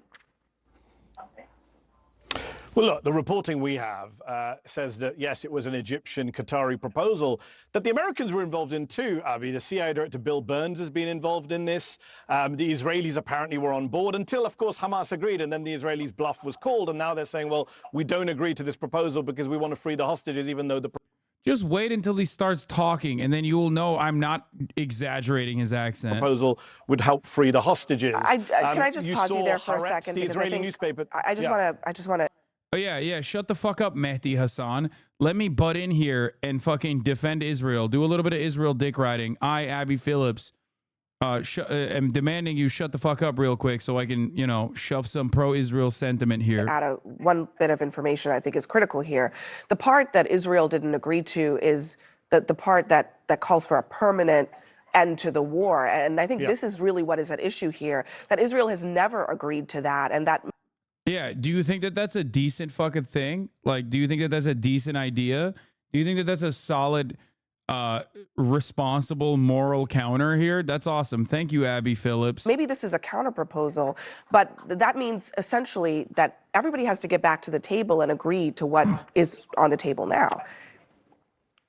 Yeah, but let me just say, in what world is Hamas going to say, we're going to release all the hostages and you carry on killing us? Obviously, outside world, America, Western countries has been wanting a ceasefire for a while. We were told Hamas was the obstacle, and now they're calling Israel's bluff. The reality is, Abby, that the obstacle to a hostage deal has always been Benjamin Netanyahu, and those are not my words. Those are the words of Chaim Rubenstein, the former spokesperson for the hostages' family, who told the Israeli press last week that Netanyahu's been the obstacle. He says that they found out there was a deal on the table back on October 9th, 10th. To get hostages released, but Netanyahu hid it from them. Those are the words of the spokesperson for the Israeli families of the hostages. And he hid it from them because he knows that if he agrees to a hostage deal, his fascist colleagues in his coalition government will collapse his government. This is Israeli domestic politics. Lieutenant Colonel, what about that? I mean, if the hostages are all released, shouldn't Israel seriously consider ending hostilities in Gaza and allowing for a political settlement that leads to the future? Yeah, I'm listening to the second edition of Mehdi Hasan's monologue that I saw earlier, and it's not surprising. And of course, he seems very Arab once again, even when he is on CNN. That you're parroting Hamas talking points. Let's put things here in perspective. We have a terrorist organization that abducted civilians and soldiers. They're the ones for the last 4 months have been refusing any deal that Israel, the US, Qatar, Egypt, and others have. Yeah, it turns out my fucking Israeli accent wasn't that off base here, huh? Chatters. Put forward.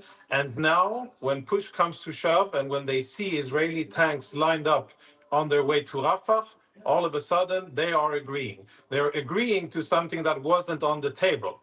And it's quite absurd that this is even how it's covered. And it's classic deception 101 by an organization that is very savvy in deception and unfortunately has figureheads and mouthpieces all over Western media doing their work, whether it's Al Jazeera or other places, and getting that message out that Israel is the problem when Israeli civilians and soldiers are the ones that have been abducted.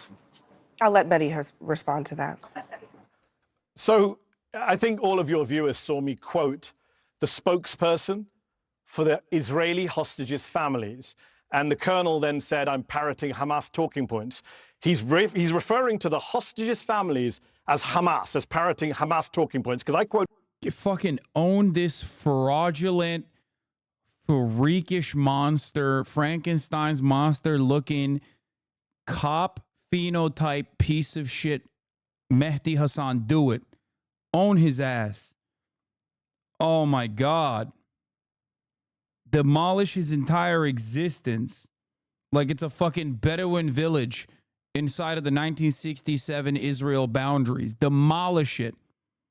Quoted them. I didn't quote Hamas. In fact, tonight, the colonel knows that hundreds of people went to Netanyahu's house and screamed, you have blood on your hands, Israeli protesters. I guess they're all Hamas, right? The Israeli position now is anyone who disagrees with them is Hamas. I'm guessing tomorrow they'll say CIA Director Bill Burns, who was involved in this hostage negotiation deal, he's Hamas too. Everyone's Hamas. And as for deception, I mean, come on. The colonel was a spokesperson for the IDF, which has spent the last 6 months lying. Abby, your network has debunked multiple lies that the Israeli military has told. CNN's Jeremy Diamond, I urge all your viewers to go and watch your colleague Jeremy Diamond's report on 10 kids killed in the Al-Maghazi refugee camp last month. The Israelis said we had nothing to do with it. And yet Jeremy interviewed 3 munitions experts who looked at the evidence and said, yeah. Oh my God, I thought he cooked him so hard he turned off his camera, bro. That's so funny. Oh, damn. That would have been even better if he was like, I am leaving. Why did you put me against this terrorist? Israel killed those 10 kids. So when we talk about deception, we're learning from the masters here. Look, Lieutenant Colonel, the hostage families are urging the government at this point to come forward and release the hostages as part of some kind of deal. One of the things that the families have said is that they feel like they are being abandoned. How do you respond to that, given that They are Hamas. They are defending Hamas. The Israeli hostage families are defending Hamas. After all, the family members are with Hamas inside of Gaza. This means they are also Hamas. Everyone inside of Gaza is Hamas. Hamas. Hamas! There are opportunities, it seems, to Yeah. Uglier Thanos over take here. a deal that would stop the fighting in exchange for getting their loved ones home. Come here. Come here. Hi. Lieutenant Colonel, I'm not sure you could hear me. Can you hear me now? Oh, no. I think we're going to try to get him back. But Mehdi, I do want to get back to one other aspect of this, which is from Israel's perspective, they want to make sure that Hamas is not in a position to ever attack them again. And I think you would agree that that's a reasonable position for them to have. So hostages all being returned, if they say that's not enough, I mean, Hamas, it seems like, shouldn't be in a position to be dictating the terms of their own surrender in a war that they started. So it's a good question, Abby, and it's a reasonable goal. Of course it is. But if you don't want Hamas to be in a position to attack you again, maybe you shouldn't energize and embolden Hamas. This entire conflict has turned Palestinians in the entire region against Israel. It's made Israelis less safe, not more safe. It's obviously killed tens of thousands of Palestinians. And Israel has a right to say, OK, we don't want to be attacked again. But at what cost? 34,000 Palestinians dead, tens of thousands more under the rubble, 14,500 children dead, 1.2 million people hiding out in Rafah and now being told to move, to be relocated, 600,000 children. Abby, UNICEF say you cannot move 600,000 children, many of whom are sick, wounded, malnourished. They say it'll be a catastrophe. There is no safe zone to go to. It's the most Orwellian phrase that Israeli spokespersons use. There is nowhere safe in Gaza. So, of course, Israel wants to reasonably not be attacked again. But doing this doesn't work, and it's morally unsustainable. Looks like we have Jonathan Conricus back. Lieutenant Colonel, I do want to talk about this Rafah invasion that seems to be on the horizon here. Our colleague Barak Ravid is reporting that sources tell him that Israeli forces are going to take over the Palestinian side of the Rafah crossing between Egypt and Gaza. We're already seeing what seems... Dude, this is so phenomenal. Mehdi Hasan cooked them so fucking hard, he calls them the disconnect. And then spent the rest of the time still continuing to you know, talk about the Palestinian emancipation and how fucking ridiculous of an idea is that Israel's suggesting that, like, yeah, we get the, here's a deal for you guys. We get the hostages back and then we keep killing the Palestinians. You know what I mean? As a matter of fact, we kill them even harder now because there's no, there are no Israeli hostages there. So we just go even harder than we have, which I don't even know if it's physically possible to go harder than they have since October 7th. Like, I guess they could just like nuke the entire fucking strip, but then they would hurt the Gaza envelope, which is a part of the Israel boundaries. But, you know, as we have seen time and time again since October 7th, Israel doesn't really give a shit about even Israeli citizens, even Israeli Jews. They do not care to protect as much as they want to massacre Palestinians. So, bombs falling there tonight. Why is Israel doing this when they know that there is no safe place, as Mehdi was saying, for civilians to go? And Rafah is the place that initially the Israeli government told them to go. Hi. Yeah, I would take everything that my respected colleague to the panel here says with a lot of pinches of salt.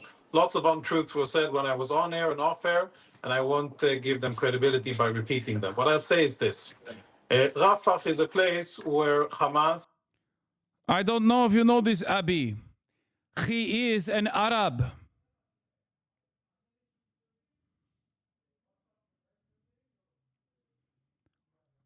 If you haven't noticed, he is looking very much like Hamas himself. And he is Muslim after all. He cannot be trusted. That my respected colleague to the panel here says with a lot of pinches of salt. Lots of untruths were said when I was on air and off air, and I won't give them credibility by repeating them. What I'll say is this. Rafah is a place where Hamas and UNRWA has told people to go. The sad reality in Gaza is that Hamas uses these civilians as human shields and doesn't leave Israel with any other option but to ask people to leave. Now, Israel is doing that out of concern for human life and their safety. Lieutenant Colonel, I have to stop you there because the IDF told Gazan civilians to move to the south. Rafah was the only safe place, supposedly safe place for them to go. So this is not about UNRWA. This is actually where they are going because the rest of the country is in rubble. So where are they supposed to go now? Right. So there are various locations in Gaza, a few miles northeast of Rafah and northwest of Rafah, close to Rafah? Rafah? Khan Yunis, where they can go, and hopefully they will go. And I agree. I take the point. Abi, you do not understand. There are plenty of places that they can go to. That's not Rafah, which we previously said was actually a safe zone. Turns out it is a safe zone for Hamas, safe for terror. That it is a harsh environment and not an ideal environment for anybody to live in. I wouldn't want to be there, to be frank. But the sad reality is that the responsibility for this situation lies on Hamas's shoulders. And I think that if we detach ourselves from agendas and ideas and Israel hatred, and if we look at the situation from a, let's say, a more clean perspective, what choice does Israel have? What choice does Israel have in order to defend its civilians in their homes? If Hamas is allowed to continue to exist, to store weapons, and to prepare for the next attack, then it is only a matter of time before these attacks will come. And those are not my words, Mehdi. Those are the words of Hamas leaders who say that we will do October 7 again and again until we reach Tel Aviv and Jerusalem. And I don't think that Israel should allow that to happen. And if it means, sadly, moving people around before combat starts and making sure that they are... Listen, the civilians will keep getting slaughtered until morale improves. I'm sorry, Abi. But we have to kill the terror babies. It makes us feel very good. We have to move them and we have to kill them. Safer, not safe, but safer, away from harm's way by telegraphing. I like that he says, he also openly admits it's not safe. It's not safe. Khan Yunis is not safe. We are also bombing Khan Yunis because as you know, Abi, Khan Yunis also is the epicenter of Hamas. Hamas terror is very much happening in Khan Yunis as well, which is why we will move the terrorists, the Palestinians to Khan Yunis, and we will bomb them while they're on their way to Khan Yunis and also when they're at Khan Yunis. Israeli intentions, then I think that is a very humane thing to do. Hamas sadly must be defeated. I do need to move on, but I just want to say one thing. I mean, this is not a question of hating Israel. It's a question of the reality on the ground, which is that there is already a humanitarian catastrophe unfolding in Gaza, and there's no question that trying to move over 1 million people in short period of times is... I'm just trying to understand because I genuinely don't understand what the boundary is. When is it okay to mock a foreign English accent? Would you be doing the same if this was a Chinese speaker spewing Israeli propaganda? I have a very clear I have a very clear representation. I mean, a very clear rule for this, okay? You can always make fun of white variant accents, okay? Always. And do a bad job at it as well. But the moment that you start doing accents about people that are historically colonized, for example, okay? People who are historically marginalized and colonized, and not the colonizer in this circumstance, you can still do it. You just have to be really good at it. Okay? If you're really good at it, then, you know, it's probably fine. If you're not good at it, then it's racist. So that's why, for example, I don't do the Chinese accent. I do the Japanese accent because I'm good at it. But also, I don't do like the Indian accent, for example, because I'm not good at it. Do an Arab one. You must not have been here because I do the Arab one all the time. But then again, I'm also Turkish and Muslim myself, so that's a little bit different. It's a third category. It's like if a Nigerian dude was making fun of like a West African accent or some shit. You know what I mean? As a Turkish person, I don't have issues making fun of and doing a Persian accent or doing an Arab accent. I don't think that's like shitty. Is a Turkish accent fair game? Yes, of course. I don't give a shit. Do whatever you want. The Turkish accent, on the other hand, is not very like decipherable, is not very distinguished. It more so sounds like this, and it is not very good. It's not very sexy.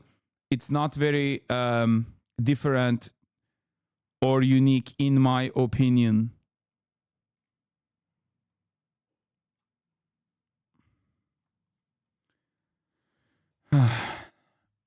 That's not Persian. That also is Turkish as well.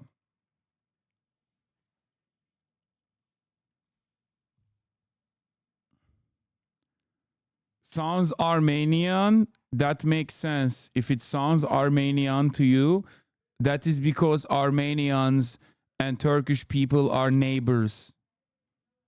So it makes a lot of sense that it sounds Armenian. It also sounds a little bit like Persian too. What a fucking loser coming in here to chirp. I mean, I don't know. Maybe that person is just trying to be careful. Maybe they want to know what my rules are. Those are my rules. You can always make fun of, even if they are historically colonized, like the Irish, for example. You can always try to attempt the English-speaking language of different people from different backgrounds, right? As long as they're personally overall white. Like, for example, at the top of the hour, right? Back in the day, we used to always play this one song called Come Out Ye Black and Tans. Because at the top of the hour, there's a 3-minute ad break. If you no longer want to see those ads, all you need to do is subscribe for $5 or for free with a Twitch Prime by connecting your Amazon Prime account to your Twitch account, where you get 1 free Prime subscription a month. If you no longer want to see those ads, you can also get gifted a sub if you're lucky. Look at the Irish, as they say. Back in the day, this is how we used to run every ad break at the top of the hour. What a wonderful, phenomenal song about a bunch of Republicans that were doing their very best to rid their lands of the colonizers, the British colonies.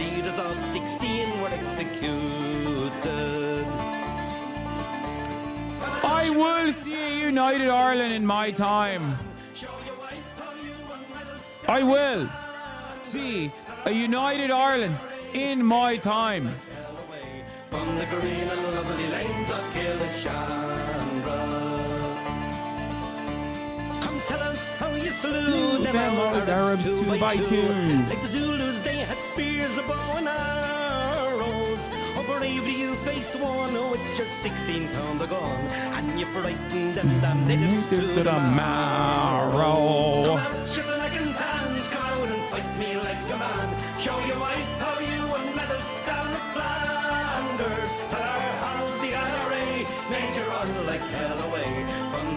and lovely lanes of Elysium Road.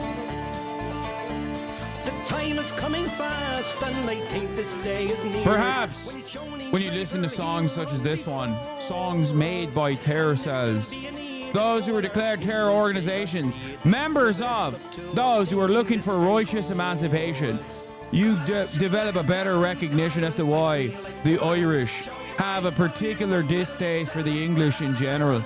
And also, I've always seen the Palestinian struggle as a united, dual struggle. One of the only countries in the West that's been unconditionally pro-Palestine from the jump.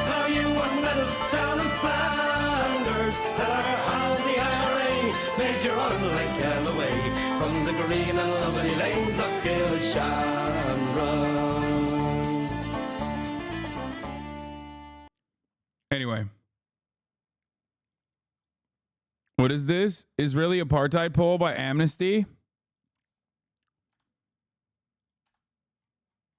This website is bricked. Is this a fucking keylogger? What are you sending me? Anyway, what's the accent that always starts with a bro? I don't know. But I love Hasan, but hate the accents. Really? I feel like my accents aren't that bad. It's just a fun little way to just goof a little bit.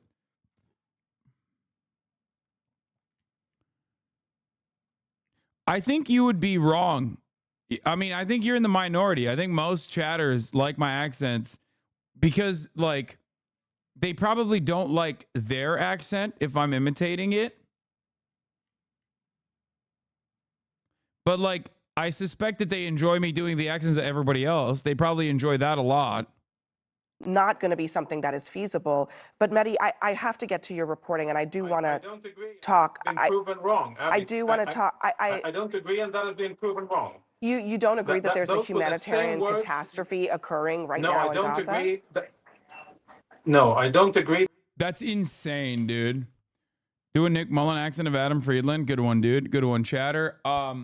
Nick Mullen is technically pretty fucking goated with the accents too. Like, I mean, he is one of the few people that, as a white boy, does, like, I would say, a pretty fairly solid Nigerian accent.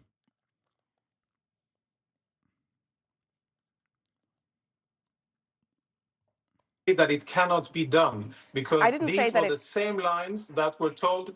These were the same things that were told to Israel before Israel started its invasion of Gaza City. And believe me, I answered that question hundreds, if not thousands of times. And it was alleged that this was tantamount to war crime, that we were asking people to move, when in fact it was possible. 900,000 out of 1.1 million people did eventually move, and it saved a lot of people's lives. And I think that should be acknowledged. And the same talking I mean, he's right. It's points are being devastating. repeated now by the same Hamas mouthpieces.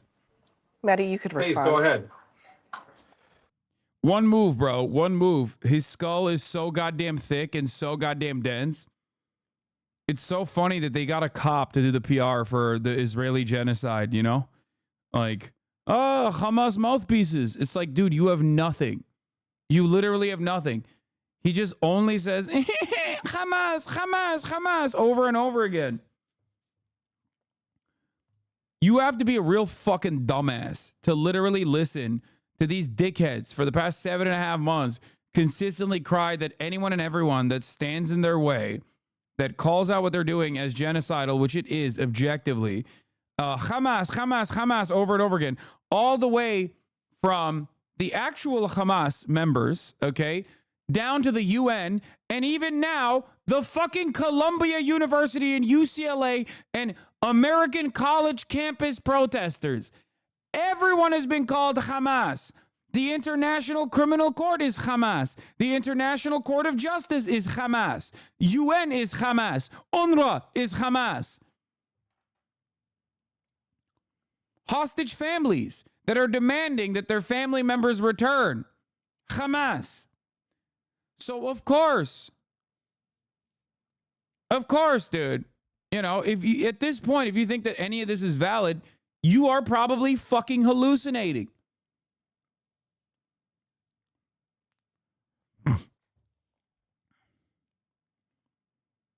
everyone, anyone and everyone. Yeah, Hamas doesn't know about Bryce from UCLA protesting. Hamas doesn't even know about Bryce. Spain, Ireland, believe it or not, Hamas. If you think Palestinian children deserve cookies, you are Hamas. So NBC News reported last month, Abby, that 7 different airstrikes from Israel took place in what were designated as safe zones by Israel. Palestinians were told to go to safe zones by Israel and then killed in those safe zones by Israel. That's reporting from NBC News, but I'm sure the colonel would say they're Hamas as well. Everyone who disagrees with the colonel is Hamas. And by the way, he's quoting a Hamas spokesman. None of us like Hamas, but let's quote someone on his side, the Likud Party International Vice Chairman, Netanyahu's party. He said a couple of days ago, the Likud Party Vice Chair, Colonel, you can respond to this quote. The Likud Party Vice Chair, International Vice Chair, said on Israeli TV a couple of days ago, there are no uninvolved civilians in Rafah. No, there are no innocent people in Rafah, 1.2 million. No innocent people, and we should go in, these are his words, and kill and kill and kill. Sounds pretty genocidal. That sounds like he's also Hamas. To me, Colonel. Do you agree with that?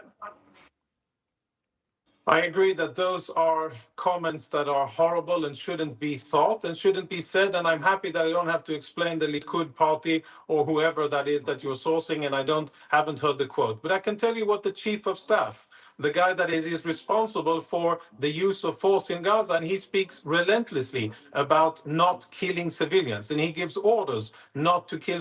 It's just nobody listens to him, I guess. Civilians, and he gives orders and directives to the troops on the ground to apply distinction and to apply proportionality. And speaking about safe zones, yesterday 4 soldiers were killed when mortars were fired from Rafah, from a safe zone, at Israeli soldiers. And I'm sure that wouldn't bother you too much that 4 soldiers are killed, but they were killed, fired from a safe zone in Rafah. Happened yesterday. I don't have an MSNBC report to quote it, but it happened nevertheless. All right, guys, I have to leave it there. Mehdi, you have some really important reporting about a letter from Republican lawmakers to the ICC about the possibility of arrest warrants for Israelis as it relates to war crimes. You can go onto Zateo's website to find that reporting, but unfortunately we are out of time here. Mehdi Hasan, Jonathan Conricus, thank you both for an important conversation.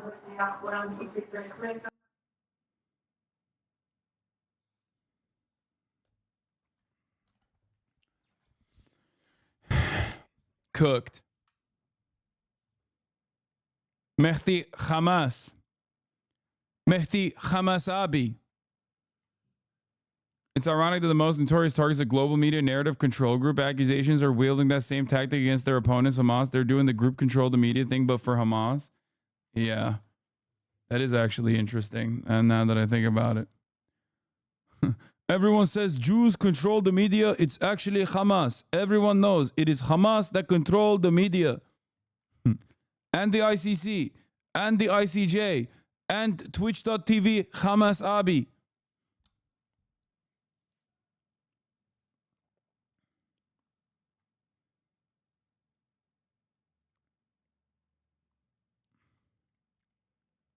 College campuses also Hamas.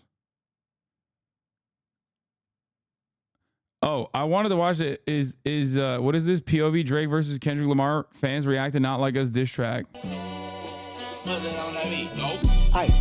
Mustard on the beat, ho, Debo, any rap nigga, he a free throw, man down, call her Amber Lamb. Stop, I'm sorry. I'm not gang affiliated, I'm so sorry. How many options you really got? I mean, it's too many options. I'm finna pass on this body, I'm John Stockton. Oh my gosh. Beat your ass and hide the Bible if God watching. Oh my gosh. Sometimes you gotta pop out and show niggas. Certified boogeyman, I'm the one that up to score with him. Walk him down whole time, I know he got some hoe in him. Pole on him, extort shit, bully the floor. Kick streamers don't know that they're not allowed to bop their head at this, dude. That's fucked up. Aiden is over here going, damn, this shit's hard. Oh, fuck. I mean, it's bad. Drake, I hear you like I'm young. See, I can't nod my head to that, bro. That name gotta be registered and placed on neighborhood watch. I lean on you niggas like another line. It's like the beat just made me wanna. Certified lover boy, certified pals. Wop, wop, wop, wop, wop. That come up. Wop, wop. Hey, chat, so you think this hard. Why you trolling like a bitch? Ain't you tired? Trying to strike a chord, and it's probably A minor.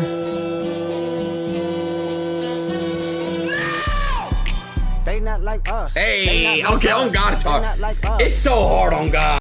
Bro, it's funny that he had to like look at his audience. So classic. He wants to say it's bad so bad because obviously he like loves dick riding physically. I mean, dick riding Drake, even though he's a little bit too old for Drake at this point. But like he had to look to his audience to be like, do they like it?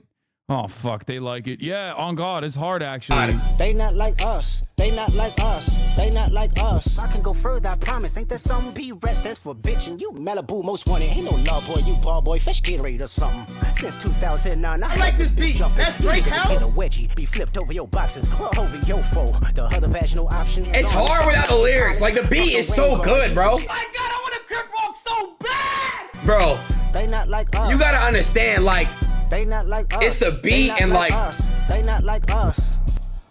I want to crip walk. The family matter and the truth for the matter. Here was God's plan to show y'all the liar. All right, can I take the song off now? He a fan, he a fan, he a fan. Freaky ass nigga, he a 69 God. Freaky ass nigga, he a 69 God. Hey, hey, hey, hey, hey, run for your life. Let me hear you say OV-ho. No. Say OV-ho. I'm not saying that. Step this way, step that way. I'm not saying that. This way, step that way. Are you my friend? Are we locked in? Then step this way, step that way. Then step this way, step that way.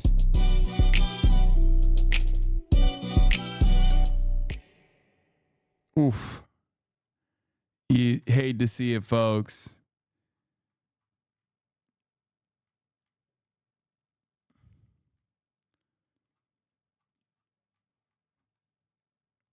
Also, here's another glaringly obvious example that Drake has lost. Tom McDonald, who taught Mike Johnson hits how to use TikTok.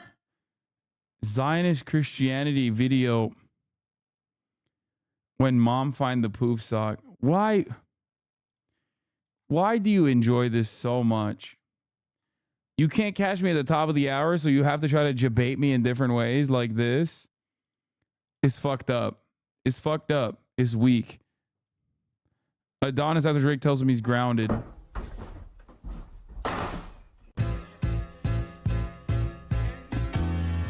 Dear Adonis, I'm sorry that man is your father. Let me be honest.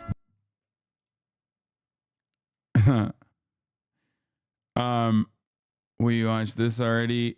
Oh, what was this? Jews and the state of Israel. I'm not just saying it.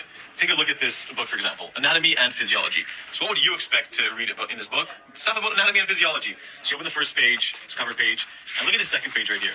Dedication. We dedicate this work to the souls of the Palestinian martyrs who sacrificed their blood for Palestine and Al-Aqsa. So this book is dedicated to the terrorists and to the martyrs who committed terror attacks in Israel against innocent Jewish people. My genocidal brother in Christ. Which book allows the page to be folded in 6 while being attached to the binder? I just want to know, are you like an origami specialist? I need to know how you managed to do this. Dude, why do they, like, why do you do this? Like, why do you do this? It's so fucking... Without it not actually belonging in the book. If they're going to dedicate a book to martyrs, I think that they... Yeah, also, why would they write it in English, dude? Why would they write it in English, dude? We dedicate this work to the martyrs? It's so fucking bad, bro. It's so bad. Dude, if you fall for this, you are literally the biggest dumbass on the planet, okay? If you fall for this, you're routinely walking in the walls, okay? You routinely forget how to breathe, and you have to manually repeat it to yourself so that you can breathe again. Remind yourself how to breathe. It's so bad. Martyrs who scarify? Martyrs who scarify? They would know how to spell sacrifice.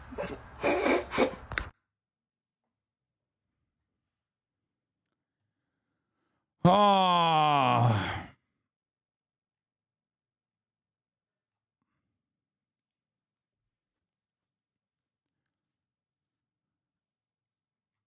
It's just, I don't know. I don't know what the fuck to say. I don't care about this Helldiver shit no more. This one I still want to watch, but get your boy. He's falling for goofy shit. Pretty wild. Good thing they don't want to force everyone to get one of these. Oh, wait a sec. The AstraZeneca coronavirus vaccine is being withdrawn worldwide after the pharmaceutical giant admitted it can cause a rare and dangerous side effect, according to the Telegraph. What? Why is everybody acting like they were forced to get the AstraZeneca coronavirus vaccine? 222 cases out of 34 million. How are you still doing vaccine conspiracies? This in and of itself should it's been fucking 4 years, man. It's been 3 years. Almost 4. Okay? It's been 3 years, almost 4. Bradley, I love you. You do a shit ton of steroids. Come on, big dog. You literally are the last person to talk about vaccines. You do you take a ape vaccine, okay, to look like a fucking gorilla, and I respect you for it. But like that shit's got a million worse side effects than the motherfucking COVID vaccine, man. And if the argument is like, well, I take it voluntarily, knowing full well what the risks are, meanwhile, these people are forced to take the vaccine, the counter to that is, yeah, it's infinitely more safe. And not only is it so safe that 200 people or however many fucking people got a side effect from the vaccine out of millions, tens of millions, and they fucking said, all right, we're done. We're not doing this no more.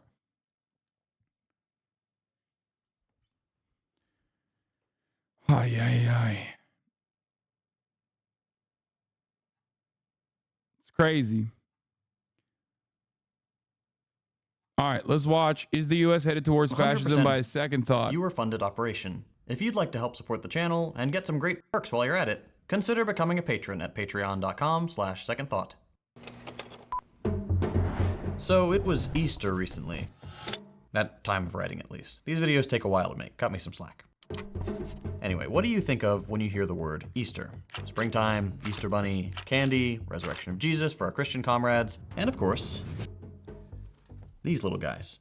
I have great memories of Easter egg hunts with my family, and now that I have a young daughter of my own, I'm excited to give her the same experience. So imagine my surprise when we go to the neighborhood playground on Easter, and there are a handful of adults. What are your thoughts on this guy being a tanky? He literally looks more and more like Vladimir Ilyich Lenin every day, and I love him for it. Trying to keep kids from picking up a bunch of eggs. Seemed a little weird. So I asked one of them what was going on, and they said, better not to look inside. So naturally, I had to look inside. Here's what I found.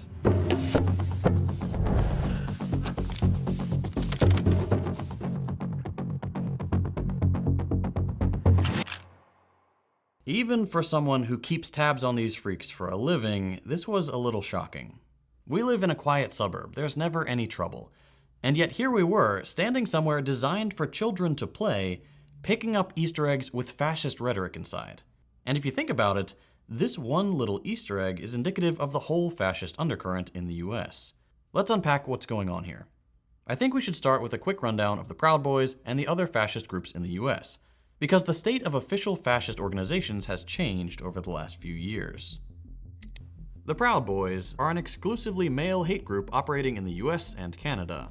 Besides their deeply funny no girls allowed rule, these losers are big proponents of the white genocide myth, the idea that white people, a designation that seems to fluctuate whenever convenient, are being replaced by encroaching hordes of nebulously ethnic babies. The group has been described as an alt-right fight club, conservative extremists, alt-light, overtly Islamophobic and misogynistic, and all too willing to embrace racists, anti-Semites, and bigots of all kinds. They've engaged in political violence, attended the January 6th insurrection, and have been banned from pretty much every social media platform.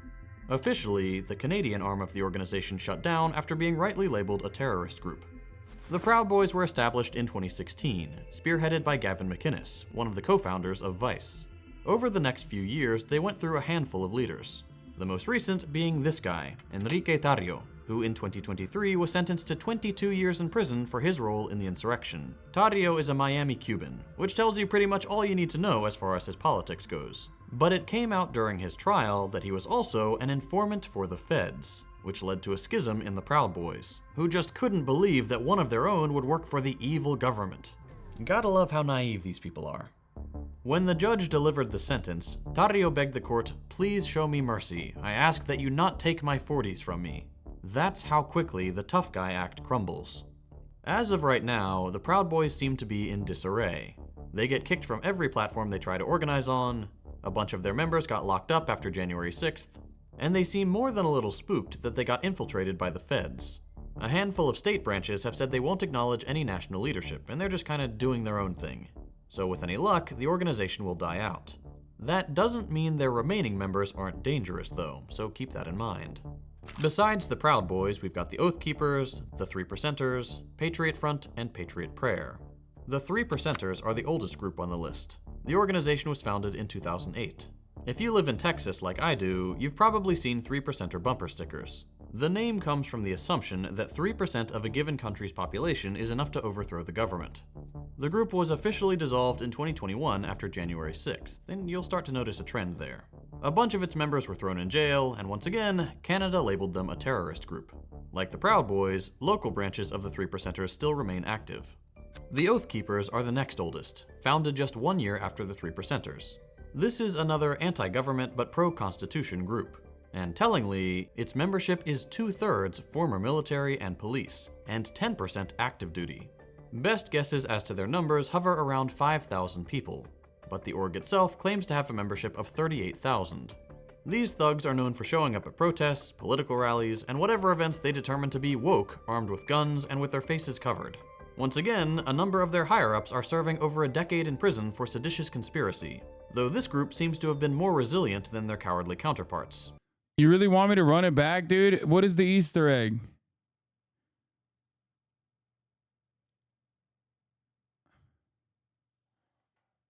That's the Easter egg?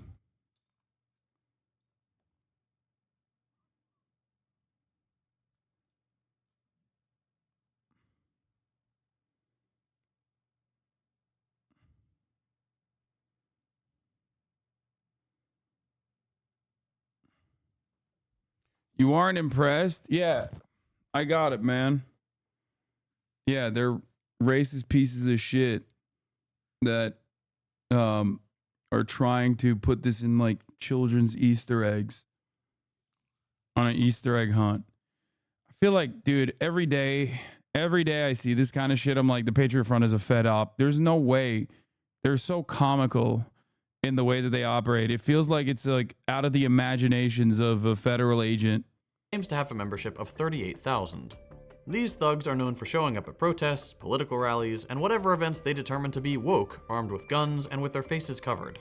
Once again, a number of their higher-ups are serving over a decade in prison for seditious conspiracy, though this group seems to have been more resilient than their cowardly counterparts, choosing not to shutter their operation.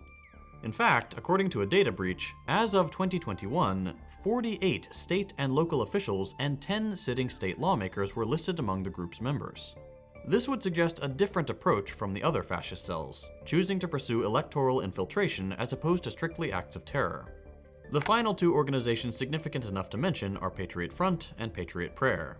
They all love this patriot stuff, and we'll get to that in a bit. Patriot Prayer was founded in 2016 in the suburbs of Washington State. Suburbs, that's another thing we'll talk about. Their whole shtick is to harass liberal and left-wing groups in the Pacific Northwest and get in street fights with anti-fascists, which have often been filmed and uploaded to inspire other budding fascists to get involved more physically. According to an informant, there are only about 15 of these guys. They've just been really good at making a name for themselves because typically, fascists are cowards who will scatter when it looks like a fight. To be honest, I take issue with the people thinking the organized radical right are feds. It implies that there aren't actually people that are that insane. Ironically, most of the people on the right who claim they're feds simultaneously 100% share their views. No, absolutely. There's definitely a lot of organizing happening on the right-wing front, for sure. But I do think that ultimately, the group is like probably half fucking federal agents and half actual fascists. The irony is, of course, that the federal agents also share the fascist opinions half the time. Fight is coming. Finally, the youngest org on the list, Patriot Front. This is another small organization, but I bet you've heard more about them than some of the others. Where the rest play coy and beat around the bush, these guys are explicit in their fascism. They've even got the fascies as part of their logo. If I had to guess which group would end up being the most influential in the fascist movement, it would be Patriot Front. For a bunch of reactionaries, they're pretty good at branding, combining traditional Americana with fascist symbolism.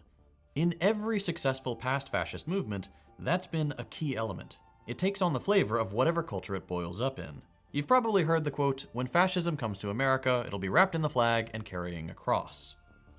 Case in point. Patriot Front is another group that punches above its weight in terms of membership. Best estimates put the number at just 200. But they accounted for 82% of all incidents in 2021 that involved the distribution of fascist, racist, or otherwise bigoted propaganda in the US. If you zoom out a bit, this is all kind of interesting. You've got your fraternity, your militias, your street thugs, and your propagandists. That's a pretty well-developed fascist undercurrent, even if, for now, they seem to be licking their wounds. What happens when they start organizing across the different groups? Speculation aside, the important thing to realize about American fascism is that it's not confined to this handful of explicitly fascist groups. Yes. It's become mainstream among the American right. That's what's more important to me than anything else. The fact that, like, these guys are almost in agreement with, like, these guys are in agreement with, like, 98% of the values of the average fucking Republican at this point. And they've become more and more mainstream. Like, sure, there's some who are not as rabid in their, you know, offensive and outward hatred of all minorities and whatnot. But at the end of the day, there's so many. There are so many motherfuckers. Like, the average Republican, the reason why Trump gained so much prominence is because he spoke like the average Republican. He took the suppressor off, basically, and let it ride. He didn't say immigration and demographics are becoming a real problem for America. He said Mexicans are rapists and drug dealers, and some of them are very fine people. That's exactly what the fuck the average Republican thinks. That's exactly what the average Mexican Republican thinks, by the way, in Texas, okay? He just straight up was like, yeah, dude, these rapists are coming over the borders, man. And it's like, bro, your name is literally Juan Gonzalez. You're like a fucking 8th generation Texas Mexican. What the fuck are you saying? It's crazy. But it's true. Right. Let me give Not you Democracy Now! Shut up. It's just the first name that came in my mind, okay? Chill. I would never. Example. Here's an ex-military business owner back during peak COVID. But it's not going to be peaceful much longer, okay? And this isn't a threat. I'm not a criminal. I've never been a criminal. But I'm telling you that good citizens are going to turn into real concerned and revolutionary citizens real soon. And nobody else is going to say that. I'm probably the only person that has the balls to say what I'm saying right now. That we're building, we're organizing, and we'll work with law enforcement or without law enforcement. But you won't stop us when time comes because our families are starving. And if you don't hear the seriousness of my voice, I hope you open your ears and you absolutely listen to what I'm saying. Because this is a warning for what's coming. It's not going to be peaceful much longer. It's not going to be rah-rah. It's not going to be speeches. It's not going to be gathering outside saying a Pledge of Allegiance. It's not going to be waving flags. It's going to be real. When you've seen the things that I've seen, I went to war for this country. I've seen the ugliest, dirtiest part of humanity. I've been in combat, and I never want to go back again. But I'm telling you what, I will to save this country. If it has to be against our own citizens, it will happen. And there's a million people like me, and you won't stop us. Sounds pretty bad. But this is exactly the type of person we saw at the Capitol riot. I mean, dude, you guys are fucking complaining, but he probably already fucking ended it. You know what I mean? Like, Let's be for real. That dude needs healthcare more than anything else, okay? The fascist groups were there. At least 700 members of their organizations got arrested. But they were a drop in the bucket compared to what most people would call average conservatives. Only around 13% of those charged in the Capitol riots were formal members of militant groups like the Proud Boys, the Three Percenters, and the Oath Keepers. The remaining 87% were a mix of garden variety Trump supporters and conservatives LARPing as revolutionaries. The overwhelming majority of people who stormed the Capitol were just average Republicans. And you can tell. They didn't look like the typical far-right extremists. They were typically older, with around 2/3 being over 35. They were much less likely to be unemployed. A full 14% of the attendees charged were business owners, and 30% were white-collar workers. These aren't normal far-right extremist demographics. These are just Republican constituency demographics. That's why fascists target the suburbs, as we mentioned earlier. The aggrieved white middle class is ripe for radicalization. The average American conservative... Yeah. Dude. The fucking countryside surrounds the cities. Never forget. This revolution, this Maoist revolution in the United States of America will be a glorious struggle, okay, of HVAC business owners. Instead of a peasants' revolution, we're going to have a fucking HVAC business owner Maoist revolution, okay? Petty bourgeois, dumb fuck, reactionary business owners. Conservative wants to overthrow the government to establish some weird anti-woke theocracy based on a mythologized version of the past. And don't take my word for it, they're literally advocating for it in their magnum opus, Project 2025, which we made a video about a while back. Okay, why is this happening? Conservatives have always been reactionary, but what's changed in the last decade or so? Well, there are a few factors. We'll start with a culture war issue, the white genocide myth. The Great Replacement theory is a classic among fascists. It asserts that there is a plot, which really means they think it's a Jewish thing, that the white race and white culture, whatever that means, are disappearing because of immigration from majority non-white countries. Fascists believe this will cause some general persecution of white people, because of course they can't imagine the world being run without one race subjugating another. This is the theory that motivated the Christchurch shooter Brenton Tarrant and the El Paso shooter Patrick Crusius, and it's both unfounded and blatantly fascist.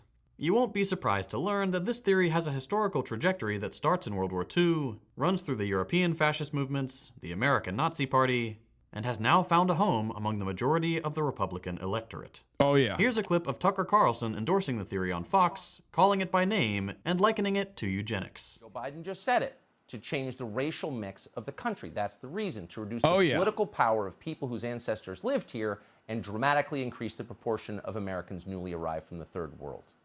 And then Biden went further. He said that non-white DNA is the, quote, source of our strength. Imagine saying that. This is the language of eugenics. It's horrifying. But there's a reason Biden said it. In political terms, this policy is called the Great Replacement, the replacement of legacy Americans with more obedient people from faraway countries. They brag about it all the time, but if you dare to say it's happening, they will scream at you with maximum hysteria. Notice that little trick that Tucker Carlson pulled right there when he said legacy Americans? It's one of my favorite Tucker Carlson tropes. He can't say Native Americans because obviously we all know what the fuck that means. So he has to find a different word for it. Legacy Americans. He can't say white Americans, right? He can't say WASPs. So he means legacy Americans.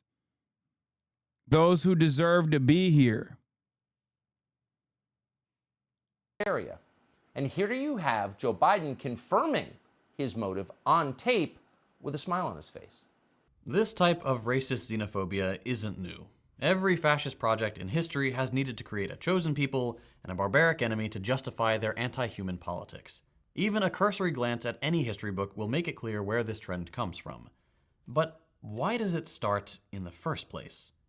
Human beings can be awful, distrustful people, but just randomly deciding to build an exterminatory worldview out of their bigotry doesn't make much sense.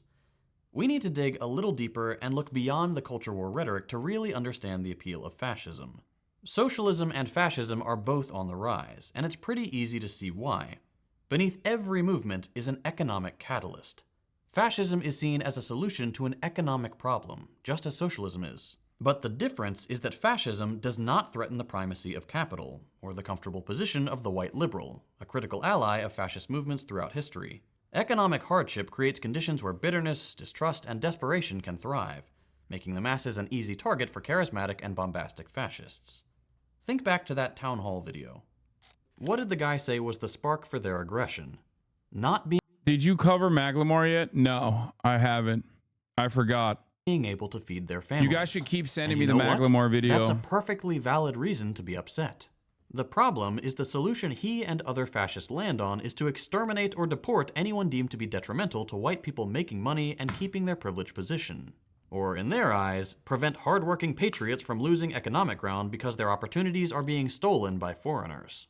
The economic base of fascism has always been the petit bourgeois, or as I like to call them, the roofing class, small business owners, the guys who have a handful of contractors and patrons. I like that. I say HVAC, but roofing works too. $1,200 a month on an F-150 Raptor that's never been used for any kind of manual labor. But I digress. I really try my best to understand fascists because it's an interesting phenomenon. Socialism offers, in my opinion, a common-sense solution to the ills of capitalism. Economic democracy. The people who do the work have a say in how the work is done, and profits can't be siphoned off by unelected corporate tyrants. Fascism, on the other hand, has to create this elaborate fantasy to justify why one particular group of people is destined to inherit the earth. And conveniently, it's the people in your country and the group you happen to fall into. It's the same gripe I have with Calvinists. They believe that all humans are predestined to go to either heaven or hell, and nothing we do can influence that destiny. I've never met a Calvinist who believes they're going to hell. If I try really hard to check my basic human decency at the door, I can see why fascist mythology could be appealing. It lets you off the hook. It justifies the worst cruelties because you are defending what is good and righteous from human animals who want to tear down a beautiful civilization. The problem is, the civilization fascists claim to be defending has never existed. It's a myth. There is no single white race. Just ask the Irish, or the Italians, or the Russians, or the Ukrainians, or the Jews, who have all had their white card revoked or granted at some point. There is no period in American history where everything was great for the white working class. Every worker in this country has always been at the mercy of the elite, but not the elite fascists assume are pulling the strings. It's not a shadowy cabal of woke Jews. It's just the people who own the means of production. They're not shy about it. People like Warren Buffett routinely admit there's a class war being waged, and that the capitalists want to make sure that they win it. The glorious fascist revolution that these self-proclaimed patriots want, it's not revolutionary at all. It's just turning back the clock to a time where these class antagonisms were less apparent, where the capitalist class still had complete control over society, but maybe black people had fewer rights. If that's your vision of utopia, you're a moron. You are risking decades in prison because you want to make sure the boot stays on your neck because you like the lies the boot spouts while it's stepping on you. The Republicans love fascists because it's an ideology that maintains the economic status quo. They don't like it when their useful idiots try to lynch them, so people have to go to jail for that. But on the whole, there's a reason the ruling class tolerates fascism and not socialism. Socialism is genuinely revolutionary, whereas fascism is just a cancerous offshoot of capitalism that can, in their mind, be used as a tool when needed. And also uses a tool against your perceived enemies, of course, and never you. Nobody ever thinks about how fucking fascist concepts or racist concepts ever impact you. This is why, I forget what the name of the book was, but there's a book specifically detailing how white supremacy kills white people. But I guess the most reductive, easiest way to explain the concept is basically the age-old adage now that has always found its way in American politics, the famous concept best illustrated by Ronald Reagan's spokesperson at the time, who was instrumental in the Southern strategy. I think it might be Dying of Whiteness. Thank you, Tube Sock. Which is the idea Lee Atwater, who talked about how Republicans and right-wing reactionaries mask the white supremacist agenda with increasingly more mystified ways. Like, it's not direct in the same way as saying the N-word over and over again like you could in the 60s, but instead talking about welfare queens. Now, of course, the inevitable consequence of the welfare queen idea is that those who desperately need social safety nets, which, by the way, of course, are white people as well, no longer get it. Why don't they get it? Why is it cut off? Well, because at least black people have their social safety nets cut off, then we want to harm them. That's precisely the reason why everybody loves talking about fucking South Side Chicago, South Side of Chicago. Everybody loves talking about Detroit. Everybody loves talking about purposely underfunded black neighborhoods, black communities that have been victim to redlining and a damn near century of segregation and other forms of white supremacist structural violence. And yet nobody understands that there are many fucking suburbs and many parts of Pennsylvania that are predominantly white that are also victim to the same dire circumstances. The example I love using for that very same reason is West Virginia, an entire state full of white people that live in horrifyingly destitute conditions. And those motherfuckers love voting Republican over and over again. Okay?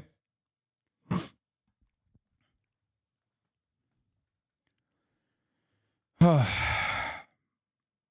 entirety of the Appalachian region. Yep.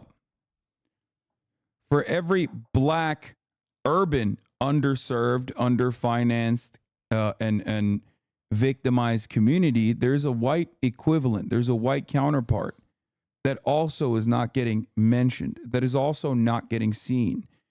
And a lot of those white people in those neighborhoods and in those communities are actually so motivated by the white supremacist attitudes that they channel and champion, and those attitudes that are reflected by their politicians that they want to elect, that they don't recognize that, in the words of Lyndon Big Dick Johnson, the white man is taking money directly out of their own pockets. Okay? That's right. And this isn't the first time the ruling class has taken advantage of economic precarity. Once upon a time, a group of super wealthy capitalists hatched a scheme to try to convince a group of vulnerable Americans to launch an insurrection and overthrow the government, at which point the group of oligarchs would establish what amounted to a fascist dictatorship in the service of capital. A business plot. Sounds a bit like January 6th, doesn't it? This attempted coup was called the business plot, and it actually happened way back in 1933. The short version is that a retired general, one Smedley Butler, was approached by a would-be financier who offered him funding and 500,000 men to lead an insurrection to depose then-President FDR. Roosevelt's election and subsequent economic reforms had horrified conservative businessmen, who saw him as a socialist. So naturally, when given the choice between socialism and fascism, they overwhelmingly sided with fascism, telling Butler they hoped to install him as an all-powerful Secretary of General Affairs, while Roosevelt would assume a figurehead role. Unfortunately for the plotters, Butler ratted them out. In his later years, General Butler had come to support FDR and was a fairly outspoken critic of capitalism, referring to his past self as a high-class muscle man for Wall Street. The business plot failed, and it gives us a great example of how economic precarity can be weaponized to fascist ends. The capitalists understood that thousands of First World War veterans were disenchanted with the US, having not received their promised benefits, and they figured if they could just get a popular, willing leader to stoke the discontent into a fascist— Damn, bro. Sounds familiar, huh? —fervor, they'd have free reign of the country's economy, creating an unholy merger of capital and the state, a cornerstone of fascism.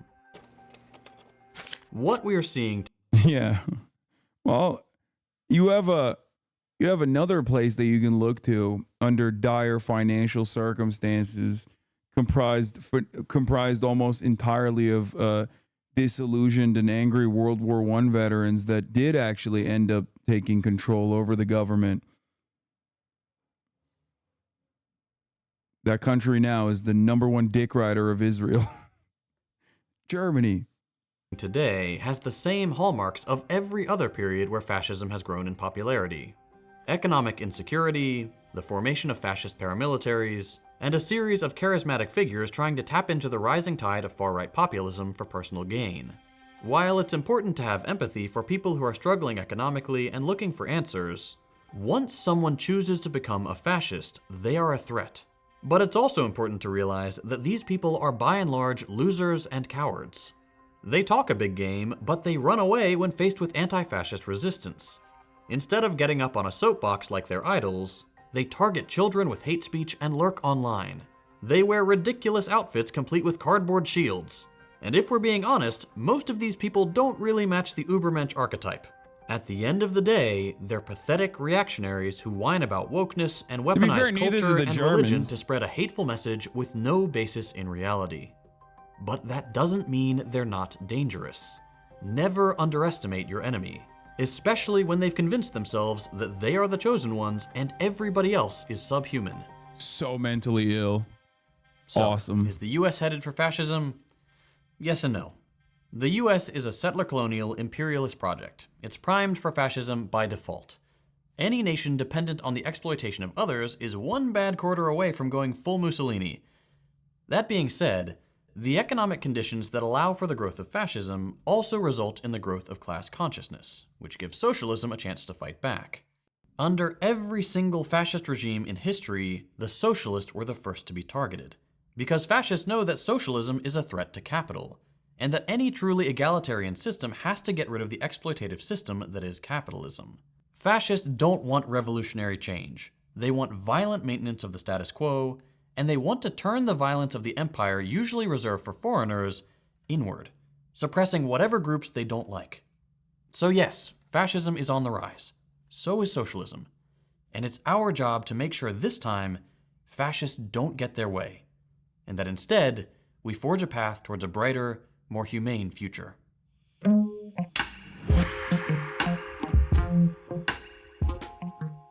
I mentioned at the beginning of the video that this channel is entirely grassroots funded. Since sponsors don't want to touch videos like these, we have to rely on the generous support of viewers like you.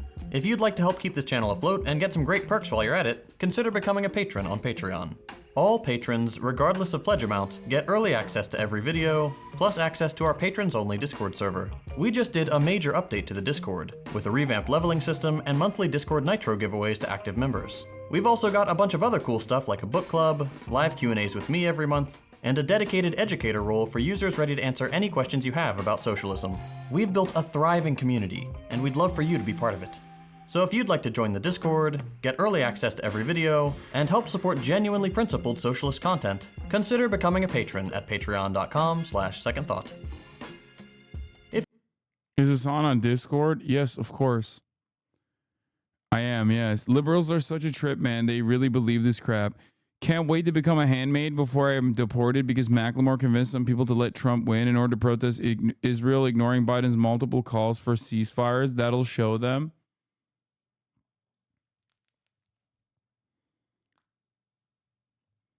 Team Trump isn't exactly shy about it. Team Trump isn't in power right now. Your team is. And perhaps you should demand that your team leader listen to the demands of his voters instead of constantly berating those voters. Just a thought. If you want to win, play the goddamn game at least. Yeah, liberals are so brain broken into thinking that like everyone has to vote for them that they've forgotten that many people don't vote.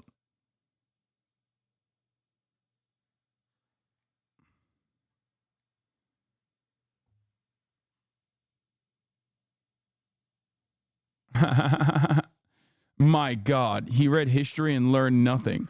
The reason fascists got support from the establishment was the socialists screaming about revolution, scaring the liberals into supporting the fascists. Thank you for your accurate read on how this worked. It's just liberals keep consistently siding with the fascists and becoming fascists. Why? Because the socialists scared them. Please tell me this is a top of the hour ad break debate and not something that you legitimately believe, because you are basically saying, oh no, I am going to be convinced into joining fascism. Okay? Please tell me you are joking, because please tell me this is simply a bait, because I cannot comprehend how someone could turn around and be like, no, you don't understand. I got too scared that people were saying that the means of production should have a democratic organization surrounding it, and that was too terrifying for me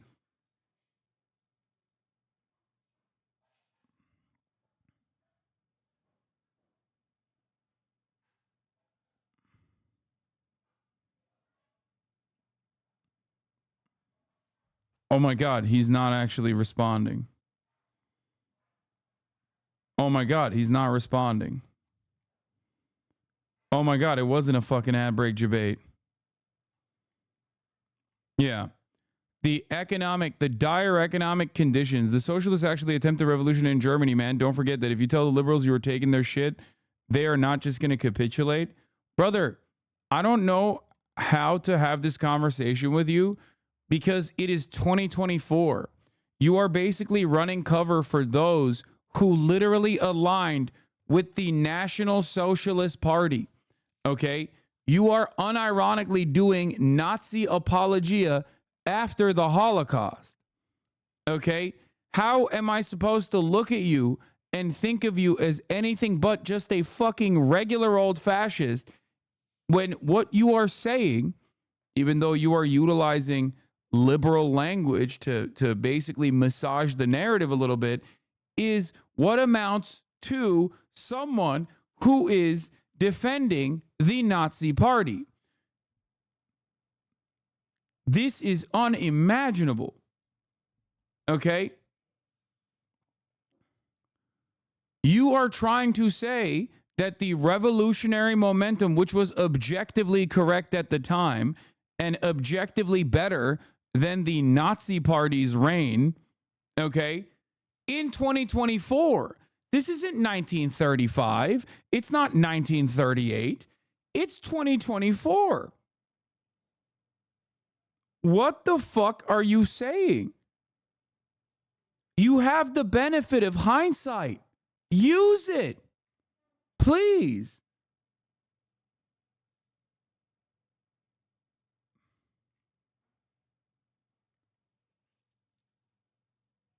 What the fuck? Bro put the social fascist and the social democrat. Yeah, I mean, listen. Listen to me. Listen to me.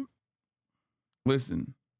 I mean, when you show the Enabling Act in 1933, they're going to say it was because the liberals capitulated to the fascists because they didn't think they were going to be as scary as they actually were as a consequence of how scary the socialists were. Because for liberals, and this, by the way, basically reconfirms exactly what JT was talking about before, which is that liberals will always prefer the fake order demonstrated by fascism because fascism is just a mechanism when capitalism decays. It is a way to reinstate order under capitalism while still maintaining the same fucking structure, the same hierarchies that capitalism demands. When capitalism is failing, you have two ways out of it. Obviously, in that utter chaos, in that total chaos, in that barbarism, you can turn to order. Order in that circumstance, Mike. Wait, what? You are ignoring history. You forget that the Nazis didn't had killed Jews yet. So it's the other way around. Wait, what?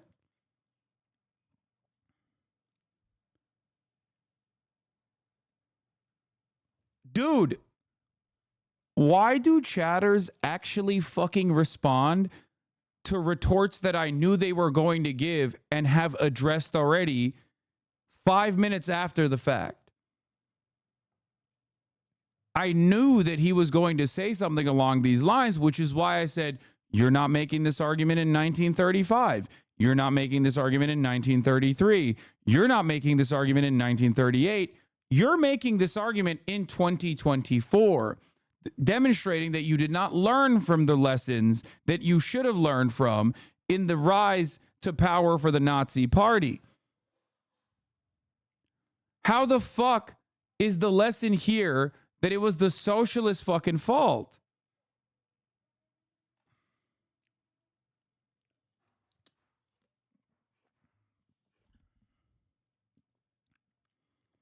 The only argument you have here, by the way, which is not surprisingly that at the top of the hour there's a 3-minute ad break, which I'm running now.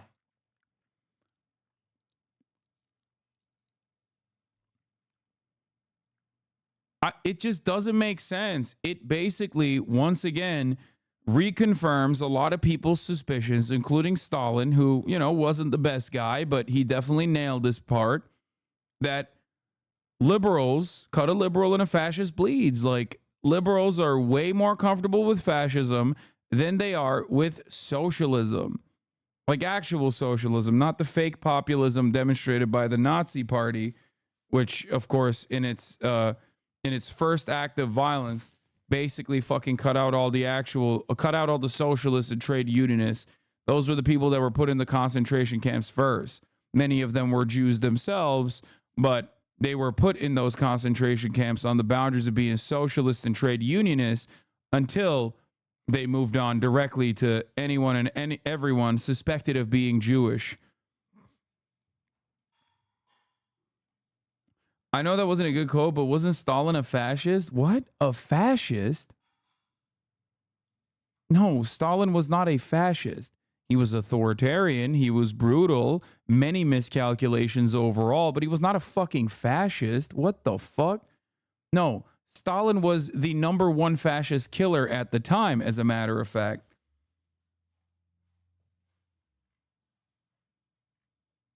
What the fuck? Guys, fascism is an ideology. Dictatorships or authoritarian governance does not automatically make one a fascist. It doesn't make it good.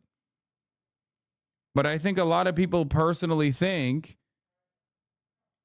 that any and every despot, any and every thin-skinned, power-hungry leader automatically is fascist. Ne oldu? Okay. Kaya, come here.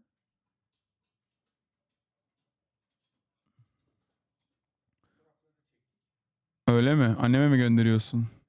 Eyvallah, kıskansın. The liberals reacted supporting the Nazis before they started killing the Jews. Yes, that is fair, but if you push people by trying to take their stuff, they're going to resort to what they can find, and what they can find are always fascists. Brother, I don't think you have understood anything from the lessons you were supposed to learn from history. What good is reading about history if you look to the mistakes that people made, okay, in 1933, and then go, and we have to repeat it. We have to repeat those mistakes. I didn't learn anything from that, actually. Which is odd, because you are personally also saying that the fascists were bad and killed a shit ton of Jews. They killed a shit ton of other people too, right? Why are you trying to explain the reasoning behind making horrifyingly bad moves that inevitably make you a fascist?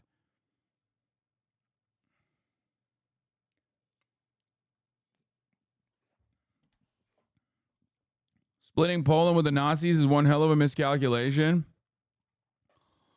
Oh my God, Polish chatters. We get it, bro. Yes, socialism. Yes, double genocide theory. Yes, okay. Yes, it is the worst thing. The USSR was really bad. If only the Nazis if only the Nazis took control over Poland and everyone everywhere else, I'm sure that things would be much better. Okay? Jesus fucking Christ, dude.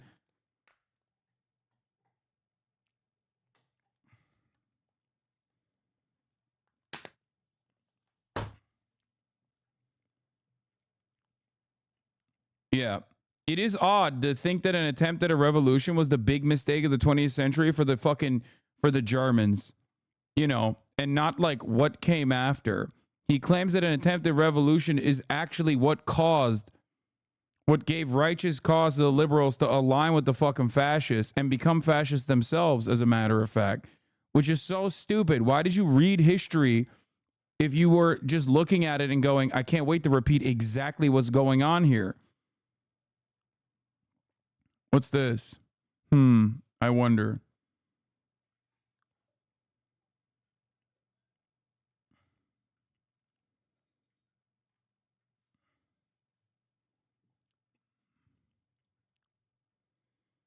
Yo, I made this for stream. What? Okay, we're not going to do this right now. We're going to save that for Friday, chatter.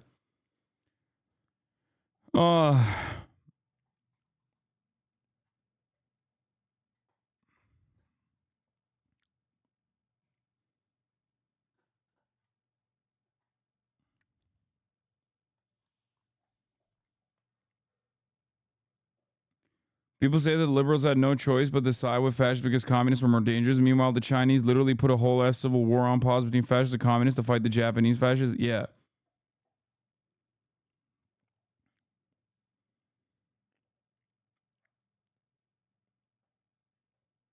Stalin tried to form a pact with the West against the Nazis first, was rebuffed by the West, who also had pacts with the Nazis, appeasement, and instead bought time to turn an agrarian society into an industrial war machine that defeated the Nazis. Fucking liberals. I know. Liberals always love talking about Molotov. I always fuck this name up. Ribbentrop. Did I say it right? Or is it? I think I said it right. And yet don't realize that appeasement is the identical thing.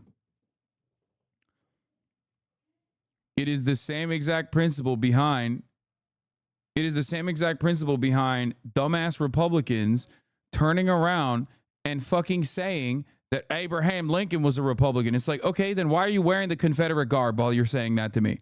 Why are you currently wearing the Confederate garb while saying that to me right now, while defending the Confederacy, while saying that the Confederacy must exist and will thrive? Why are you telling me that Abraham Lincoln was the Republican? Why? It's so fucking stupid.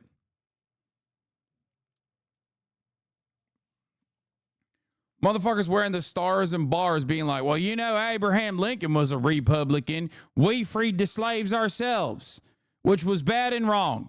And I hate it. And the racial pecking order must continue. That's why I represent the stars and bars here, which Abraham Lincoln also defeated, which I will conveniently remind you was a Republican. Okay.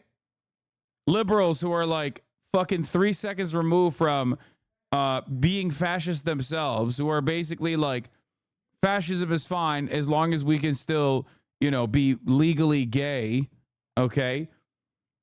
Are fucking turning around and being like, you know, well, the USSR actually fucking aligned with the Nazis. It's like, okay, well, so did the liberals. So what the fuck are we talking about? So did the Western world. What the fuck do you mean? It's like, I think something that happened afterwards, after that alignment, is probably a little bit more significant. Okay?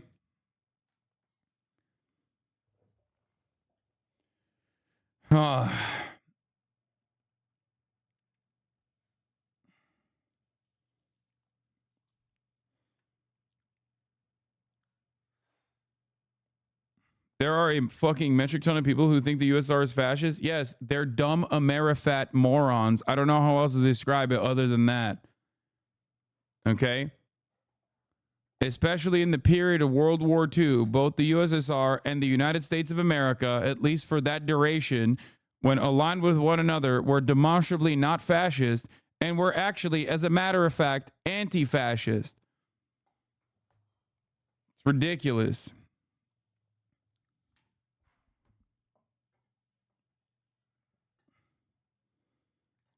A shit ton of Americans also think Nancy Pelosi is a socialist.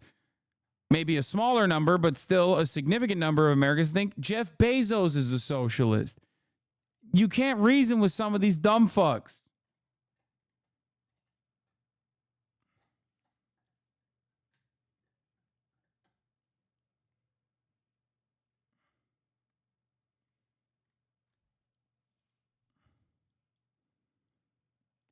In fact, the USSR was the biggest opponent to fascism. Look at the Spanish Civil War. The West did nothing. Exactly.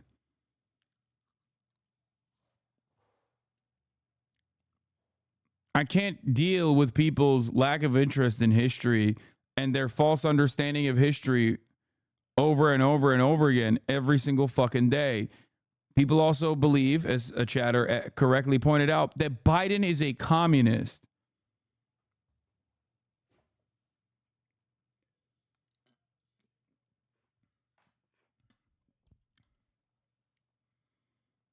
Liberals don't know that the center party voted for giving Hitler absolute power, where the socialists and communists opposed it. Actual basic historical fact failure. It is deliberate. It is deliberate.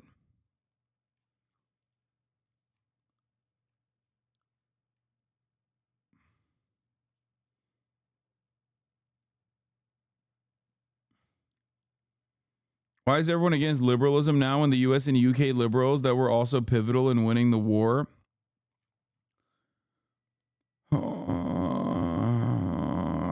Didn't we just talk about didn't we just describe, just now, before I started reading your comment about the instrumental role liberals played in Nazis winning power? If FDR was like 3% more reactionary, we'd be in different times right now, okay? We just talked about the business plot. It's ridiculous. Don't show liberals this clip. What is this? Scratch a liberal and a fascist bleeds. Vietnam. I don't want to watch this fucking 6-minute video, dude.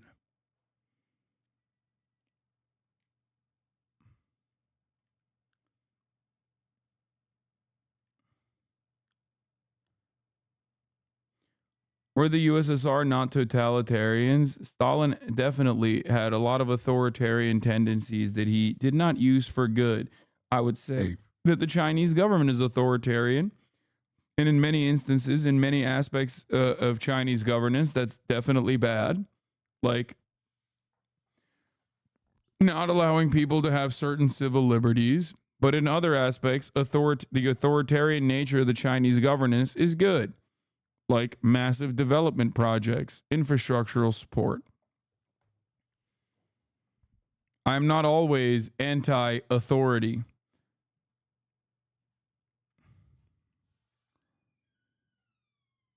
I would love to be authoritarian if it meant authoritatively building housing, socialized housing. Okay? In an authoritarian manner, I would love to personally give healthcare to every fucking American, including the Nazis, no matter what they say. They could be fucking complaining and crying. Speaking of authoritarianism, Disco Elysium, everybody. Disco Elysium, for those of you who don't know, is probably the most socialist video game of all time. A lot of inside baseball, a lot of jokes. And I have personally strayed away from playing this on stream. Okay, I've personally have not played this on stream, but I did play it off stream. It's one of my favorite games. It is one of the most political games of all time. It is one of the most socialist games of all time. A lot of inside baseball, a lot of memes, a lot of socialist memes. And also, in a very socialist way, it is incredibly dark.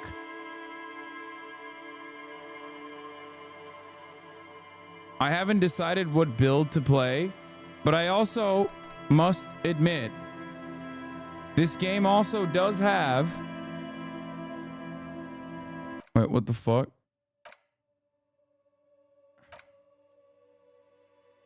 This game also does have the option to actually play with Twitch integration,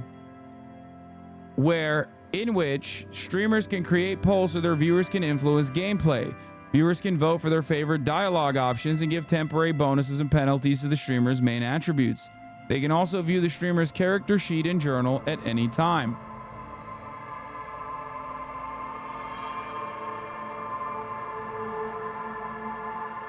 And I think we should do it.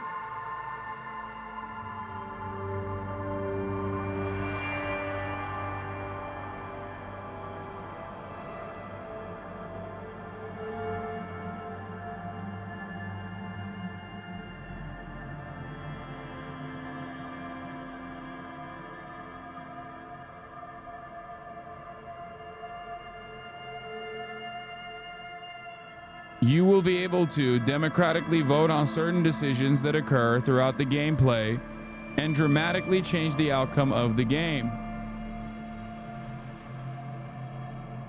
Considering that I have already played this masterpiece personally on my own when I was banned for saying the word cracker, when I was banned for anti-white racism from this platform, Twitch, I do not fear the democratic decisions that this community will make, considering that many in this community have probably also played the game. This game is very similar to Telltale Games, The Walking Dead, but imagine instead of The Walking Dead, we are personally walking in the ashes of a communist revolutionary dystopian future.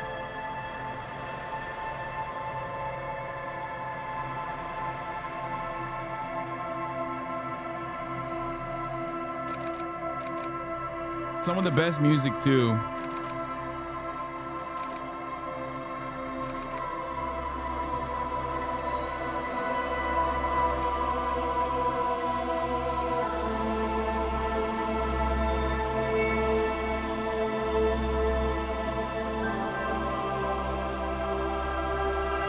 How the fuck do I enter the Twitch token? Hold on.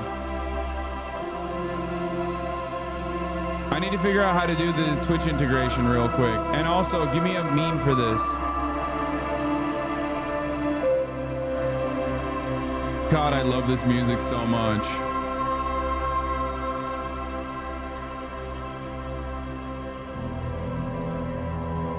I'm gonna do a blast off as well.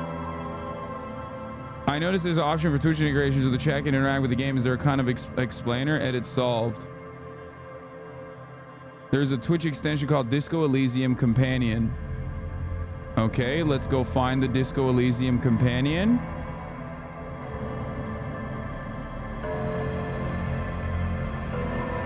This music brings a tear to my eye, dude.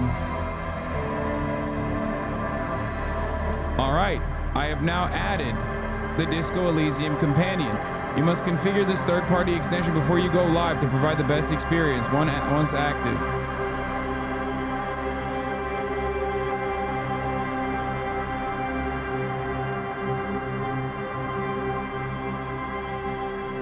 Can you guys see it? To use the Twitch integration, you need the secret key. Wait, I can't do it. Add it to the Twitch integration section in the settings menu in game. I don't have a key though. I actually don't personally have a key. It's not giving me a key. It just says request new secret, and it says do not show this key on stream and don't share it with anyone else.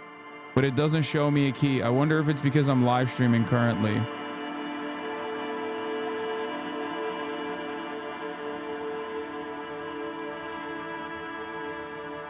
Do you guys see a key?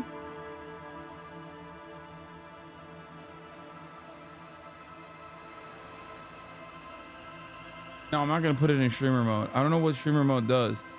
Copyrighted pieces? Yeah, no, I don't care about that.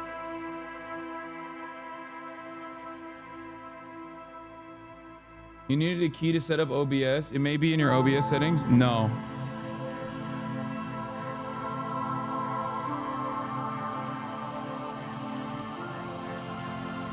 The key states you must configure the extension before going live.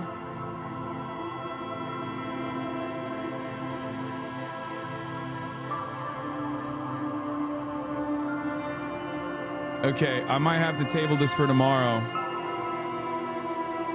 If that's the case.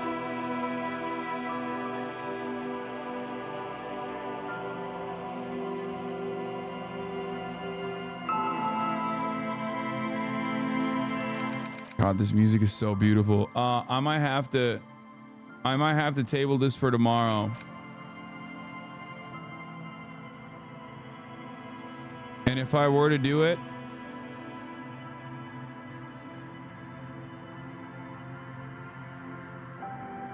the game, I mean. I don't know how I will be able to begin the game without Twitch integration and then turn around and do the Twitch integration.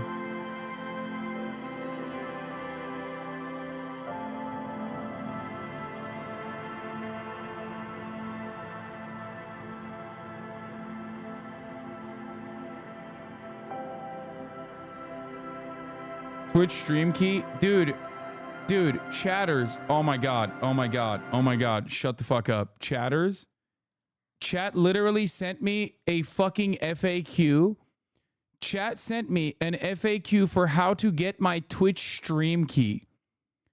I love you guys, but sometimes when you're trying to be helpful, you are just so oblivious to so much. Okay?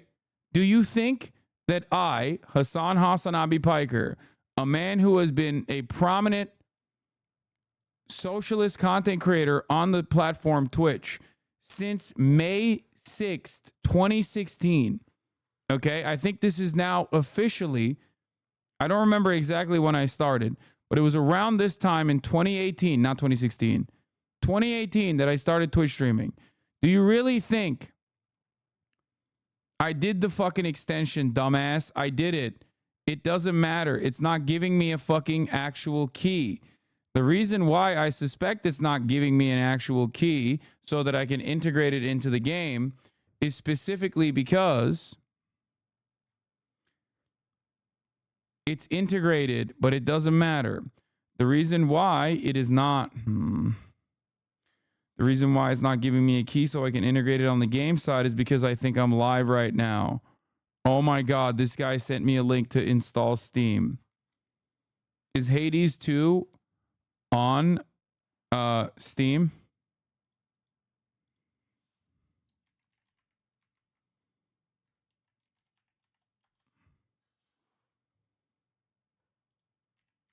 Let's try Hades 2. This guy literally sent me a fucking...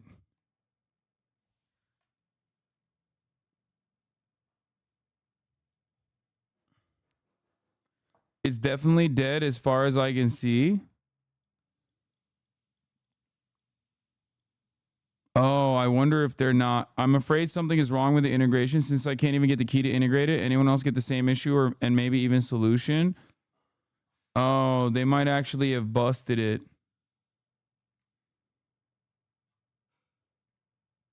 Oh. Shit. Considering that the company went under, I'm afraid something is wrong with the integration since I can't even get the key to integrate it.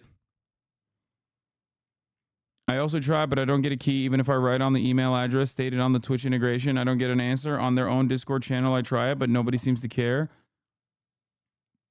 Friend, I can't get this to work either. 2023. It's definitely dead as far as I can see.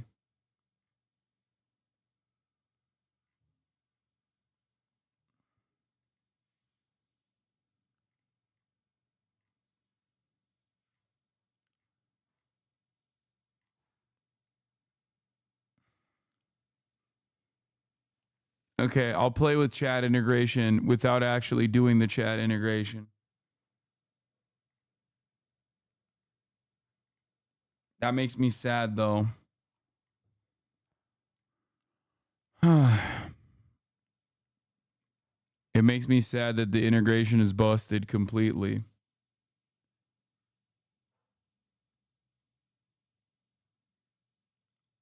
That's sad. Which side should I put the camera on? Maybe top right? I don't know.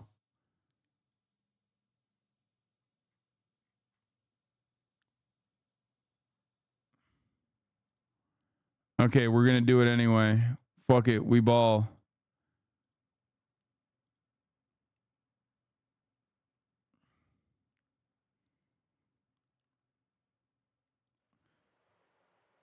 Let's be honest. No chat is probably for the best.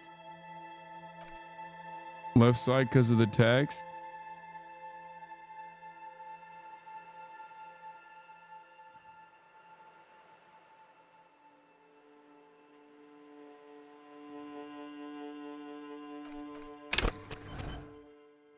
Okay. We can do a thinker, extremely intelligent, very bad with people, knows interesting facts, comes up with original ideas, sensitive, very psychological. I think I went physical on my first run.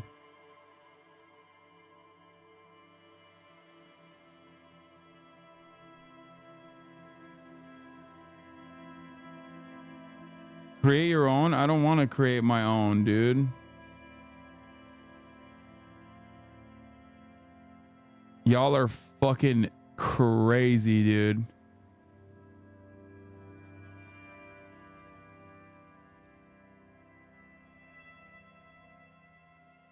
Do int psi combo.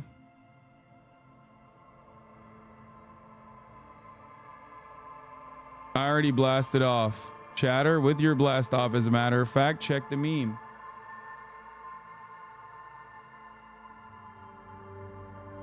Okay, now I'm beginning to realize that it was a good thing that there's no chat integration, because chat immediately is making the wrong decisions here and saying that we should do a custom build.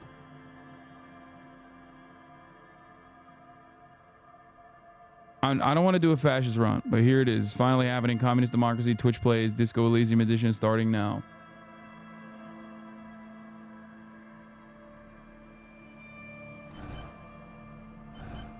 Sensitive, very psychological, a magnetic personality, but unstable, might begin to lose his mind. Physical, extremely physical, interacts with the world through his body, gets things done, but dumb as a rock. Thinker, extremely intelligent, very bad with people, knows interesting facts, comes up with original ideas. You're doing a poll? Okay, let's see. Which archetype should I go with other than custom? Because that's dumb. Thinker, sensitive, or physical?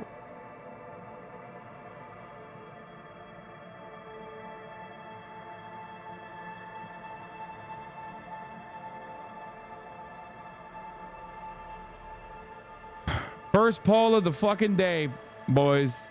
Don't ruin it now.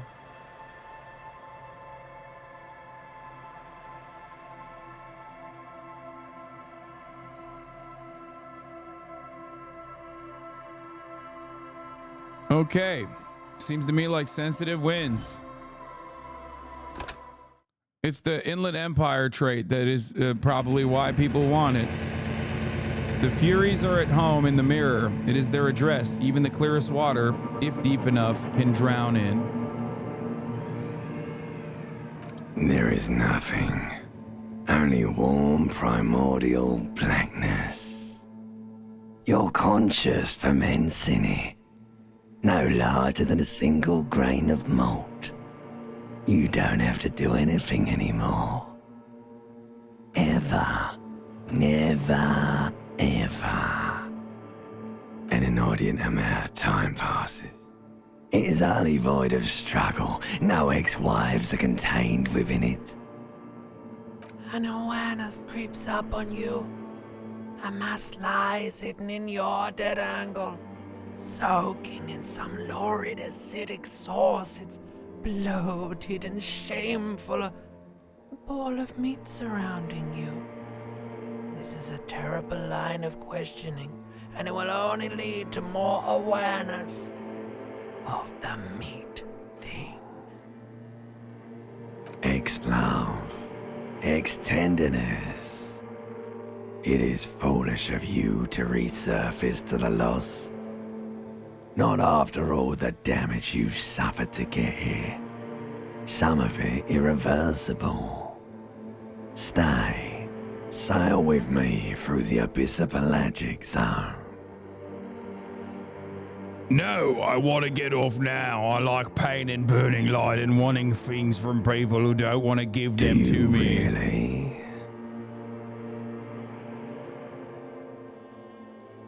Don't be naive, of course not. I want to sail the inky blackness until forever ends. I do, let me off.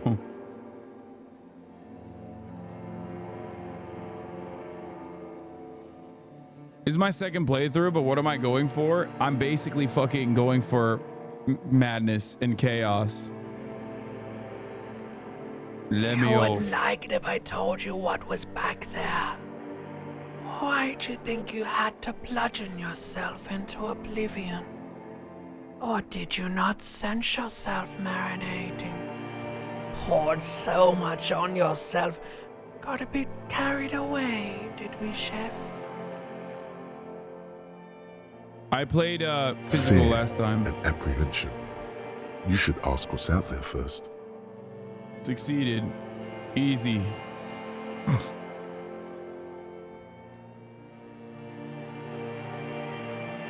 Wait, I did this to myself. Tell me, what's waiting for me? Yes, your one disco mother. Tell me, what's waiting for me? There's this giant ball there. and evil apes. And the evil apes are juking it out on the ball. You're one of them. It's basically all just evil apes juking it out on a giant ball. How small are the apes? Infinitesimally small. How big is the ball? Make out it's a ball when you're joking it out. It's that large. And this duking it out I keep hearing about, what's that? Dying for resources. It's just a stupid expression you picked up somewhere.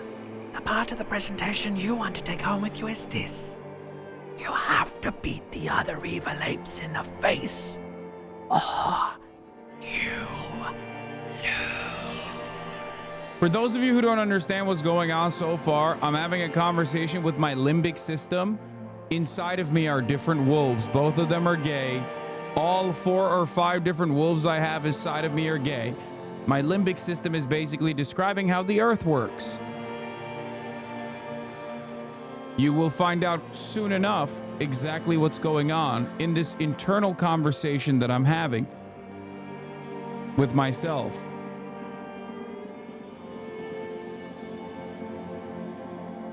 I am drunk. Once again. That's sad. Yes, it is. And you drowned in that sadness a long time ago. What do you mean, drowned? You lost. God, I love this game so much.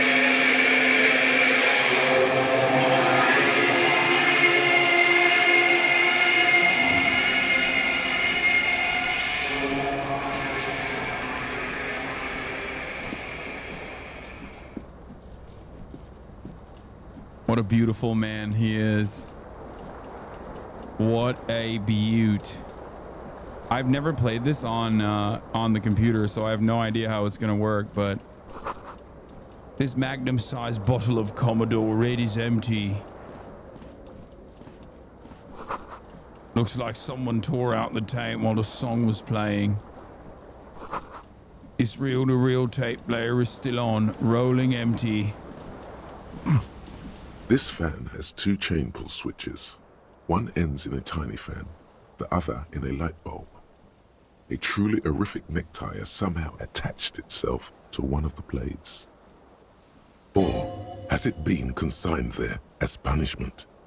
You feel as though this creature is your friend and wants to reattach itself to your neck so that you may continue your adventures together in this strange world. Savoir faire, medium 10. Grab the tie. You reach out to grab the tie, but what's this? Diffuse, radiating chest pain. Doom. I failed. We took our first L, chat. This is bad. Ah! Feels like sharp stones grinding in your chest and keeping you for quite a long time. Still ongoing. Now is a good time to start worrying. Finally, the pressure recedes. You find yourself covered in cold sweat and trying not to move, hoping it will keep you from dying. I'm gonna pull on the come fan. Squeaking to a halt. It should be easier to reach the tie now. You swoop up and catch the tie. Snap. It's released from the blade. Warning, warning, the necktie is no longer contained. What you have in your hand is a fantastically colorful tie with 4 or 5 different patterns. The knot reminds you of a noose. A terrible mistake. Turn the lights off immediately. You can practically feel that it's just a little hangover-induced photosensitivity. Don't overreact. The lights are off.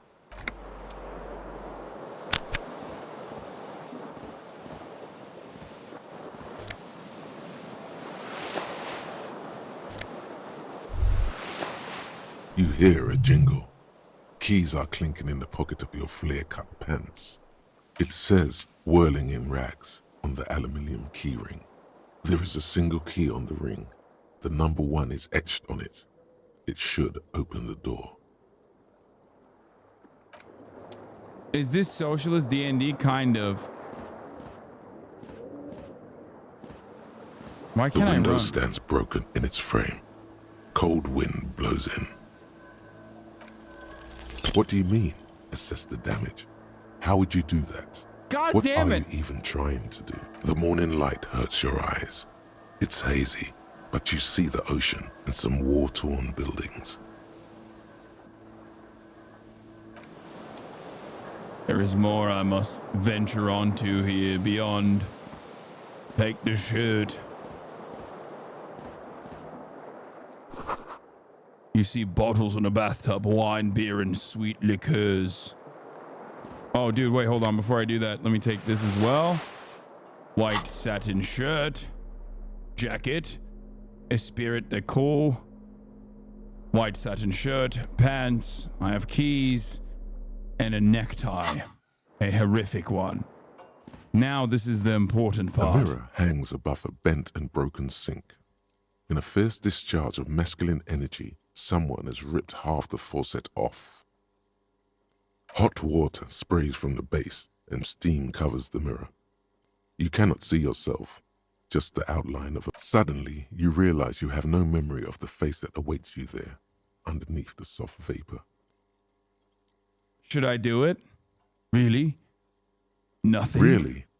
All recollection of the person you are, the people in your life, and even the world you're in has drowned in a sea of blood alcohol. This was no mere night of drinking. It was a deluge of world-ending proportions. I'm wiping it. As you slowly reach your hand towards the surface of the mirror. Abort. You clearly have not thought this through. You won't like what you see there, and you will never unbecome it. Maybe I should touch it first. Make sure there's nothing wrong with my face. There is definitely something wrong with it. What? Where What to could it even be? begin? There is the bloatedness, then the swollenness.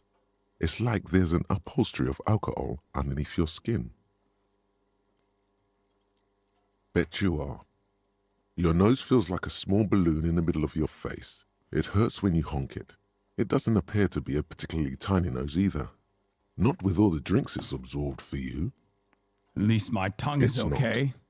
It's swollen and snail-like, wriggling between your fingers. Wipe the mirror now. Behold. Ah! The face. You have no idea who this thing is, do you? It's Jay Schlatt.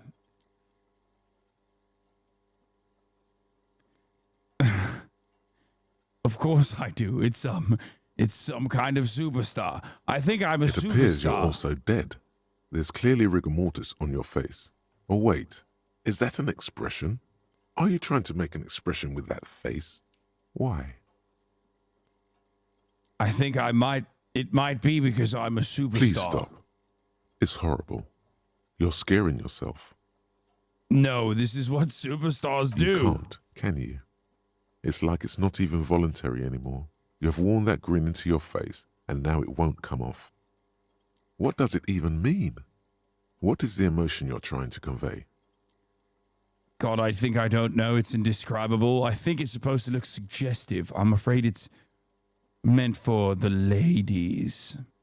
Please promise yourself you are not going to try it on any of the ladies, whatever happens. I promise, but I'm lying. You liar. You can't even tell the truth to yourself. Go ahead. Try something. Encyclopedia 1, Formidable 13. Dig deep into your mind to locate the source of the expression. Electrochemistry, Impossible 18. Attempt to stop the expression from happening. It's too late. Like an image on film.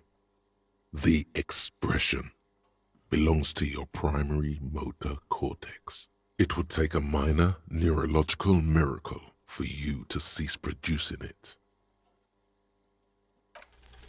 Like the rest of you, it comes from a bad place somewhere in the past. That's all you know for now.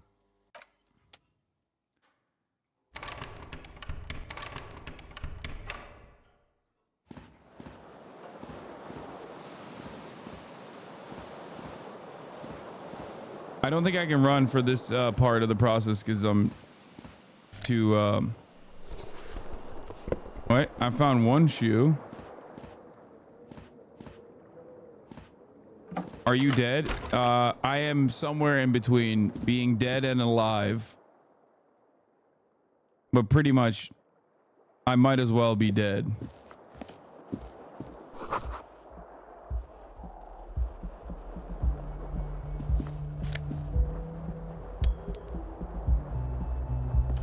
Oh, this music is so sick.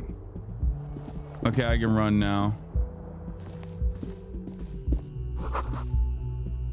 The calendar says it's March. The year is 51. Hello, officer. The young woman raises a cigarette to her lips.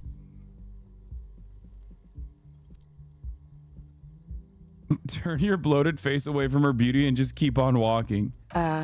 No. Officer, am I military personnel? There's only one solution to this. You're a businessman. Wait, I know. I'm a businessman. Chief Executive Officer, The young right? woman shakes her head slowly. Okay, Chief Technical Officer No. then. You're a police officer, sir. Goddamn right I'm a policeman, Okay, and don't you cool. forget it. She means it. She wouldn't defy authority, however sweaty and bloated it may look.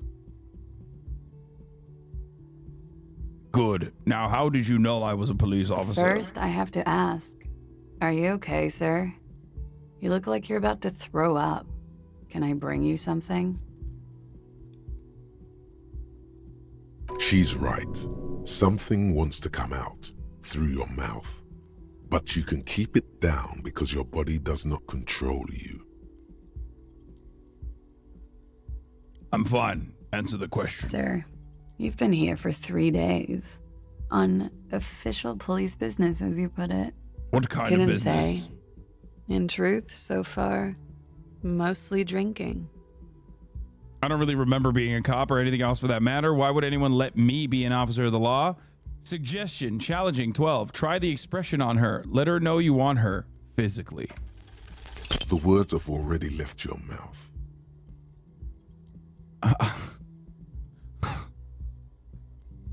I want to have a fuck with you. What was that? That's not even how words are used. What did you say? Come on, say it again. I said I wanted to have sex with you. No, you see, that's not what you said. You said... Come on, man. Pretty, please. Don't back down now. Say what you said again, proudly. I said, I want to have fuck with you. Goddamn right you did. You crazy asshole, you. What kind of cop are you?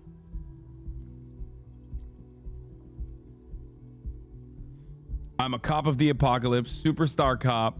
It's been established. I'm sorry. I don't know why I said that. You're pretty. I'm sorry. I'm the sorry cop. I'm not sure I'm a cop at all. I sure don't remember being one. I think I might have lied. I'm going to go with number 2. Okay, that's cool. Or if I can just maybe ask you to elaborate on that superstardom a tiny bit.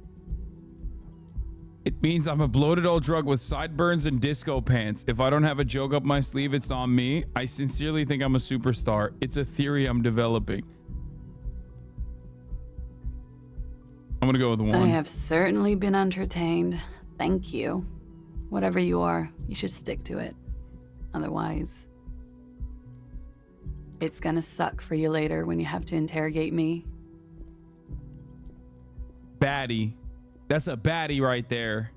That's a baddie right there. And for the Motherfucker, this is record, not democracy. No, I didn't do it. Didn't do what?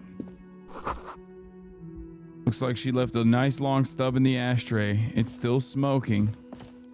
All right, let's go investigate. Let's use our investigative reporting skills to figure out where my fucking shoe is. Oh my God, the loading is still... The smell of the sea makes you dizzy.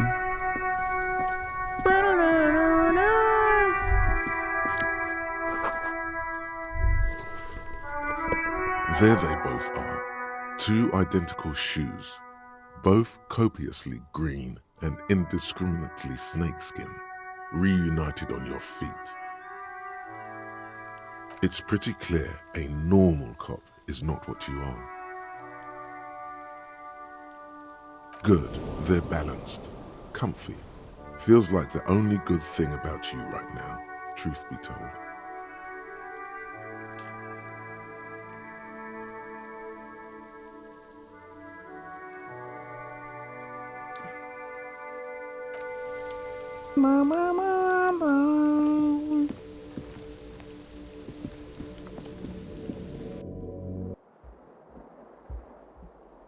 By the way, the soundtrack is called Horns of Surrender, meaning this played when Kami Revachol failed.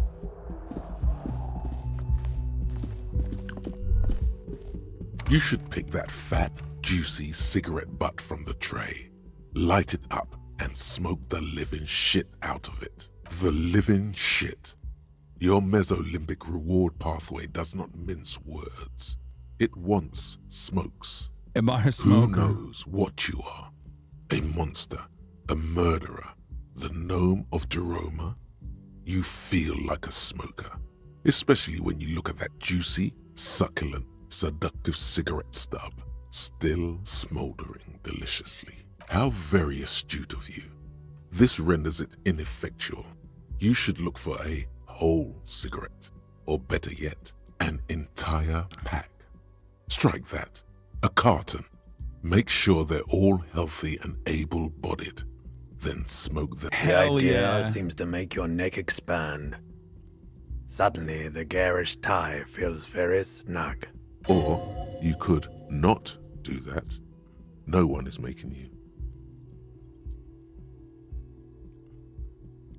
Chat, what do we think? 1, 2, 3, 4, 5.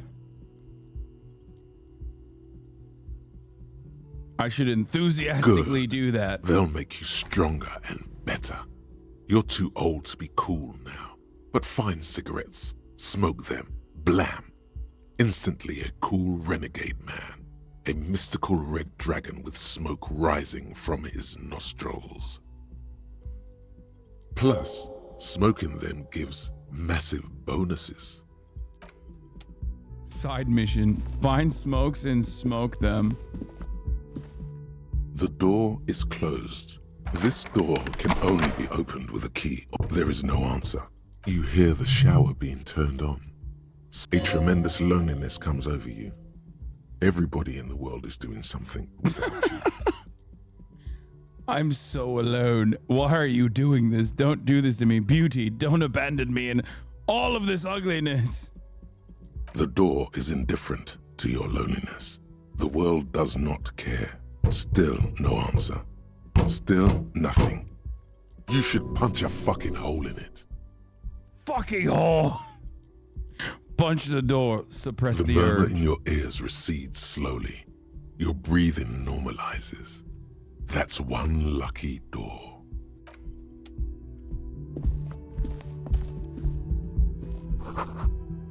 This is the weekend edition of the satirical newspaper Trompe de le Monde. Dude, when I was playing this on the Switch, it was goddamn unimaginably long. The loading screens were so bad. I could not comprehend how bad this situation was, and I still played it all the way through. This is where the lyrics would be. A big old karaoke mic just waiting for someone to sing into it. Speakers connected to the radio. The music is seasoned You with should totally static. sing karaoke here. The first chance you get. Your emotions need to be expressed. People need to know your vast oceanic soul. My soul's cubic content is obscured by my hangover. My soul is immense. And it needs to be heard through a PA system by other people, whether they like it or not. Ram it up their ears, says your adrenaline gland. Violently express yourself. This goes well with the theory I'm developing that I'm a down on my luck superstar person. Who is mistakenly identified as a cop for his prominent jawline? Yes, sounds likely. You should probably go on stage and pose for a moment when you're done with this thought. See if it works.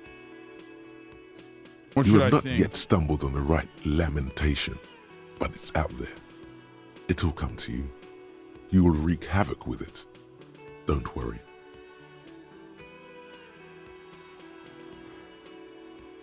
Lamentation sounds Serves good. them right. Wipe that smirk off their face with your sad, Who's talking? A tragic demon or song. something? Yes. Who's laughing now? And no. No one.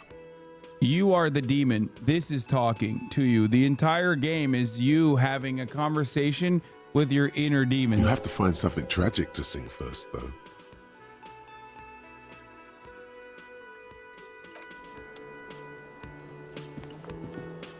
A man in his late 20s stands behind the counter, inspecting a stuffed seabird. As you approach, he gives you a sideways glance, then looks down again. That was disdain in his eyes. Even now he is purposely ignoring you. Looks like he's not a fan. Oh no, you're a hero. A real hero cop. Am I? Or did you ride in, take the body down, solve the murder, and not trash my hostel room? I'm guessing I didn't do any of those things. You're right, you didn't, and it's only taken you 3 days not to. What have I been doing all that time? Have you seen me around? No, I haven't seen you around. I'm not always here. Looks down again and keeps plucking at the bird. Looks at the Work of stuffed taxidermy. bird. The white and brown seabird lies among piles of coasters and drying mugs. One of its wings broken. The man is trying to mend it. Looks like the bird was ripped off the shield that was used to mount it. Most likely on a wall. Something about it makes you feel bitter. What happened to the bird? Look, your buddy is over there. Why don't you go and talk to him, okay? What do you mean, my buddy? He pretends not to hear you, concentrating on... I think we know who did that to the bird. This is a water cooler. A large bubble is rising to the surface. This is where you will meet one of the most soft purr of electric juice that comes from the kitchen. Someone is working. We're about to meet one of the best characters of all time. My goat. A bespectacled man in an orange bomber jacket is tapping his foot on the floor. One of the best cops. Looks Perhaps like the only he's good waiting cop. for someone. You. Kim Kitsuragi. As you approach, he narrows his eyes and extends his hand in greeting. If an assault were launched on this building right now, if the windows came crashing down and the whole world descended upon you, this man would hurl himself in death's way to save you. You are sure of this, but why? Hold on. Who is he to be? He is your half-brother. Shake his hand. I'm Kim Kitsuragi, Lieutenant, Precinct 57. You must be from the 41st. You realize he's waiting for your name. This is your chance to come up with a really good name for yourself. Get creative. Conceptualize. I'm gonna fail again. Raphael Ambrosius Cousteau.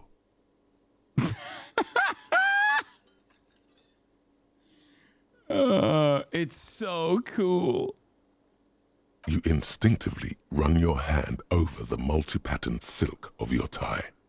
Its slickness gives you comfort and... Don't worry! Raphael Ambrosius Cousteau is one classy name for one classy cop. My name is Raphael Ambrosius Cousteau. Yes, well...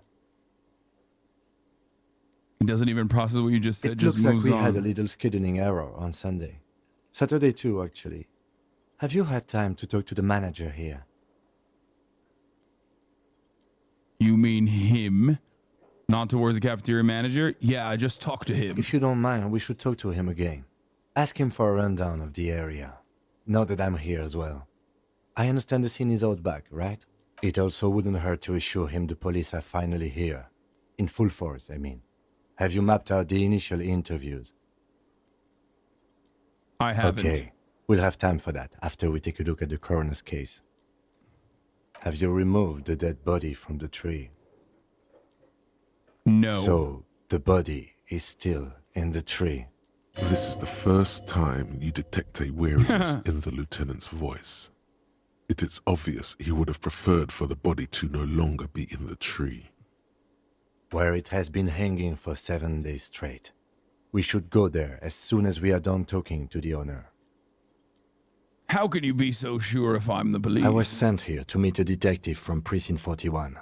You have the insignia of the citizens' militia on your sleeve and on your back. I suppose you could be impersonating him. You could have gotten the insignia from the black market or forged it. But for now, I'm going to set those possibilities aside. I'm not from the Inspectorate General. You said insignia, these white rectangles, you mean? Yes.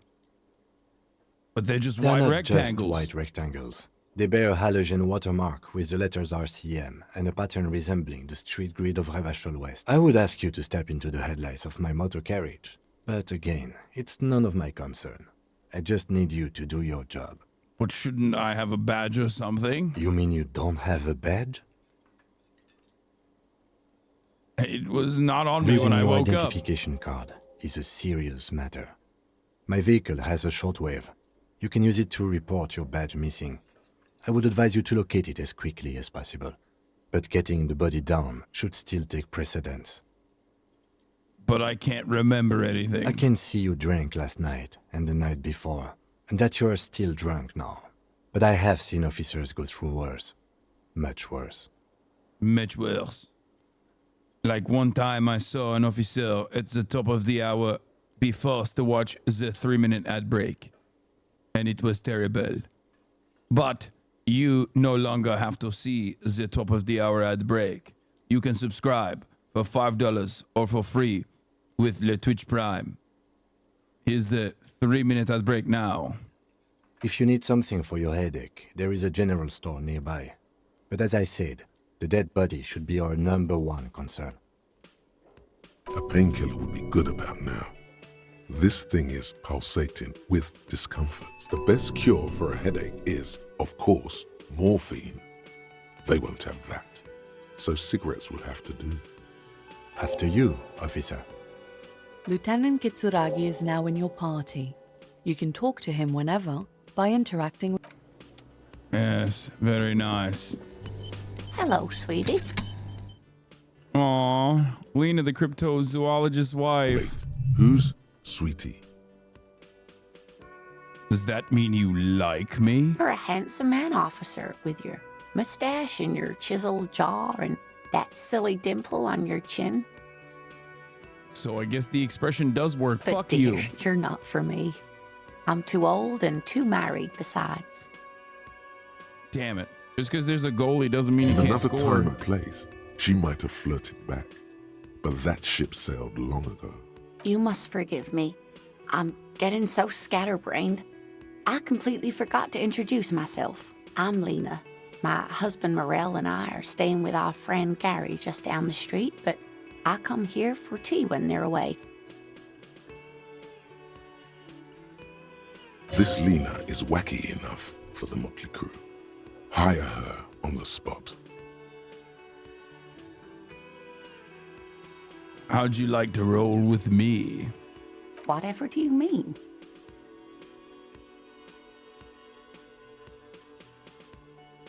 I want you to be my wheelchaired partner in fighting crime, reading backyards of corpses, catching sequence killers. Sequence killers? Oh my. But I think you already have a partner, sweetie. A partner who needs you to help him get a corpse down from a tree. Kim, of course, but I forgot I had you. Yes, and it seems to me that you do well to stick close to him.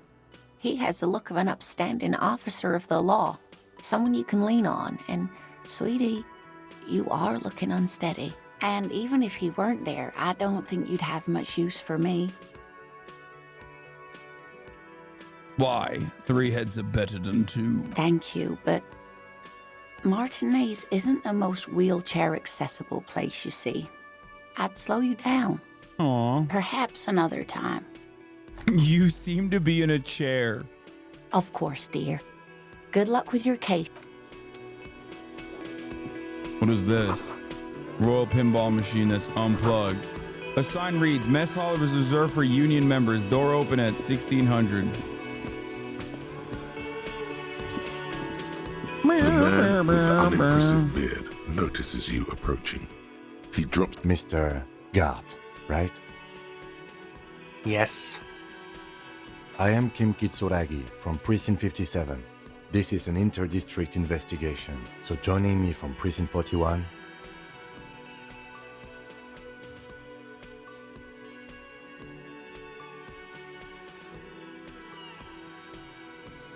Right.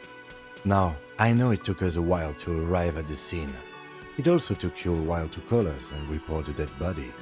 It was you who placed the call, yes? No, I only just got here. It was probably Sylvie who called you. She usually works the bar here. I'm only temporarily taking over her duties. Do you have her number? As a matter of fact, I do.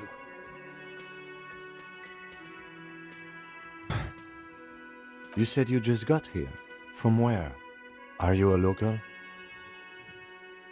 How's the game so What, far? of This game is brilliant. Martinez? It's No, phenomenal. I live in Jamrock. I only sometimes come here to keep an eye on the place.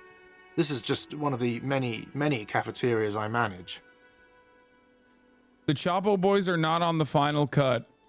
I didn't want to play the original VO where the Chapo Boys are voice acting because the original game, unfortunately, doesn't have any of this other stuff. There's no voice acting in any of this other stuff normally. This is the full game where there's full-blown voice acting. But you still know your way around, yes? In case we need directions. Yes, I know where some things are, but as I said, I don't live here. I just used to work here. And I'm not going to start working here again, if that's what you think. I didn't imply that. Detective. Yes. I have everything. You? Oh, do you mean do I have questions? Yes, yes. He means, do you have questions for me, like a police officer would? Where exactly Behind is the this body? building, there's a courtyard. They hoisted him up on a tree there. And how do we get there then? That's easy. See that door there? First you exit through that. Then to your right, you should see a big hole in the fence. A really big one. You can get to the courtyard through there. No need for the keys. The hole is big enough for the Franco-Nigerian cavalry to fit through. Does he want you to feel guilty of making that hole? It's implied in his voice. Who killed him? I don't know who killed him. I'm not the police. That's your job. Did What you are kill him? Crazy? Of course I didn't kill him. Suddenly you tense up. Blood is being pushed to your muscles. You should hound him on this. Hound him hard. The prey drive says. Did you kill him, God? I didn't. You can tell me, God. You killed him, right? I didn't. I don't appreciate this. What is this? Why did you have to kill him? Do I have to answer him? Is this mandatory? The lieutenant stands motionless. His expression unreadable. Did he hurt you? Is that why? Did you get some kind of sick kick out of killing him? What are you, an idiot? I told you I haven't killed anyone. Anyone? Have you killed someone else then? He ignores you. Why did Sylvie go away? She went away because none of your business. Fine. Extra fine. Are you the bartender? No, I'm not the bartender. I'm the cafeteria manager. He's very animated all of a sudden. This is clearly a touchy subject for him. You look like a bartender. That period of my life is over. Not everyone who stands behind a counter is a bartender, okay? What's the difference? I have 3 cafeterias I manage. 3. Let's go. That's all. Not so fast. You owe me 130 real. No one is saying the multi-pattern necktie you found tied to the ceiling fan can talk. No one. It must be merely imagination. But Let's bail! Time to push the eject button! Sounds like a responsibility! You don't like those! Bratan! no, don't listen to him. It's madness. Just talk. Slip away unnoticed. One moment you're running like the wind, then you've suddenly turned around and are giving him the finger, furiously, with both hands. Why? Fuck you, asshole! Watch out!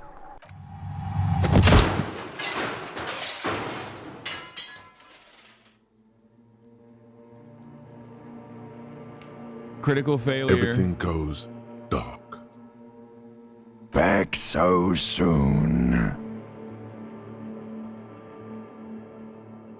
I had an accident. It was no accident. Those were disco moves from your spinal cord. The spinal cord has yet to reveal itself to you. Its mysteries are unholy mysteries. Wow, there's more of you hidden? I'm so cool. I don't know, that just comes off as a lazy effort at reconceptualizing the antics of a shambling drunk. If it comes off like that, it's because it is. And you are. How's it going out there? Are the tiny apes screaming about money yet? I think the tiny apes have started screaming yes. Did one of these tiny apes have a pale green face?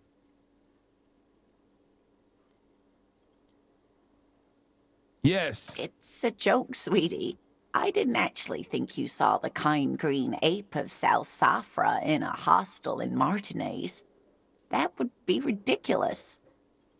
Are you No, you have sustained a trauma to your lower neck. In addition, you have strained your left trapezius muscle. Pain surges down your back when you move. I'm not very okay. Ma'am, are you all right? Oh, I'm fine. He just tripped over my chair. Check on him.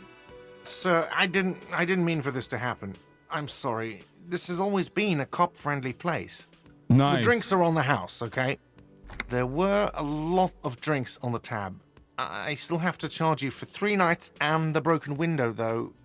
That's 100 square. Thank you for your cooperation. See, we turn our L's into W's Don't here. thank me yet. You still owe me 100 real. If you don't have it by tonight, I just can't let you up there. Fuck. And for God's sake, watch out for yourself. By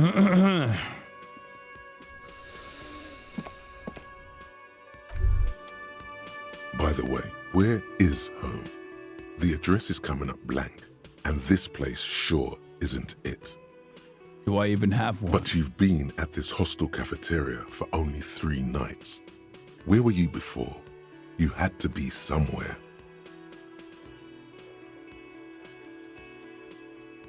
I don't know. Near south, maybe? You don't really know, do you? I don't. Does this mean I'm homeless? South, maybe. Doesn't sound like somewhere you can stay if you run out of money. But I traced the way back somehow to extract the exact street, the exact number in a building.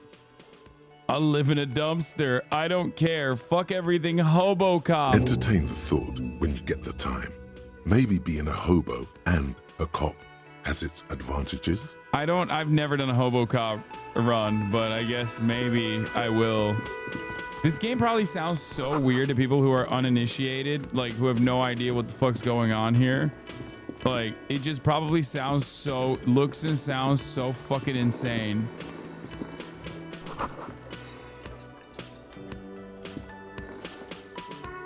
Sleeping dock worker. On the counter, rolled out of his open hand, you see there is only one way to wake this bone idol from his slumber. Roar like a hurricane. Rip the buildings from the earth. Wake up! This is an order! I am the law! Why the yelling, man?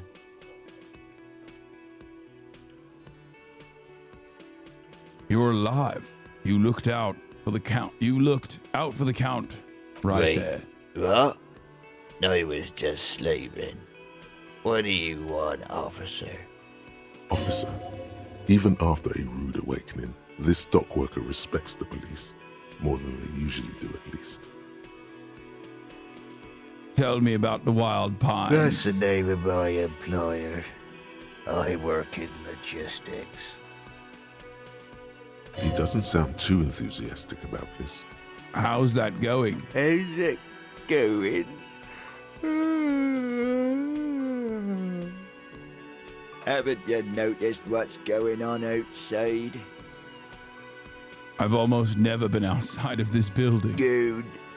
We're in the middle of a strike down at the harbour, trying to force some sense into the executive board of Wild Pines. For one, I get used to more shut-eye in the mornings. Right to work, right to sleep, I say. Why are you sleeping here while the others are out striking? They got it. Measurehead's got it. He's guarding the gate. Measurehead. I'm just getting some sleep. Or was. Chat, you're gonna lose your fucking mind when you The meet way he Measurehead. says Measurehead implies ultimate trust in this head reckoner's physical prowess. He seems like a worthy rival. You should slay him. Who's behind the organizing the strike? We are. The workers. The union. We know what we need. What's right for us. You mean there's no leader? Okay. I guess there's also Everard. He's in charge of the union. He's smart. Knows how to negotiate. He's got our back. What about the dead body in the yard? Yeah. What about it? You seem cool with it. Do you have many of those hanging from the trees here? You know, people die here every day. Someone's found in a ditch, another one falls in a manhole, a third one gets eaten by stray dogs. If someone has decided to die on top of a tree, then how is it my concern? Someone has to look into it. Looks like I'm that someone. Tell me what you know. I can tell you this. Trouble's ahead. You have a pretty solid feeling that the man's not just mouthing off. He's strong, but even he has reasons to be cautious here. What trouble? You heard what I said. Draw your own conclusions. That's all I know, and I prefer to keep it this way. The lieutenant gives you a little nod. Then, so Union people think he was a killer, he thinks. Even Sleepy here. This doesn't help a lot, but it's something. Good work, detective. The dock worker doesn't answer.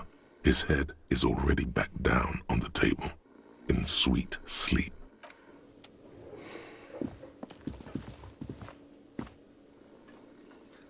Oops. What do I... Oh, it's Shift Tab.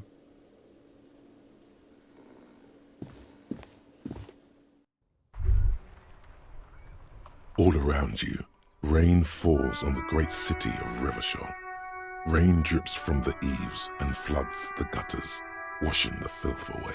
God, it's so beautiful. The spring thaw must be here. The snow is melting. Looking up at the sky, cold water dripping from your hair. What do I see? Grey sky like great battleships, clouds colliding with one another. Rain falls down on the world.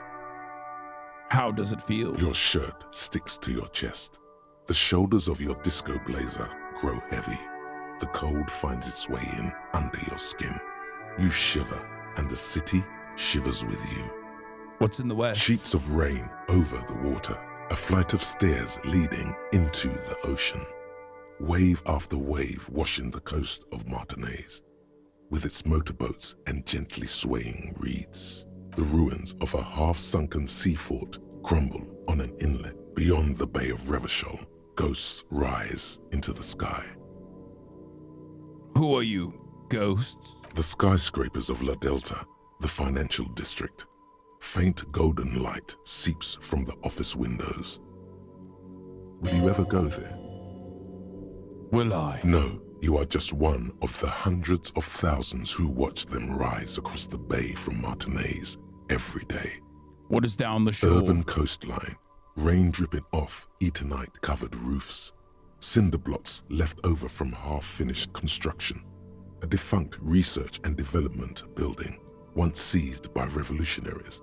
An old wooden church stands on stilts above the water. And beyond that, Coal City, end of all lines. Run your fingers through your dampened hair. Your hair is an oily mess flecked with ash from neighboring coal plants. Smokestacks rise somewhere in the distance. What's in the east? The great gates of the industrial harbor are locked. A chill runs down your back. You shudder like an animal trying to shake water from its hide. Clench your teeth to stop shuddering. Behind the gates, heaps of supply crates, red and blue metal shipping containers, slick with rain. The Greater Revachol Industrial Harbor is an artificial mountain range. Immense wealth resides within, and immeasurable poverty in its shadow. And beyond that? La Ducienne, King Dries passenger harbor. Cruise ships flanked by dock arms. Cranes watching over the mouth of the river distributary. What's across the distributary? Couronne, the lower middle class. Distributary after distributary cuts the city blocks in half. 7-story buildings trail off into the rain. What is beyond the Couronne? A silvery curtain of rain over the houses. The class divide. What's in the north? Capeside apartments. Tower blocks crowd one another. 4.46mm bullets still lodged in their war-torn stone. Hallways collapse from the mortar hits of a war that was lost long ago. Clotheslines go to waste in the rain. Radios play. And closer to here? A yard. Rain falls onto the roof of a woodshed. Coal leaks into a puddle beneath a dead man's feet. He swings from a tree, bloated. Droplets of rain slip from his cold cheeks. What's in the south? A traffic jam. Rain thrumming on the roofs of motor vehicles. Inside, drivers watch water streaming down their windshields. The statue of a king shudders. He too is cold. The canal bridge has been raised. What's on the other side? The road ascends. A raised motorway loops above the ghetto. Beneath its concrete columns, a sea of rooftops, woodwork, and tar stretches northward. 4-story buildings as far as the rain can fall. The snows melt in Jamrock. What is Jamrock? Revachol is the capital of the world. Jamrock is the capital of Revachol. Droplets form on your eyelashes. It's home. Where the hood, where the hood, where the hood at? Why am I not there? To be in Martinez, where no one goes, at the runoff point of a long-forgotten canal, in the whitest part of town, in the shadow of the day the revolution failed. Wow. What am I doing here? Standing in the rain, looking north, where Jamrock Rock City stretches inland. Where the hood, where the hood, where the I hood, have a where the hood brother at? in the cut. Where the hood at? In the rain-swept distance, above the rooftops of Jamrock, a repurposed silk mill stands perched above the motorway exit. Precinct 41 hunches in the rain. Satellite officer Jean Vichmer rushes down the precinct stairs, umbrella in hand. It's unopened. He doesn't seem pleased about the spring rain. On the bridge, Officers Torsen and McLean are standing guard. Torsen wears jeans and a fishnet wife-beater. Satellite Officer Vichmer passes by, and the young man remarks to him, "Where's your homo, homie?" What? It's not like that. They're what is called heterosexual life partners. They have a battle-tested relationship. A brother bond, if you will. Huh? Yeah. Heterosexual life partners. Funny apery. Male-centric workplace humor. Have you seen him? Is there something wrong? No, nothing. It's just... Judith went to his place and found the Monday mail unopened. I think he's still there. You didn't like. drink with him over the weekend, did you? That would be irresponsible. With that animal? Never again, man. What is he, still down there? In, south of the interchange? What was it? In Martinez. He's in Martinez. Your vision blurs. You wipe your face with your hand. The rain stings your eyes, making you look up and blink. The rain stopped while I was in deep contemplation. I ask my inner thoughts, what's above? Coalition-era statics hang like apparitions under the cloud cover. Way up there, where rain forms, rotors flutter silently. Your sight clears. Motherfucker. This rain will not let up anytime soon. You should get a raincoat. There's a freight to the east. They sell them there. Okay, so we're going to look at our thought cabinet. Okay. So these are the many different, the 100 million different, this game is basically like a playable novel. Okay, for those of you who don't know. With like a million different things that you can be, that you can internalize. Hobo cop is a cop and a hobo. A hobo cop. Upsides can be disheveled, doesn't have to wash, carries himself with lurch gusto. Hobo cop doesn't need anyone or anything. And there's literally a million of these fucking things that you can unlock, like Revacholian nationhood, Gilles Le Million, inexplicable feminist, agenda, ace is high, ace is low, lonesome long way home. And throughout the story, you will be able to go into many different versions of this.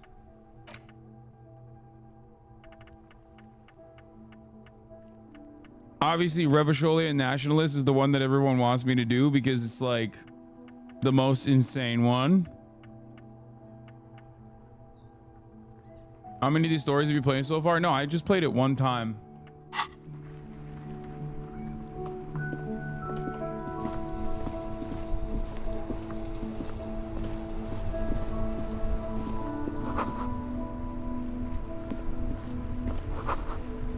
The street sign reads, "Fuck the police. Pigs go home." The street name is illegible. All right, let's go to the Actually, maybe I should go get a fucking... Maybe I can go and get a... I don't want to do Kuno time yet. Hold on. I'm going to go grab my shit.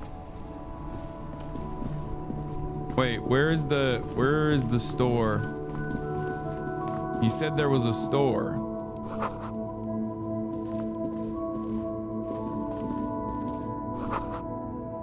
Goods from the lorry haphazardly litter the surroundings. Oh, there's the store. Welcome to Rivachol.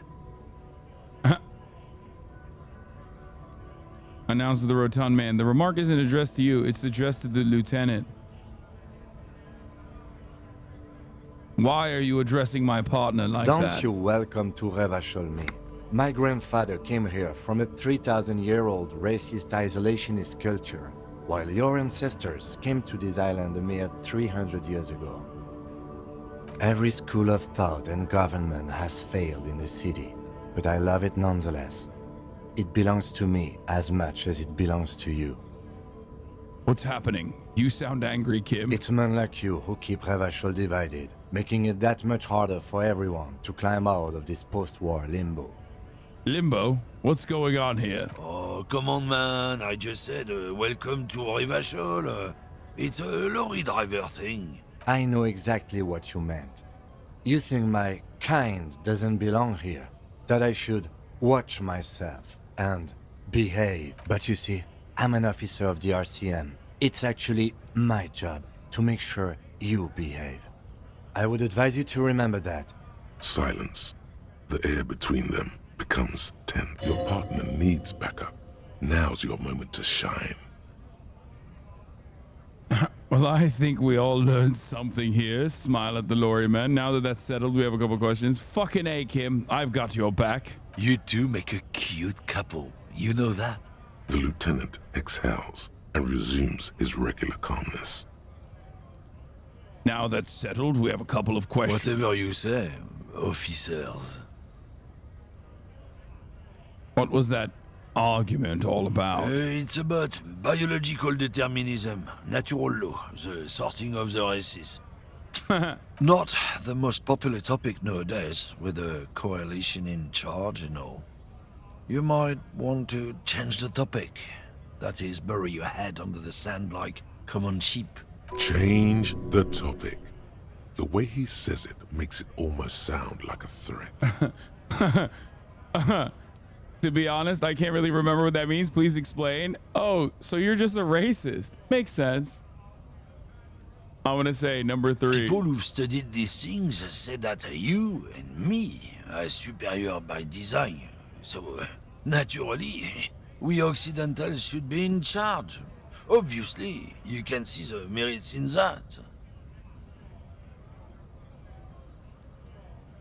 Okay, what else have you thought up? Lately, we Occidentals have experienced an unfortunate downturn when members of the superior race cease to believe in their innate superiority. They stop competing for resources. Yeah, and what's the problem with that, then? The problem? The damn kips are showing a real good game lately. Same with the mosquitoes. And the other introduced species too. They're on the precipice of cultural victory. Wait, what's this cultural victory? It's what the kips of Boogie Street are going for, right under our noses. And the others too, on the radio. Heard any chansons lately? Heard any motetos or leader? No. Dominating culture is how they plan to win. They say so themselves. It's true. Also, you need to realize the dangers of mixing races. Who knows what might happen if people don't stay in their birthplace? You might end up with a new sub-race, with unknown characteristics, leading to extra competition. That's why you've got to control the offspring. Least racist French man is right. There's a lot of this, by the way, in this game. So much more. So much. You think this guy is racist? Just wait till you meet Measurehead, who has the encyclopedic knowledge of all of the different cranial circumference measurements. Okay? Just wait. He is also aptly named Measurehead for that reason. Okay, sure, whatever. I'd really rather talk. Yeah, I think I could get down with racism. Yeah, I'm not down with this. Why don't you go fuck yourself? Don't push your luck, runt. Looking for something, runt? Come to tell me to fuck off again? Got the smoke? He's got a smoke right there, in his fucking hand. Snatch that shit out of his fat fingers. You need it after listening to his garbage. You're smoking one right now. It's my last one. You hiding smokes from me? Why would I do that? I'm an honest man. Fuck, I oughta. What, officer? Shit. Sorry, I couldn't be of any help. What are you not hauling? Much anymore. I'm here to pick up some cargo, but the dock workers are on strike, so it's a sit and wait on your ass situation. How long has this been going on then? The strike? Oh, they've been at it for a while. A month, 2 months maybe. But this here is just the last week or so. What kind of cargo are you supposed to pick up? Apples. Apples? Yeah, apples. I take it. He's given you the runaround. Let's be honest, you were bested.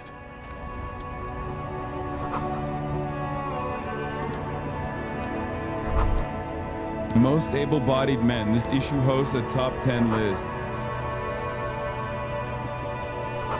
You shouldn't feel threatened by handsome men. Don't be silly.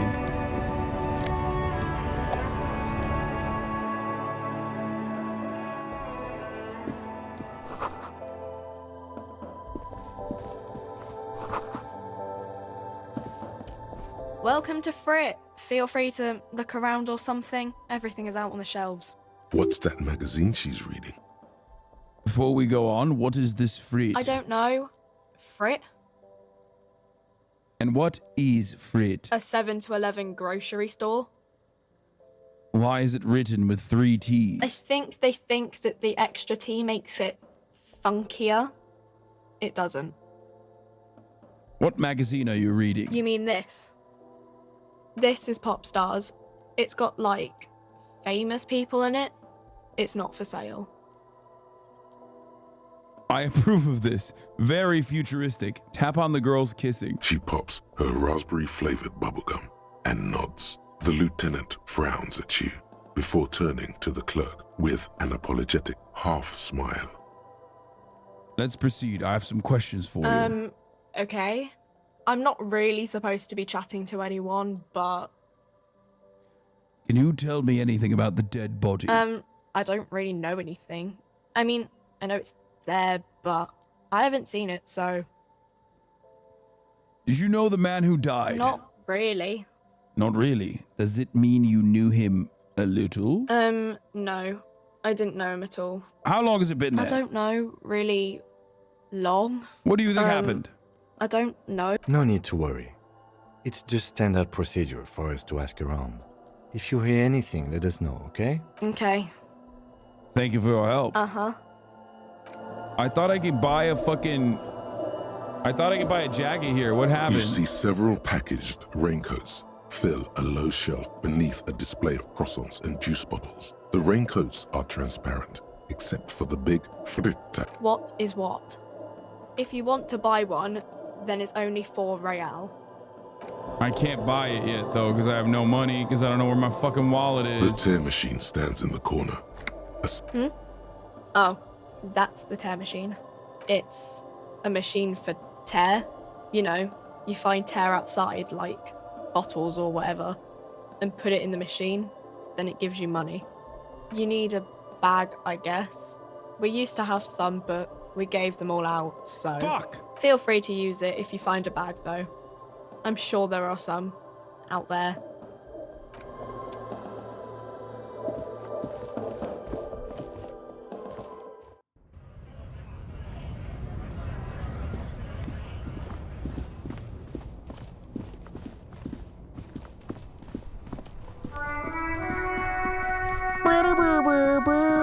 Okay, here it is. It's time. We're gonna meet fucking Kuno. Kuno is coming. Is coming. Hold a moment while I go pee before I go talk to Kuno. Right?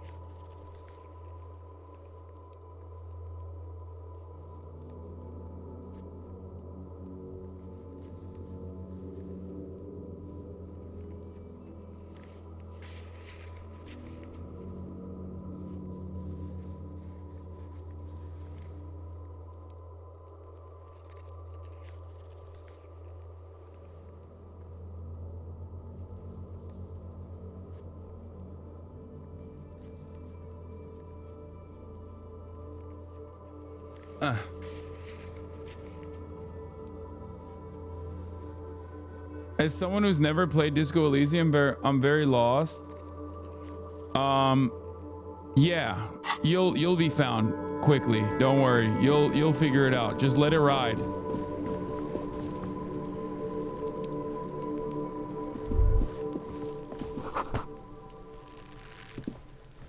The corpse looks at you with bulging white eyes. The face around them does not look human. It's swollen and ready to burst. His lips are fish-like and his tongue like a ball gag in his mouth. You seem to be holding your breath. A cargo belt twists his neck at an unnatural angle. The body below appears stiff. It's letting out an ungodly rot. The smell seeps in, even through your clenched nostrils. God, what is that? Why is it so bad? Active decay. It's okay to throw up, officer. No one is judging. He's about to blow! Cop's gonna blow, Kuno!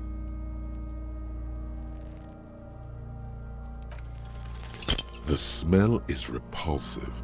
It pushes in from your mouth, more instant and more familiar than anything you'd expect. More fever than odor. It fills your mind, flushing you from within. Uh-oh, it's coming. Kim is such a Chad. It's not even phasing him. Too late. It's impossible to keep in. Your body curls and pushes until a pool of vomit lies under your feet, and your throat stings from the stomach acid. God. It's okay. Happens to everyone. Keep it. Thanks. The hangover is clearly making this worse for you. You could use some ammonia to clear your head. You think ammonia would help? If you can handle the headache. Some officers use it to deal with cadaverine odor. But not you. I can't handle the headache. It's more likely he can handle the smell, unlike you. Okay, where do we get the ammonia from? There is freight nearby, east of the hostel. They usually have there's a greenhouse here, and a gardener with a wheelbarrow on the corner of the whirling in rags. If she works here, she might have something for the smell. Acquiring ammonia will provide a modifier to the white check. Modifiers make checks easier and allow you...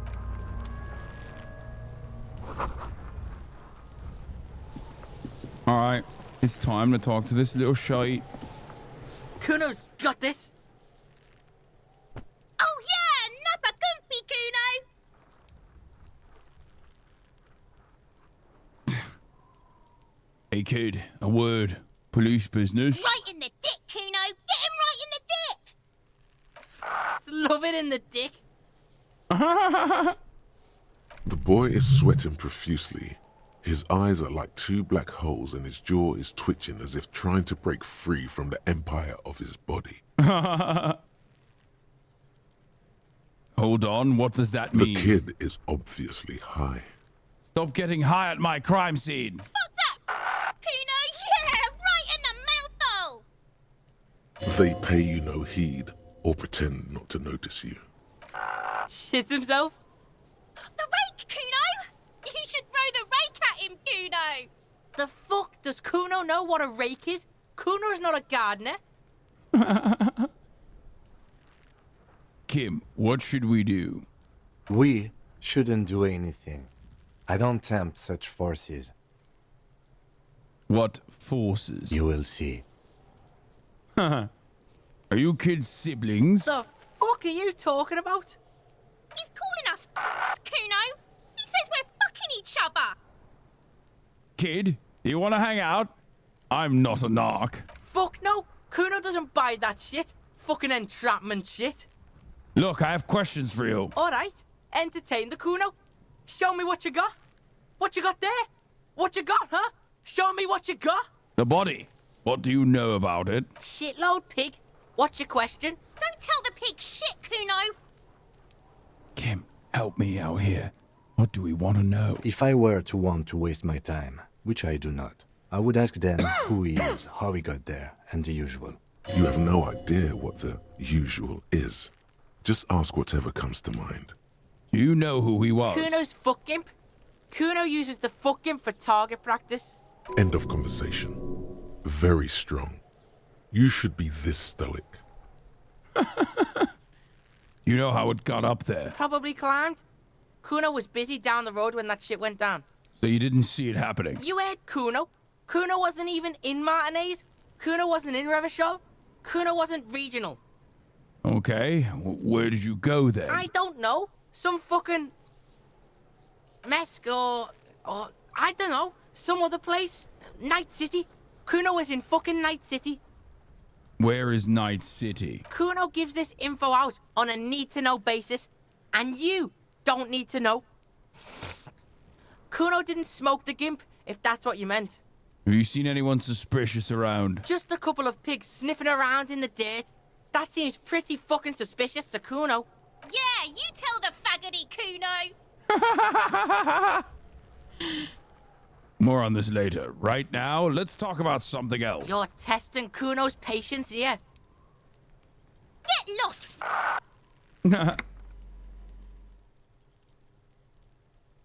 I gotta ask, who is Kuno?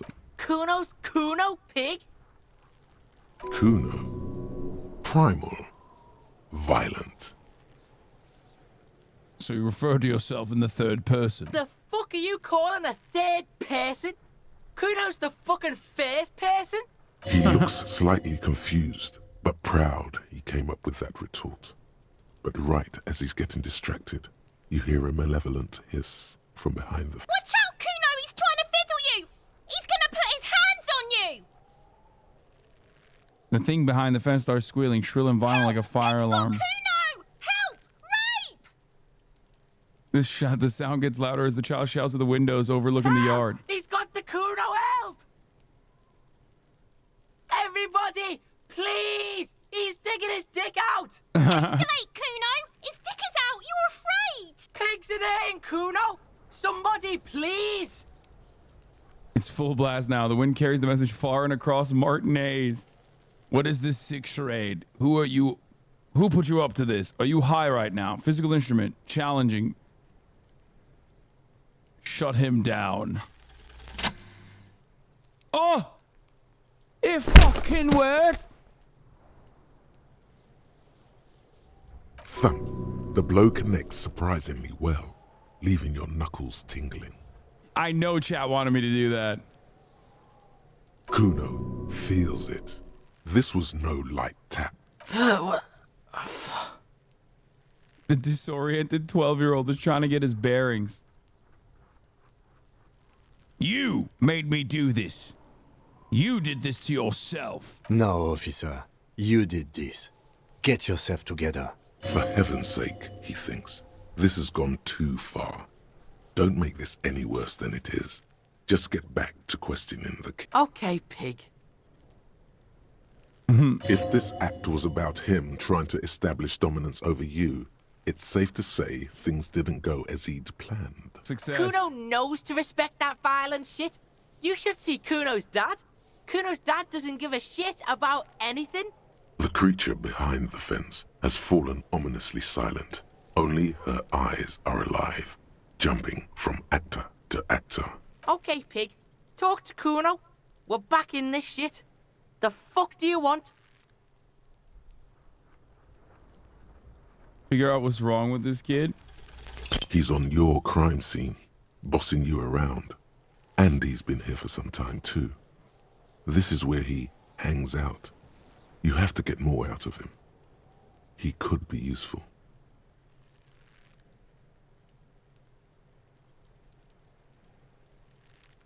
Do rolls last, dialogues give bonuses. True, I fucked up. Legendary failure. Hey, Kuno.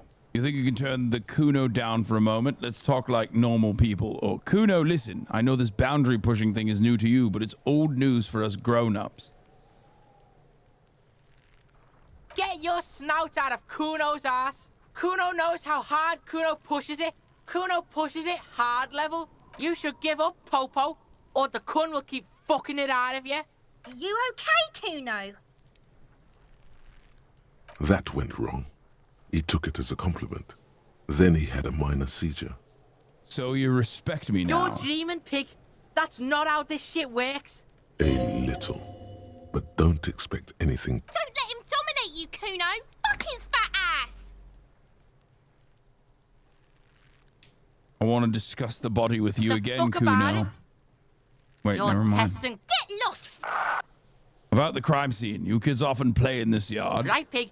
This is where Kuno plays with his little wooden choo-choo. What do you want with it?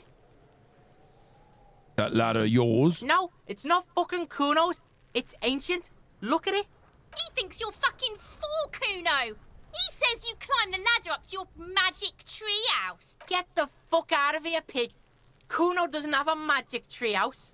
I might have questions later, but for now, let's talk about something else. Kuno doesn't give a shit. Yeah? The kingdom of... Yeah, whatever. Yeah. Kuno doesn't give a shit. Kuno, I threw up and I can't investigate the body now. Yeah, like a fucking volcano. Yeah. Fucking pathetic. You're lucky you didn't die there. Maybe you've got some advice for me. Yeah. I'm letting him dom me. Kuno's got some advice for you. What are you? Like 80, right? Maybe you should stop embarrassing yourself in front of a fucking kid. Fucking owned me, dude. Kuno doesn't fucking care. Yes?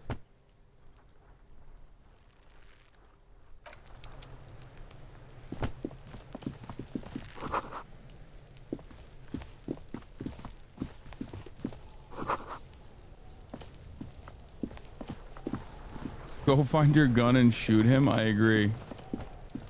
There are several footprints in the mud, left by work boots. Anywhere from 6 to 12 pairs have walked here. Heavy workers' boots with reinforced toes and hobnails, all over the yard.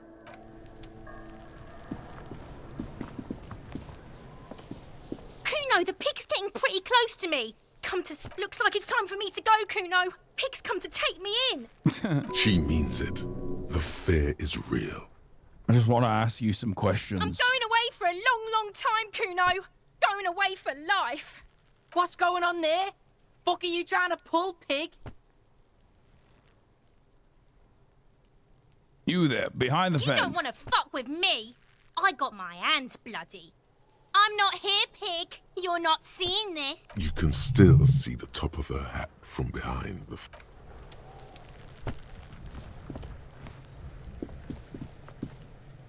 This trash container is locked.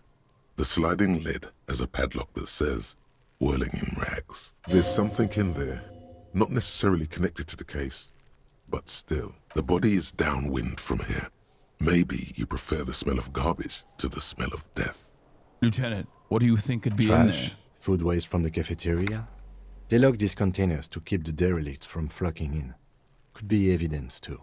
Yes, I feel like there's something in there. What do you mean, feel? It's an extrasensory perception. Whatever in there holds special significance. I agree. We should get someone from the remote viewers division here.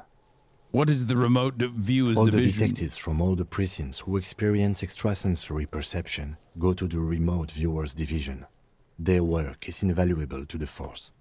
Wow. Could we get them here? No, because they don't exist. I'm so disappointed right now. I thought there was a remote viewers division. There isn't.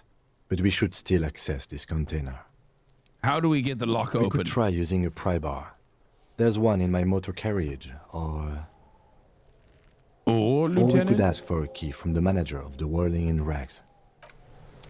I think I already have the key right in my pocket.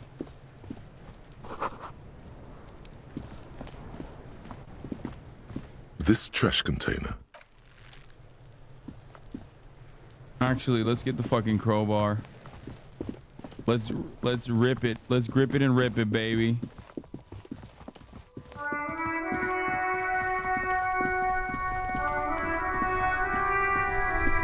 Before you stands a motor carriage. The bodywork is covered in blue and white livery, bearing the number 57. Vapor emanates from the large engine on the back of the vehicle. So sick. It hasn't had time to cool off yet. In the cabin, you are welcomed by a set of steering levers, a radio microphone on a hook, a pull-out toolbox under the seat, and the soft glow of the fuel preheater gauge. Run your fingers over one of the steering levers. The white suede feels luxurious under the touch, and the metal clutch handle so very familiar in your palm. Tap on the fuel preheater gauge. As you tap on the gauge, the indicator pin jerks as if startled. It's in the large orange sector, indicating the engine is warm. Next to the gauge is a red switch labeled heat. There's no use pressing the heat button. It won't start without the ignition key. Alternative translation. Don't even think you can drive my MC. Pick up the radio. The frequency tableau lights up, and the green button labeled Prime Line glows like a feline eye. And then you hear something. The soft purr of electrical kittens Radio waves cast far and wide over the metropolis. A woman's voice greets you through the static. This is Precinct 57. Hello, Lieutenant. How may I assist you? Lieutenant? Hello, Alice. Please assist our colleague from the 41st precinct here. I'm putting him on. Hi, Alice. This is the officer from the 44th precinct speaking. Nice to meet you. This is Officer Alice Demetri, Precinct 57. How may I assist you?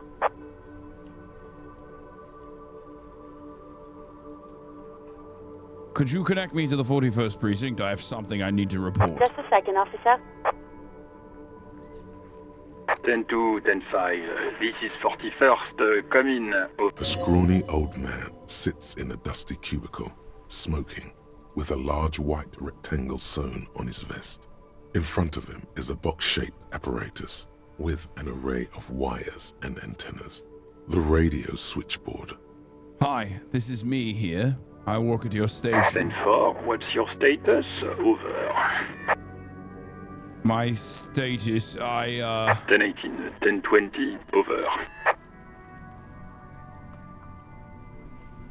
Can you repeat that? 10-18, 10-20, over. Please just talk human to me. These numbers mean nothing to me. State your message, sir. Over. I need to report my badge missing. 10-9, repeat message. Over. My badge, I can't find it anywhere. Basically, it's gone. 10-4, message received. This is a very serious situation. I need to 10-22 the captain. Over. 10-22, the captain. This sounds bad. Bad and scary. Is it him? What does he want? Says he lost his badge and needs to report it. He what? He lost his badge? Hey, who is this? This is Communication Officer Jules Pidieux, sir. Over. No, the other one. You mean your partner? Over. What is he saying? He's asking who you are. I'm his goddamn partner. It's your partner, Satellite Officer Vitmar, sir. Over. Did he lose his memory along with his fucking badge? Who lost his badge? Dick fucking Mullen. Who do you think? It's Officer Dick Mullen from the bestseller Dick Mullen and the Lost Identity. Dick Mullen is not your name. It's the name of a fictional detective who would not lose his badge. Defend yourself. Immediately. They're laughing at you. Ha ha, officer has lost his badge. Ha ha. Like I'm the first cop to ever misplace his badge. He says this has probably happened to other policemen before him and laughs sarcastically. Oh goddamn it. Is he fucking kidding?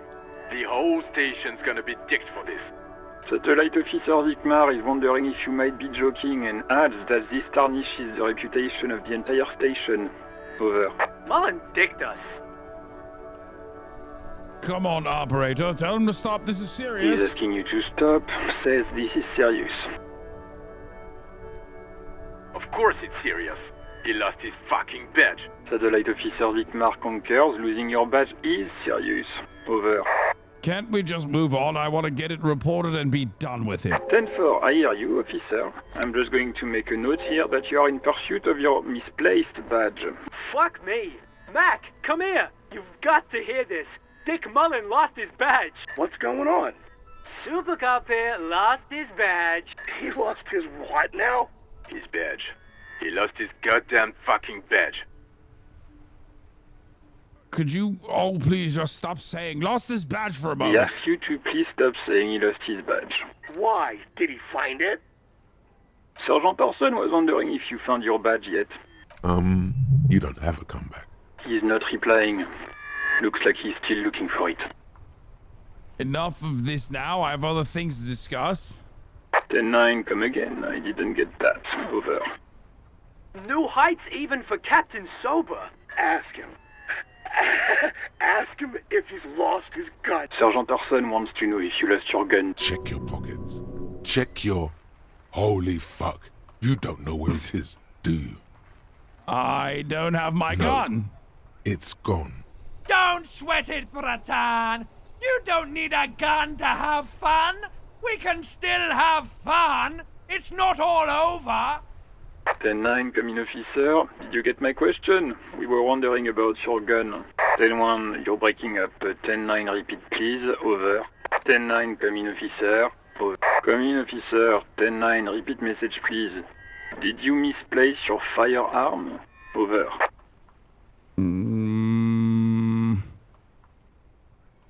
Oh, it's gotten worse. Try it. It's 3%. Even before you can get the words out, everything gets scrambled in your brain. No, of course I didn't lose my fun. Gun! Fuck it! I didn't lose my gun! He says he didn't lose his gun. Or his fun, whatever that means. Ask him to describe it. His gun. Not his fun. Just the gun will do. Satellite Officer Mashle requests a description. The fuck do you need a gun for? Look at the pythons on your arms. You are a gun. The biggest one in the world. Oh, request a description, huh? We'll give him one. Describe the plasma gun.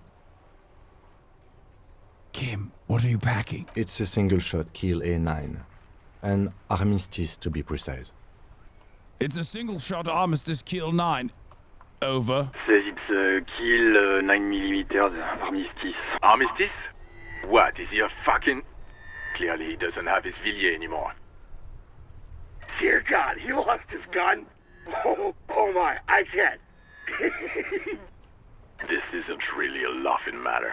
Mac can face a giant of Coco Nur by himself, but Disco hit him piss his pants. Oh, I can't. Fuck. He lost his ask him if he's still got his wiener. I'm not going to. Ask him. Sergeant Orson here is wondering if you are still in possession of your genitalia. Now is a good time to say fuck and ass and so on. That'll make this all right. Yes, I lost my wiener too. Just lay off, okay? I left it at his mama's after I fucked her ass all night. Tell him that. That's a negative. What's he saying? He said he sodomized your mother.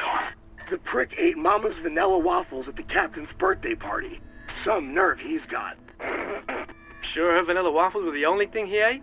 I'm winning them over. Shut up, Chester. This isn't funny. This is my mom we're talking about. Tell him to apologize. Sergeant Orson requests that you apologize for the claims that you made about his mother. Over. Hey, if you don't like the fallout, maybe don't fuck with the Firewalker. Like he says you shouldn't have antagonized the Firewalker in the first place. Who? Satellite Officer V.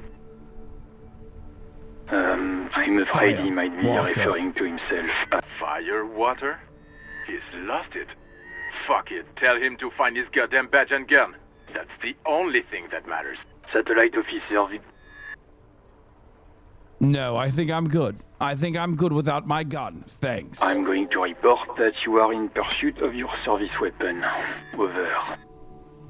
In pursuit of his... Officer, do you need further assistance? Over.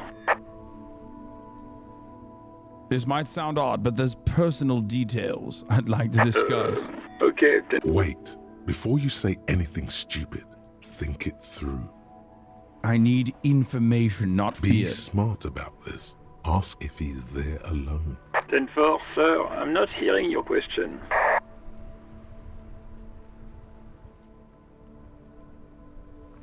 I wanted to know if you got my badge description right in your report. Could you read it to me? Name, rank, and date of birth. What? What is it? He wants to verify his info. But of course, it says Dick Mullen, High General of the Revacholian Cavalry Force. Tell him to stop wasting time. What do you need, sir? Over. Please refer to me with my full name in the future. 10-9, repeat message. I didn't get that, sir. Over. Say my name. Sir, I will not have you talk to me in this manner. Over. Please, just say my name, Jules. What? What is it? He seems intoxicated and keeps asking me to call him by his name. Mullen's drunk and emotionally aggressive. That's new. Wrap it up. Don't indulge in his drunken antics. Any news about my, family? 10. You probably don't want to continue on this road. I just thought you might have heard of them, that's all. No, sir, I haven't. You're not really keen on mentioning your home life, so I've always assumed things weren't that good on that front. Over. Have I ever told you about my life before the RCM? 10-4, well, that's, Does he actually want something, or is he hell-bent on disrupting our work? He asked if he ever told me about his days before joining the RCN. For God's sake, cut this shit out! Tell him to stop wasting time and be a goddamn policeman for a change. Sir, Satellite Officer Vickman. So, was there anything else? Yes, there's that. What's up? Understood, sir. Over. I am in dire need of financial assistance. 10-4, I hear you. I don't have the authority to grant your request, but... What does he want now? He's asking for money. Is he fucking kidding? I don't think he is. Don't give that asshole anything. Alright, that's a negative on the additional funds, sir. Over. It's paramount to the investigation that you grant me money. He says it's important to the case. He isn't getting a red cent. Request denied, sir. Nothing is working. Please, I'm begging you here. I don't even have a place to sleep tonight. He says he's in trouble. Doesn't have a place to sleep. Well, I guess he'd better crack the case before sundown then. Vicmar said... Who cares what this Vic Mayor said? Enough, officer. This begging is below your dignity. Okay, I heard you. No Anything fun. else, sir? Over. That's all for now. Roger that. 10-10. Over and out. 18 kilometers to the south, in the 41st Precinct's relay booth, a small crowd has gathered around Communication Officer Jules Oldboy Pidier, around a dozen cops. They're discussing the top of the hour ad break, which comes at the top of every hour. Here it is now. What is going on here? Did something happen? What happened is my partner made contact. It's not good. He's lost his badge and his sidearm. He seemed confused, delirious even. Mac, the torso Torson, is finger-fucking his fist, laughing hoarsely and apparently telling some dirty story to his partner, Chester McLean, near the entrance. Yeah, Mullen was fucked, alright. Sounded fucking drunk to me. Yeah, Mac's right. This was some gnarly shit there. I mean, before he started begging for money, it was... Enough! None of this is funny. It's fucking sad. That's what it is. He's a cop. He's one of us, goddamn this. We must help him. Yeah? How do you fucking plan to do that, huh? Get him off the drink? Go jogging with him in the morning and get him on carrot juice? He's a lost man. I just know we can't give up on him when he's at his weakest. He wouldn't. Mac, man the door. You know what he told me? I don't want to get better. I want to get worse. Those were his words. This shit does not leave this room. Not a word of this to the captain, or anyone else. We'll give him a couple of days to pull his shit together. I guess I can hold off the report for a few days. Good. Okay, everybody. Nothing but a prank call here. We all got our laughs. Now get back to work. Far north, on the other side of the motorway, the officer quietly hunches with his hand in the motor carriage. That's so sad. A metallic drawer slides out from under the seat and clicks into place. The tools inside are neatly organized. Take what you need, officer. It's going to be a long case. I'm not protective of my tools, like some men are. This is funny, but I can hardly keep up with what's needed for progress and what's just done for unlocking more shit. The reason why I'm choosing a lot of the dialogue options is because dialogue options have the capacity to open up new dialogue options or to specifically make it easier for you to like get a better skill check.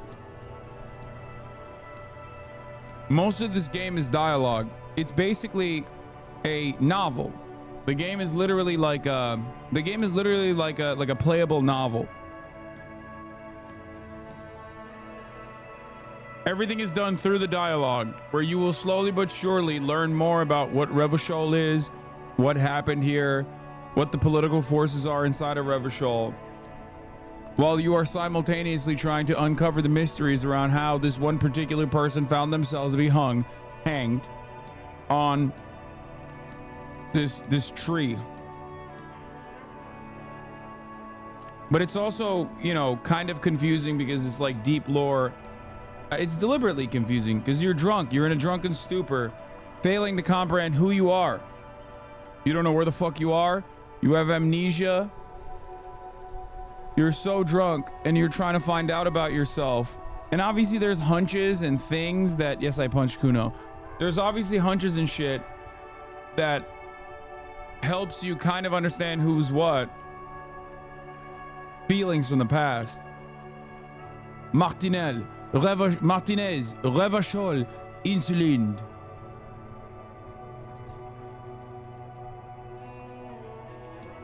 However, having said that, the game is also incredibly political, and you've already seen a crumb of that with the conversation that we had with the racist lorry driver. This is literally like if a bunch of HasanAbi heads got together and made a fucking video game. That's why the original video game had voice actors like the Red Scare Girls. That's why there's a Dick Mullen reference to Nick Mullen. That's why there's also like, I mean, all the Chapo, the entire Chapo cast is in the original version. Calm like a Tom, thank you for the 20 gifted subs. When they won an award, they literally, I think, gave a shout out to Lenin.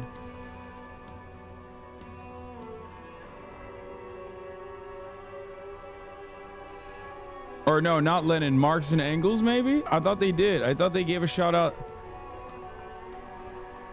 All right, anyway. He's clearly a little protective of his tools. But what can you do? Work? The pry bar feels nice and cold in your hand. Heavier than you'd think. Cold and heavy. Like truth.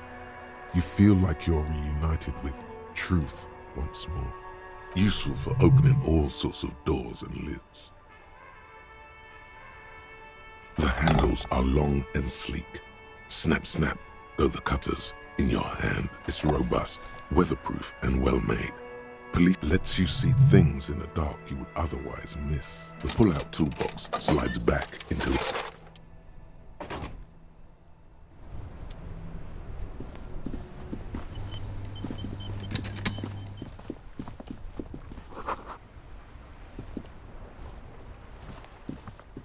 The worn and beaten wooden planks of the bench do not look overly comforting.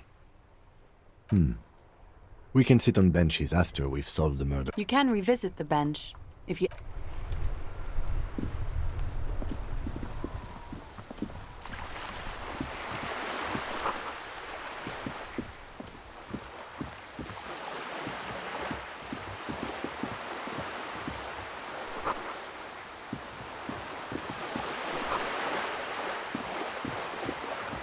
I need to find a fucking bag, and I need to find one fast, chat. Oh, there it is.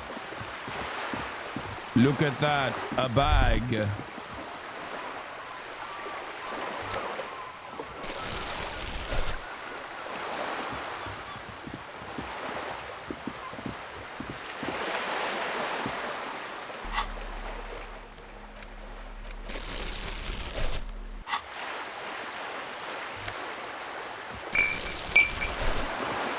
This coin-operated viewer is facing south. The instruction manual says to insert 25 centimes and pull the handle while looking inside. Your money disappears into the coin slot. The curtains on the display open. You lean in to catch the view. It's blurry. Different. The lenses shift. The ghost sharpens into an islet in the bay. In the ruins, a man-made structure is visible. A half-sunken sea fort. Its concrete almost reconquered by nature. It looks as if it was abandoned quite some time ago. Nothing but a rotten tooth remains of the anti-aircraft tower.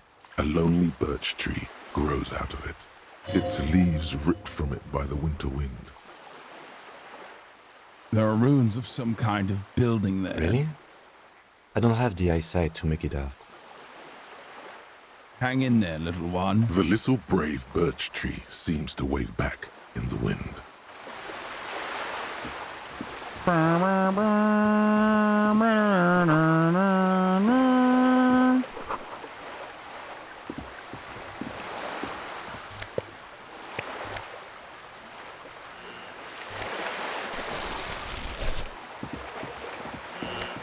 Hobocop, Hobocop, Hobocop, Hobocop, Hobocop, Hobocop, Hobocop. I'm gonna make so much money, dude. You don't even know, son.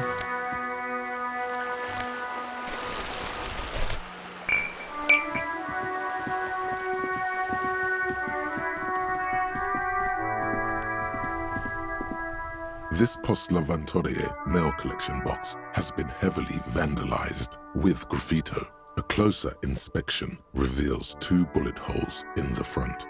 Good mail delivery box. The box seems happy. Eat shit pig, fucked by the coon, and St. G with a crown have been scribbled on it. Jenny is a whore, and best set mailbox also. Been there, Post-Laventurier mail collection box. Been there. The mail collection box seems cathartic, thankful even. So do you. You shudder, then you swallow, and then suddenly you see it. Over all the other graffitos, someone has, using the tip of a very sharp knife, cut the words, Reverchon forever. Fuck you, mail delivery box! There is a hollow ring as you kick the box. It's your toe has suffered damage. It hurts. Cool. You really showed that mail collection box. You think so? You think it was cool? I don't. Let's go. He must see the box as the weaker of the two, and you as a bully. Something he doesn't stand for.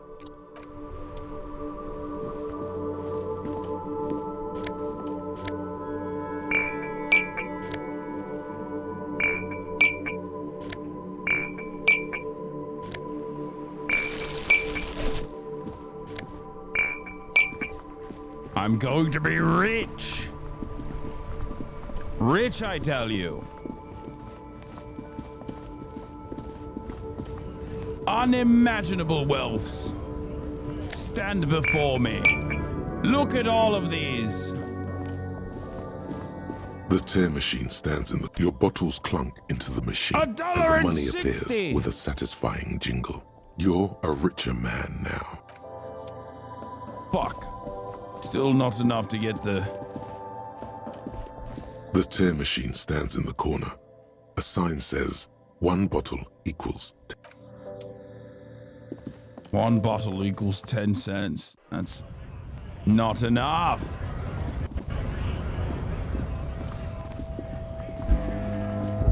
Maybe the gardener will give me ammonia. The RCM in Martinez. What can I help you with? You sound We surprised. don't see a lot of police around here. That's all. I have some questions for Of you. course. What can I help you with? My partner told me you may have some ammonia. Can I have some? Sure. I'm done with it. Go easy on that stuff. It gave me a terrible headache. What is this fuck the police business? Excuse me? She's uncomfortable. Maybe you should drop this line of questioning. The street sign says fuck the police. Oh. Well, I didn't write it there. I'm just sitting here. What about the other sign? Pigs go home. Who are these pigs? I don't know anything about that either. As I said, I didn't write it. Even if she didn't write it, she should clean it. You could clean it up if you get a chance. Be a citizen. Be a winner. Okay. She's probably not gonna do it. We need directions. Since the street sign's messed up? Thanks, that's no all problem. we care for now. Of I have to course. run. I won't hold you back. Her gloves. You get the feeling that you need them. You have a dead body to deal with after all. One more thing. Can I borrow your gloves? Sure. Keep them. I have another pair. There you go. You are a good citizen after all.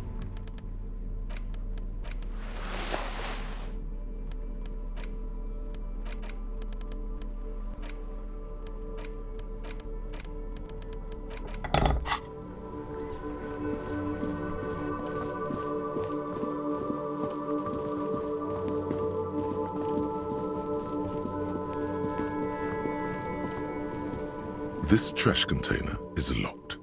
The sliding lid has a padlock that says, Fuck, that's gonna fail. I guess I should go back inside and try to get the key from God. Oh, fucking unbearable.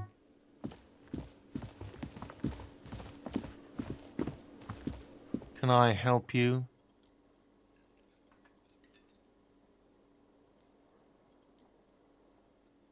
Is the trash container out back Mine? yours? No, it belongs. Thank you for clearing that up. Why do you keep the Why? To keep the hobos and drunks out. That's why. And the neighbors too. They put their trash there and they don't pay for the garbage company. I thought as much. And are you the only party with access to the trash container? Well, yes. Us and the garbage disposal company. It seems a little callous, doesn't it? Something stirs in you. I wonder what this feeling is. Prod at him and find out. What if I told you I am a hobo, or soon to be one, rummaging throughout that trash? Will you keep me out too? Doesn't it seem callous to you, guarding even your leftovers from the poor? Callous? What are you, Kras Mazov? Almost all establishments in Revachol keep their trash locked. The whirling in rags is not special in that regard. What about me if I was a hobo? Yes.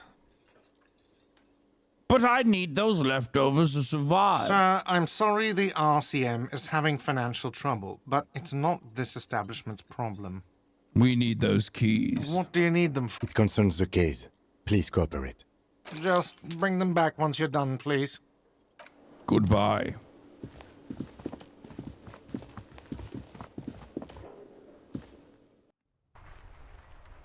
How far are we into the game, gamers? Is super. We just started.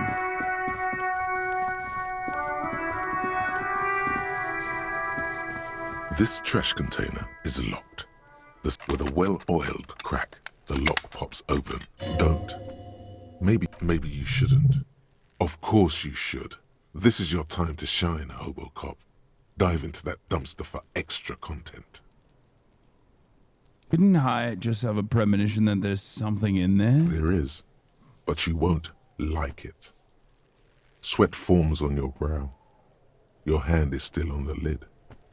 Open the lid. The smell of rotten food rises to greet you. You see soggy cartons, dirty rags, and organic waste. We're just in time. This hasn't been emptied for over a week.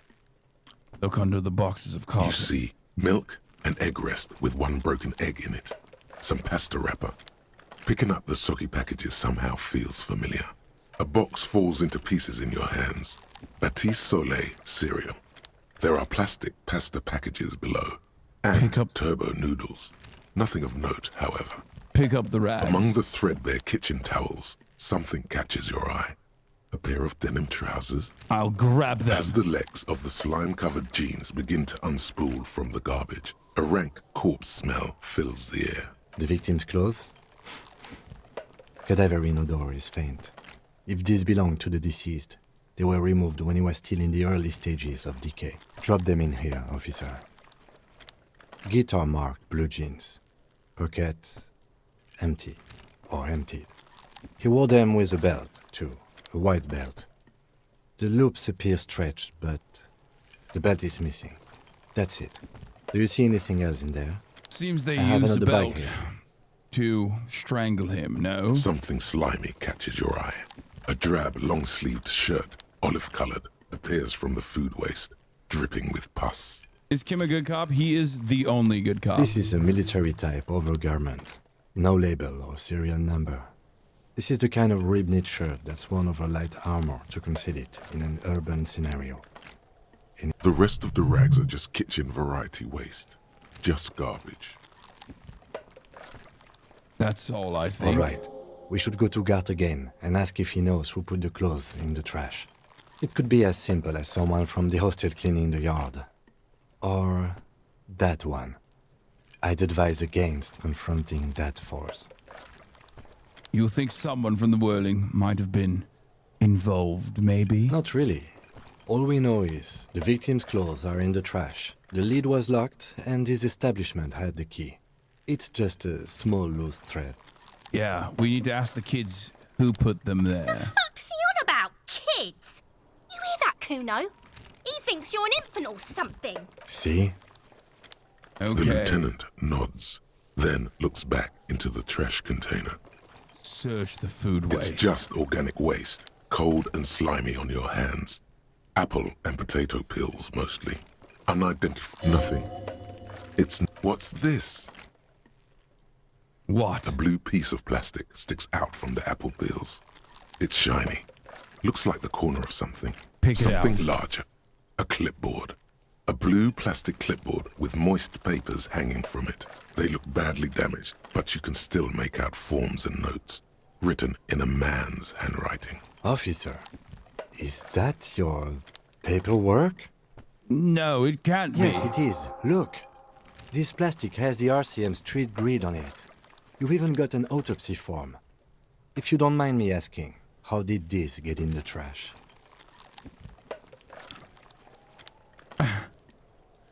I think I didn't want to be a cop anymore, so I threw it away. It must have been cramping my style. Officer, this is an official piece of paperwork. It probably contains notes on numerous ongoing investigations, and could even list undercover operatives, informants. I suggest integrating it into your style, for all our sakes. Okay, I'll do that. It would also not hurt to start taking notes on the case. Now, tell me what your eagle eyes see.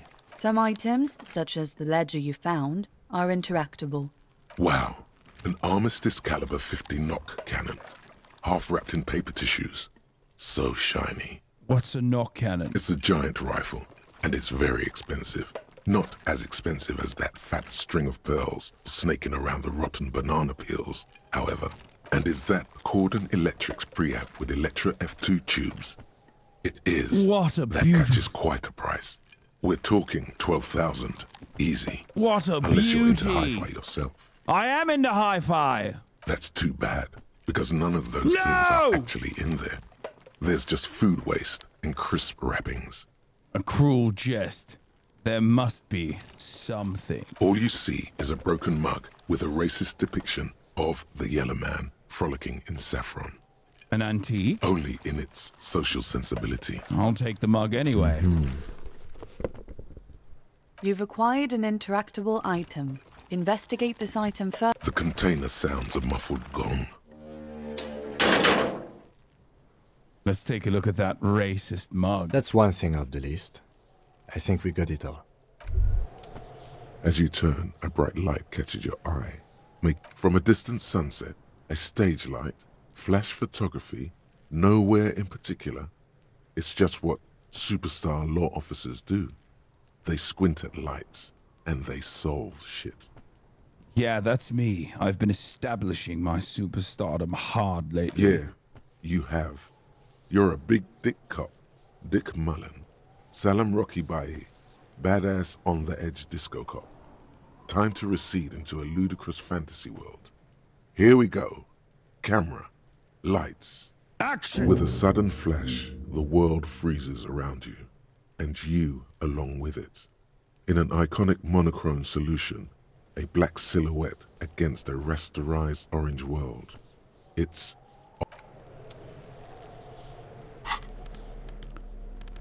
Now let's take a look at the interactable items. It's just a racist mug. What's there to read here? Not much. It's quite a lot to read into here, actually. Look at all that content. Oh boy, here we go. What are you going to say about a broken, tossed-away mug that you Mug dug Club. out of the garbage? It's a mug club. It's Steven Crowder's racist mug. It's important to me, and I will look into it. This mug is an example of prejudice. I'm going to use it as an example of what not to do. I'm going to push this in the face of every merchant I find and tell them, this is your inane ideology. The mug will be useful. By denouncing it, I can earn political capital to mask my badass hustling, i.e. fraud and embezzlement. The mug didn't belong in the trash, it was just a funny mug. Can't anyone laugh anymore? If you want to earn some change by guilting people, go for it. But if you want to earn real dough, finish the case and start getting paid again. It's the ledger you found in the trash. A pitiful cabbage of white and yellow papers hanging from plastic board, barely held together by a metal clip. This sad display is made complete by the faint smell of urinal cleaner. Anything else? There's a piece of toilet paper, or is it cleaning tissue? No, it's toilet paper, desperately sticking to the back of the blue plastic clipboard. It's a metaphor for you. Below the pathetics, terror. Do not look into its blue heart. Okay, we're gonna quick save it here, or fuck, wait, hold on. I'm gonna put the ledger away, and I'm gonna hit a quick save here, or save the game here, and I'm gonna end the stream because I have to go to a dinner. But this was fun while it lasted. Okay, and I will make a return to it. It feels like you guys enjoy it so far. So far, so good. But I must bid you adieu for the time being. This is not as like piffy or as like fast paced, which is why I didn't want to play it on stream for the longest time, but I feel like people are enjoying it, so we'll continue along with this adventure. It definitely gets a lot more political the more you get into it. It's a very interesting game. It's like I said, it's like a visual novel. And very entertaining. It's one of my favorite games for sure. And it features Kuno. Anyway, love you all, and I will see you tomorrow as always. All right, everybody? I think Kendrick might drop tonight. We don't know. But if he does, then tomorrow we'll do more Kendrick. Peace. Kuno doesn't care. There is again, Hasan is streaming, Hasan is streaming, reviewing the P.O. box, Uncle Uger's face. Sudden Discord agitprop, great names take embrace. Tiny Bernie Sanders, LGBTQ Air Force. The whole left at your fingertips, Ane at your door. H3 crowded debate, the Young Turks online show. 3 full fucking years of this, plenty more to go. 90-day fiance talks of champagne bourgeoisie. A Trump rally live reaction, a mass riot at DC. There he is again, Hasan is streaming, Hasan is streaming. There he is again, Hasan is streaming. Hasan is streaming. Reading live stream fair comments, Austin show chat advice, and all the ways the right-wing pipeline can suck you in online. JCS react, Lord frame gets broken, cover blown. A full-blown mass pandemic, monster streaming at your home. Total radicalization coming out to find. The system you were taught to trust in was broken the whole time. All these daily streams whether big or whether small, have helped me and so many find the meaning through it all. There he is again, Hasan is streaming, Hasan.